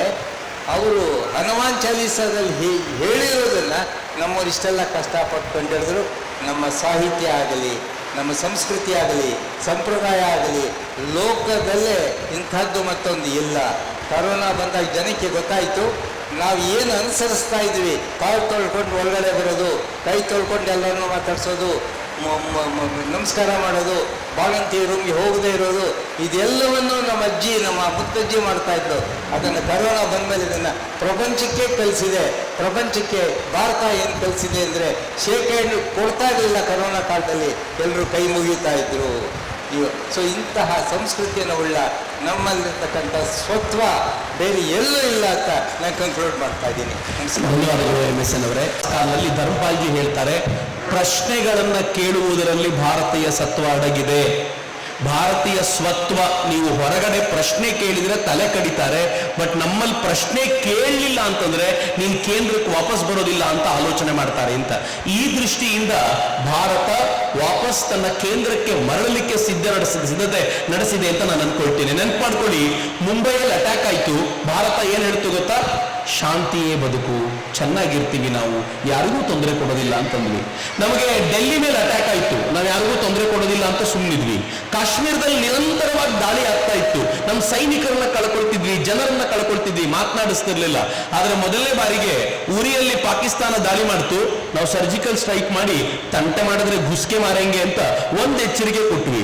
ಪಾಕಿಸ್ತಾನ ಎರಡನೇ ಬಾರಿ ಪುಲ್ವಾಮಾದಲ್ಲಿ ದಾಳಿ ಮಾಡ್ತು, ನಾವಂದ್ರೆ ಬರೀ ಘುಸ್ಕೆ ಮಾರಂಗೆ ಅಲ್ಲ, ವಿಮಾನ ಒಳಗ್ ಕಳಿಸ್ ಹೊಡಿತೀವಿ ಅಂತ ಹೊಡೆದ್ವಿ. ಮೂರನೇ ಬಾರಿ ಪಾಕಿಸ್ತಾನ ಪಹಲ್ಗಾಮಲ್ಲಿ ಈ ಬಾರಿ ಅಟ್ಯಾಕ್ ಮಾಡಿದಾಗ ಭಾರತ ಹೇಳ್ತು ಈ ಬಾರಿ ಒಳಗಡೆ ಬರಲ್ಲ, ನಾವಿದ್ದ ಜಾಗದಿಂದ ಇಡೀ ಪಾಕಿಸ್ತಾನ ಉಡಾಯಿಸಬಹುದು ಅಂತ ತೋರಿಸ್ತೀವಿ ಅಂತ ಭಾರತ ಹೇಳ್ತಲ್ಲ. ಯಾವ ಭಾರತ ಅಶೋಕನ ಕಾಲಕ್ಕೆ ಇದ್ದಕ್ಕಿದ್ದಂತೆ ಬೌದ್ಧ ಮತದ ವಿಪರೀತ ಚಿಂತನೆಯನ್ನ ಬೆರೆಸಿಕೊಂಡು ಶಾಂತಿಯ ಕಡೆಗೆ ಹೊರಡಿ ಭಾರತದ ಒಟ್ಟಾರೆ ದಿಕ್ಕನ್ನು ಬದಲಾಯಿಸುವ ಪ್ರಯತ್ನ ಮಾಡಿತ್ತೋ, ಯಾವ ಭಾರತ ಮಹಾತ್ಮ ಗಾಂಧೀಜಿಯವರ ಕಾಲದಲ್ಲಿ ಅಹಿಂಸಾ ಪರಮೋ ಧರ್ಮ ಎನ್ನುವ ವಾಕ್ಯ ಒಂದನ್ನೇ ನಮ್ಗೆಲ್ರಿಗೂ ಹೇಳಿಕೊಟ್ಟಿತ್ತೋ, ಅದರ ಎರಡನೇ ಭಾಗ ಹೊಂದಿತ್ತು, ಧರ್ಮ ಹಿಂಸಾ ತಥೈವಚ, ಧರ್ಮಕ್ಕೋಸ್ಕರ ಹಿಂಸೆ ಮಾಡೋದು ಸರಿ ಎನ್ನುವಂತ ಎರಡನೇ ವಾಕ್ಯವನ್ನ ಮರೆಸಿತ್ತು. ಭಾರತ ಹೇಳ್ತು ಎರಡನೇ ವಾಕ್ಯವನ್ನ ನಾನು ಆಚರಣೆ ಮಾಡಲಿಕ್ಕೆ ಸಿದ್ಧವಾಗಿದ್ದೀನಿ, ತಂಟೆಗೆ ಬರಬೇಡ, ನಾನು ಅಹಿಂಸೆಯನ್ನ ಆಚರಣೆ ಮಾಡ್ತೀನಿ, ಇದು ಸ್ವತ್ವ. ಆದರೆ ಸ್ವತ್ವದ ಮತ್ತೊಂದು ಭಾಗ ಇದೆ, ನನಗೆ ತಂಟೆ ಮಾಡ್ಲಿಕ್ಕೆ ಬಂದ್ರೆ ಪಾಠ ಕಲಿಸ್ತೀನಿ ಅಂತ ಎಚ್ಚರಿಕೆ ಕೊಟ್ಟಿದ್ದಿದೆಯಲ್ಲ, ಇದು ಹೊಸ ಭಾರತ ಅಂತ. ಈ ಭಾರತ ಹೇಗಿದೆ ಅಂತಂದ್ರೆ, ನಾವು ನಮ್ಮ ಎದುರಾಳಿಗಳು ಯಾರಿದ್ದಾರೋ ನೆನ್ಪಿಟ್ಕೊಳ್ಳಿ, ಆಪರೇಷನ್ ಸಿಂಧೂರ್ ಅದು ಬರೀ ಪಾಕಿಸ್ತಾನದೊಂದಿಗಿನ ಜಗಳ ಅಲ್ಲ. ಆಪರೇಷನ್ ಸಿಂಧೂರ್ ಎದುರುಗಡೆ ಪಾಕಿಸ್ತಾನ, ಹೊಡೆದಿರೋ ಚೀನಾಕ್ಕೆ ನಾವು ಹೊಡೆದಿರೋ ಏರ್ ಡಿಫೆನ್ಸ್ ಸಿಸ್ಟಮ್ ಚೀನಾದ್ದು, ನಾವು ಹೊಡೆದಿರೋ ರೆಡಾರ್ ಸಿಸ್ಟಮ್ ಚೀನಾದ್ದು, ನಾವು ಹೊಡೆದಿರೋ ವಿಮಾನ ಚೀನಾದ್ದು. ಅಕಸ್ಮಾತ್ ಅಂದುಕೊಂಡಿರೋದೇ ನಿಜವಾದರೆ ನಾವು ಹೊಡೆದಿರುವಂತ ಇನ್ನೊಂದು ವಿಮಾನ ಅಮೆರಿಕಾದ್ದು, ಮತ್ತು ನಾವು ಹೊಡೆದಿರುವಂತ ನ್ಯೂಕ್ಲಿಯರ್ ಅಸೆಟ್ ಏನಿದೆ ಅದು ಅಮೆರಿಕ ಪಾಕಿಸ್ತಾನದಲ್ಲಿ ಬಚ್ಚಿಟ್ಟಿತ್ತು ಅಂತ. ಅಂದ್ರೆ ಯಾರ ಜೊತೆ ನಾವು ಗೆದ್ದಿರೋದು, ಯಾರ ಜೊತೆ ಯುದ್ಧ ಮಾಡಿರೋದು? ಅಂದ್ರೆ ಭಾರತ ಹೊಸ ಪಾಲಿಸಿಗೆ ಬಂದಿದೆ ಅಂತ. ಮಿತ್ರ, ಈ ಪಾಲಿಸಿ ಹೆಂಗಿದೆ ಗೊತ್ತಾ? ಈಗ ಸುಮ್ಮನೆ ನಿಮ್ಗೆ ಹೇಳ್ತೀನಿ ನಾನು, ಭಾರತದ ಸ್ವಾಭಿಮಾನ ಹೆಂಗ್ ಜಾಗೃತಿ ಆಗಿದೆ ಅಂತ. 2014ರಲ್ಲಿ ಈ ದೇಶ ವಿದೇಶಕ್ಕೆ ರಫ್ತು ಮಾಡ್ತಾ ಇದ್ದಿದ್ದು ಶಸ್ತ್ರಾಸ್ತ್ರ 2,000 ಕೋಟಿ. ಇವತ್ತು 2024ರಲ್ಲಿ 25,000 ಕೋಟಿ ಎಕ್ಸ್ಪೋರ್ಟ್ ಮಾಡ್ತಾ ಇದ್ದೀವಿ. ಚಪ್ಪಾಳೆ ಇನ್ನೂ ಜೋರ ಹೊಡಿಬೇಕಾಗುತ್ತೆ ನೀವು. ಯಾಕೆ ಅಂದ್ರೆ 2030ರ ವೇಳೆಗೆ 50,000 ಕೋಟಿ ರೂಪಾಯಿ ಎಕ್ಸ್ಪೋರ್ಟ್ ಮಾಡ್ತೀವಿ. ಇನ್ನೂ ಜೋರ ಹೊಡಿಬೇಕಾಗುತ್ತೆ. ಯಾಕೆ ಅಂದ್ರೆ 2050ರ ವೇಳೆಗೆ ಜಗತ್ತಿನ ನಂಬರ್ 1 ಎಕ್ಸ್ಪೋರ್ಟರ್ ಆಗುವಂತ ಸಾಧ್ಯತೆ ಇದೆ ಭಾರತ ಅಂತ ಜಗತ್ತು ಮಾತಾಡ್ತಾ ಇದೆ. ಇವತ್ತು ಜಗತ್ತಿನ 4ನೇ ಶ್ರೀಮಂತ ರಾಷ್ಟ್ರ ಭಾರತ. ಇವತ್ತು ಭಾರತ ಹೆಂಗಿದೆ ಅಂತಂದ್ರೆ, ಸುಮ್ಮನೆ ಒಂದು ಘಟನೆ ಹೇಳ್ತೀನಿ ನಾನು ನಿಮ್ಗೆ. ಕೆನಡಾಕ್ಕೆ ಭಾರತವನ್ನ ಕರೆದಿರಲಿಲ್ಲ G7 ಮೀಟಿಂಗಿಗೆ, ಎಲ್ಲರೂ ಆಡ್ಕೊಂಡ್ರು. ನಿನ್ನೆ ಸಂಜೆ ಕೆನಡಾದ ಪ್ರಧಾನಮಂತ್ರಿ ಫೋನ್ ಮಾಡಿ ಹೇಳ್ತಾನೆ, ನೀವು G7ಗೆ ಭಾರತಕ್ಕೆ ಭಾರತದವರು ಬರಬೇಕು ಅಂತ. ಅವನ್ ಪತ್ರಕರ್ತರು ಕೇಳ್ತಾರೆ, ಭಾರತನ ಯಾಕೆ ಕರೆದ್ರಿ ನೀವು? ಅವನು ಹೇಳ್ತಾನೆ, ಏನ್ರಿ ಹಿಂಗ್ ಕೇಳ್ತೀರಾ? G7 ಏನೇ ನಿರ್ಣಯ ತೆಗೆದುಕೋಬಹುದು, ಅದನ್ನ ಮುಂದುವರಿತಾ ಇರುವಂತ ರಾಷ್ಟ್ರಗಳಲ್ಲಿ ಆಚರಣೆಗೆ ತರುವ ಸಾಮರ್ಥ್ಯ ಇರುವ ಆ ಭಾರತವೇ ಟೇಬಲ್ ಮೇಲೆ ಇಲ್ಲ ಅಂತಂದ್ರೆ ನಾವು ನಿರ್ಣಯ ತಗೊಂಡು ಏನು ಉಪಯೋಗ ಅಂತ. ಭಾರತ ಇವತ್ತು ಅಂತ ಪೊಸಿಷನ್ ಅಲ್ಲಿದೆ. ಯಾಕೆ? ಸ್ವತ್ವಕ್ಕೆ ಸ್ವಲ್ಪ ಮರಳಿದ್ದಕ್ಕೆ ಇಷ್ಟ ಆದ್ರೆ, ಸ್ವತ್ವವನ್ನೇ ಆವರಿಸಿಕೊಳ್ಳುವಂತಾದ್ರೆ, ಸ್ವತ್ವದ ಹತ್ತಿರಕ್ಕೆ ಹೋಗುವಂತಾದ್ರೆ ಭಾರತ ಹೇಗಾಗಬಹುದು ಎನ್ನುವುದರ ಇಮ್ಯಾಜಿನೇಷನ್ನೇ ಅದ್ಭುತ ಅಂತ ಅನ್ಸುತ್ತೆ. ಕೊನೆಯದಾಗಿ 2 ನಿಮಿಷಗಳಲ್ಲಿ ಗುಂಡೂರಾಯರು ತಮ್ಮ ವಿಚಾರವನ್ನ ಮಂಡಿಸ್ತಾರೆ. ಆಕ್ಚುಲಿ ಸತ್ವ ಅಂತ ಇಷ್ಟೆಲ್ಲ ಹೇಳಿದ್ರಲ್ಲ, ಅಯೋಧ್ಯೆನಲ್ಲಿ ಇಲ್ಲದೆ ಕಾಡಿಗೆ ಹೋಗಿ ಪಂಚವಟಿಗೆ ಹೋಗಿ ಶೂರ್ಪಣಕಿ ಅಂಡ್ ಕಂಪನಿಯ 14,000 ಜನ ರಾಕ್ಷಸರನ್ನು ಸಾಯಿಸಿದ. ಆಮೇಲೆ ಸೇತುವೆ ಕಟ್ಕೊಂಡು ಶ್ರೀಲಂಕಾದಲ್ಲಿ ಹೋಗಿ ಅಲ್ಲಿರೋ ರಾಕ್ಷಸನಲ್ಲಿ ಇದು ಮಾಡಿದ್ನಲ್ಲ, ಈ ಗುಸ್ಕೆ ಮರಂಗಿ ಅಲ್ವಾ ಇದು? ಕೃಷ್ಣ ಕೂಡ ನಮಗೆಲ್ಲ ಶಾಂತಿ ಪ್ರಿಯರು ಹಂಗೆ ಅಂತ ಹೇಳಿದಾಗ ಅವ್ನು ಕೂತ್ಕೊಂಡಿದ್ದ ಅರ್ಜುನನ್ಗೆ ಕ್ಲೈಬ್ಯಂ ಮಾಸ್ಮಗಮಃ ಪಾರ್ಥ್ವ ನೈತತ್ವ ಉಪಪದ್ಯತೆ ಕ್ಷುದ್ರಂ ಹೃದಯ ದೌರ್ಬಲ್ಯಂ ತ್ಯಕ್ತೋತಿಷ್ಠ ಪರಂತಪ. ಅವ್ರನ್ನ ನಾನು ವಾಪಸ್ ತೊಗೊಂಡ್ಬರ್ಬೇಕು ನಾವು ಅರ್ಥ ಆಗೋದು. ಕೊನೆಯಲ್ಲಿ ಜಾಸ್ತಿ ಒಳ್ಳೆ ಮೆಸೇಜೇ ಕೊಟ್ಟಿದ್ದಾರೆ, ಅದನ್ನು ಡೈಲ್ಯೂಟ್ ಮಾಡೋಕ್ಕೆ ಇಷ್ಟಪಡಲ್ಲ. ಆದರೂ ಅವರ RCB ಬಗ್ಗೆ ಮೊನ್ನೆ ನಡೆದಿದ್ದ ಘಟನೆ ಬಗ್ಗೆ ಒಂದು ಹಾಡಿದೆ, ಅಣುಕು ಹಾಡು. ರಾಘವೇಂದ್ರನೇ ಅಲ್ಲ, ಈಗ ವೇಗವೇಂದ್ರನೇ 2020 ಒಂದು ಹಾಡು ಕೇಳ್ಬಿಡಿ. ದಾರಿ ಕಾಣದಾಗಿದೆ ವೇಗವೇಂದ್ರನೇ, ಆಟ ಗೆಲ್ಲಿಸಬಲ್ಲೆಯ ಕೋಟಿವರ್ಯನೇ. ದಾರಿ ಕಾಣದಾಗಿದೆ ವೇಗವೇಂದ್ರನೇ, ಯಾರ ಯಾರ ಆಡಿಸುವೆಯೋ ಯಾರು ಅರಿಯರು, ಯಾರ ಮನೆಗೆ ಕಳಿಸುವೆಯೋ ಯಾರು ಬಲ್ಲರು. ನೀನು ಎಣಿಸಿದಂತೆ ತಾನೇ ಎಲ್ಲಿ ಕುಣಿವರು, ಕೋಟಿ ಮುಂದೆ ಬ್ಯಾಟು ಯಾಕೆ ಎಂದು ಮಣಿವರು. ದಾರಿ ಕಾಣದಾಗಿದೆ ವೇಗವೇಂದ್ರನೇ, ಏನು ಬೈದರೇನು ನಾವು ಆಡದೋರನ್ನ, ಜಾಹೀರಾತೆ ನಂಬಿ ನಡೆವ ನಮ್ಮ ಜನರನ್ನ. ಮ್ಯಾಚು ಫಿಕ್ಸೋ 4-6 ಒಂದು ಅರಿಯನ, ಮ್ಯಾಚು ಫಿಕ್ಸೋ 4-6 ಒಂದು ಅರಿಯನ. ಯಾವ ಹುಚ್ಚೋ ಏನು ಪಿಚ್ಚೋ ಮೆಚ್ಚೋದ್ಯಾರನ್ನ. ದಾರಿ ಕಾಣದಾಗಿದೆ ವೇಗವೇಂದ್ರನೇ, ಆಟ ಗೆಲ್ಲಿಸಬಲ್ಲೆಯ ಕೋಟಿವರ್ಯನೇ. ದಾರಿ ಕಾಣದಾಗಿದೆ ವೇಗವೇಂದ್ರನೇ. ಮಾಡುವಾಗ ಚಪ್ಪಾಳೆ ತಟ್ತಿದೀವಲ್ಲ, ದಾರಿ ತಪ್ತಿರೋದು ಎಲ್ಲಿ ಅಂತ ಯೋಚನೆ ಮಾಡ್ತಿದ್ದೀರಾ? ನಾವೆಲ್ಲರೂ ನಮ್ಮ ಬುದ್ಧಿಯನ್ನ ದುಡ್ಡು ಇಟ್ಕೊಂಡವ್ರ ಕೈಯಲ್ಲಿ ಕೊಟ್ಟು ಸುಮ್ಮನೆ ಕೂತಿದ್ದೀವಿ ಅಂತ. ನಮ್ಗೆ ಯಾರಿಗೂ ಗೊತ್ತಿಲ್ಲ, ನಾವು ಕೈಯಲ್ಲಿ ಹಿಡ್ಕೊಂಡಿರೋ ಮೊಬೈಲು ಫೇಸ್ಬುಕ್ಕಲ್ಲಿ ಏನೋ ನಾನು ನೋಡಬೇಕು ಅನ್ನೋದನ್ನು ತೋರಿಸುತ್ತೆ ಅನ್ಕೊಂಡಿದ್ದೀವಿ, ಇನ್ಸ್ಟಾಗ್ರಾಮಲ್ಲಿ ನಾನು ನೋಡಬೇಕು ಅನ್ನೋದನ್ನು ತೋರಿಸ್ಕೊಂಡಿದ್ದೆ. ಹಂಗಲ್ಲ, ಅವನು ನೀವೇನು ನೋಡಬೇಕು ಅಂತ ಅನ್ಕೊಳ್ತಾನೋ ಅದನ್ನು ಮಾತ್ರ ನೀವು ನೋಡ್ಲಿಕ್ಕಾಗತ್ತೆ ಅನ್ನೋದನ್ನ ನೆನ್ಪಿಟ್ಕೊಳ್ಳಿ ಅಂತ. ಎಲೆಕ್ಷನ್ ಟೈಮಲ್ಲಿ ನರೇಂದ್ರ ಮೋದಿ ಭಾಷಣ ನೀವು ನೋಡಬಾರ್ದು ಅಂದ್ರೆ ನಿಮ್ಗೆ ಬರೋದೇ ಇಲ್ಲ ರೀ ನರೇಂದ್ರ ಮೋದಿ ಭಾಷಣ. ಟಿವಿಯನ್ನು ನೋಡೋದಿಲ್ಲ, ಎಲ್ಲರೂ ಮೊಬೈಲ್ ಮುಂದೆ ಕೂತಿರ್ತಾರೆ, ಅವ್ರು ತೋರಿಸಿದಷ್ಟನ್ನು ನೋಡ್ತೀರಾ. ಈ ವಿದ್ಯಾರ್ಥಿಗಳ ನಮ್ಮ ಕಾಲೇಜಿನ ಮಕ್ಕಳಿಗೆ ಅವನ ವಯಸ್ಸು ಎಷ್ಟು ಅಂತ ಅವ್ರಿಗೆ ಗೊತ್ತಿರುತ್ತೆ. ಈ ವಯಸ್ಸಿನ ಹುಡುಗರಿಗೆ ಏನನ್ನು ತುಂಬಿ ಅವ್ರ ತಲೆ ಕೆಡಿಸ್ಬೋದು ಅಂತ ಅವರು ಡಿಸೈಡ್ ಮಾಡ್ತಾರೆ. ನಾವು ಅದಕ್ಕೆ ತಕ್ಕಂತೆ ಕುಣಿತಾ ಇದ್ದೀವಿ ಅಷ್ಟೇ. ಆಡಿಸುವಾತನ ಕೈ ಚಳಕವನ್ನು ಯಾರು ಅರಿಯರು ಅಂತ ಹೇಳೋರಲ್ಲ, ಅವನ ಕೈ ಚಳಕ ಅವನ ಆಟ ಆಡಿಸ್ತಾ ಇದ್ದಾನೆ, ನಾವೆಲ್ಲ ಆಡಿಸ್ಕೊಂಡು ಹೋಗ್ತಾ ಇದ್ದೀವಿ. ನಮಗೆ ಗೊತ್ತಿಲ್ಲದಂತೆ ನಾವು ದಿನೇ ದಿನೇ ದಿನೇ ದಿನೇ ಪ್ರಪಾತಕ್ಕೆ ಬೀಳ್ತಾ ಇದ್ದೀವಿ. ಅಲ್ಲಿಂದ ನಮ್ಮ ಸಮಾಜವನ್ನ ಮೇಲೆತ್ತಬೇಕಾದಂತ ಅಗತ್ಯ ಇದೆ. ಇವತ್ತು ಶುರುವಾಗುವಾಗ ಹೆಣ್ಮಗಳು ಹಾಡಿದ ಹಾಡಿತ್ತಲ್ಲ, ಬಹಳ ಸುಂದರವಾದ ಹಾಡು. ಎಲ್ಲರೂ ದಯಮಾಡಿ ಆ ಹಾಡನ್ನ ಮತ್ತೆ ಮತ್ತೆ ಮತ್ತೆ ಓದ್ಕೊಳ್ಳಿ. ಅದರಲ್ಲಿ ಒಂದು ಸಾಲ್ ಬರುತ್ತೆ, ತೀರಿಲ್ಲ ಋಣದ ಹೊರೆ ನೀವಾದರೂ ಹಿಂದಿರುಗಿಸಿರಿ ಸಾಲ ಇತ್ತವರಿಗೆ. ನಮಗೆ ಬಹಳ ಜನ ಸಾಲ ಕೊಟ್ಟು ಹೋಗ್ಬಿಟ್ಟಿದ್ದಾರೆ. ಸಾಲ ಏನು, ನಮ್ಮನ್ನ ಮೂಲ ಸತ್ವದಿಂದ ದೂರ ಕರ್ಕೊಂಡು ಹೋಗ್ಬಿಟ್ಟಿದ್ದಾರೆ. ಆ ಋಣವನ್ನ ನೀವಾದರೂ ವಾಪಸ್ ತೀರಿಸಿ ಅಂತ ಅವ್ರು ನಮ್ಮನ್ನು ಕೇಳ್ಕೊಳ್ತಾರೆ. ಕೊನೆಯದಾಗ ಒಂದು ಸಾಲದಲ್ಲಿ ಹೇಳ್ತಾರೆ, ಅವರು ಬದುಕಿದ ಹಾಗೆ ನಾವು ಬಾಳಿದ ಹಾಗೆ ನೀವಾದರೂ ಚೆನ್ನಾಗಿ ಬಾಳಿ ಬದುಕಿ ಅಂತ ಹೇಳ್ತಾರೆ. ಅವ್ರು ಬದುಕಿದ್ದು ಅಂದ್ರೆ ಯಾರು? ನನ್ನ ಪೂರ್ವಜರು ಬದುಕಿದ್ರು, ಅದೇ ತರ ನಮ್ಮ ಹಿರಿಯರು ಬದುಕಿದ್ರು. ನಾನು ನೀವು ಕೂಡ ಅಂಥ ಬದುಕನ್ನ, ಸ್ವತ್ವಕ್ಕೆ ಹತ್ತಿರವಾದ ಬದುಕನ್ನ ನಡೆಸಿದ್ರೆ ಅದು ನಿಜವಾದ ಬದುಕು ಅಂತ ಆ ಹಾಡಿನಲ್ಲಿ ಏನ್ ಹೇಳಿದ್ರೋ ಅದೇ ಇವತ್ತಿನ ಸಂದೇಶ. ಬಹುಶಃ ನನಗನ್ಸುತ್ತೆ ಆ ಹಾಡು ಸುಂದರವಾಗಿ ಆಯ್ಕೆ ಮಾಡಿ ಸಂದೇಶವನ್ನ ಕೊಟ್ಟಿದ್ದಾರೆ. ನಾವೆಲ್ಲರೂ ಸ್ವತ್ವಕ್ಕೆ ಹತ್ತಿರವಾದ ಸತ್ವಯುತವಾದ ಬದುಕನ್ನ ನಡೆಸೋಣ ಅಂತ ಪ್ರೀತಿಯಿಂದ ಹಾರೈಸ್ತಾ ನಮ್ಮ ಜೊತೆ ಅತಿಥಿಗಳಾಗಿ ಬಂದಿದ್ದ ಇವರೆಲ್ಲರಿಗೂ ಕೂಡ ಈ ದಾವಣಗೆರೆಯ ಸುಂದರ ದೇವನಗರಿಯ ಪರವಾಗಿ, ದಾವಣಗೆರೆಯ ಪರವಾಗಿ ನಾನು ಅವರಿಗೆಲ್ಲರಿಗೂ ಹೃತ್ಪೂರ್ವಕವಾದ ಧನ್ಯವಾದಗಳನ್ನು ಸಮರ್ಪಿಸ್ತೀನಿ. ಎಲ್ರಿಗೂ ನಮಸ್ಕಾರ. ವಂದೇ ಮಾತರಂ, ಜೈ ಹಿಂದ್. ಒಂದ್ಸಲ ಭಾರತ್ ಮಾತೆಗೆ ಜೈಕಾರ ಕೊಡೋಣ. ಉಚ್ಚ ಕಂಠದಲ್ಲಿ ಎರಡೂ ಕೈಗಳನ್ನ ಗಾಳಿಗೆ ಬೀಸಿ ನನ್ನ ಜೊತೆ ಭಾರತ್ ಮಾತಾ ಕಿ, ಭಾರತ್ ಮಾತಾ ಕಿ, ವಂದೇ ವಂದೇ, ಜೈ ಹಿಂದ್.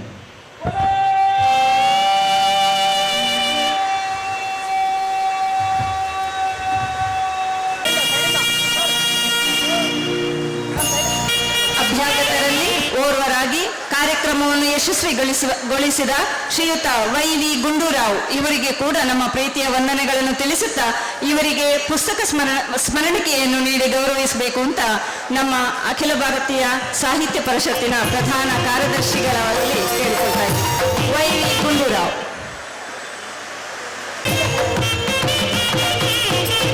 ವಂದನೆಗಳು ಸರ್.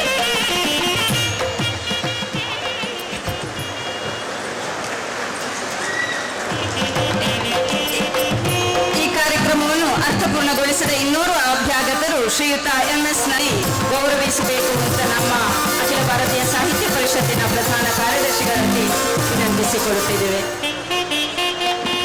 ಕಾರ್ಯಕ್ರಮದ ಸಂಪನ್ನತೆಗೆ ಕಾರಣವಿಸಬೇಕು ಅಂತ ನಮ್ಮ ಅಖಿಲ ಭಾರತೀಯ ಸಾಹಿತ್ಯ ಪರಿಷತ್ತಿನ ಪ್ರಧಾನ ಕಾರ್ಯದರ್ಶಿಗಳಲ್ಲಿ ಕೇಳಿಕೊಳ್ತಾ ಇದ್ದೇವೆ.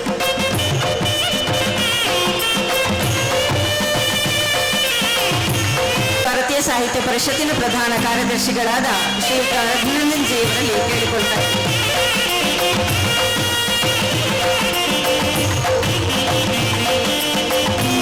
ಎಲ್ಲರಿಗೂ ಧನ್ಯವಾದಗಳು.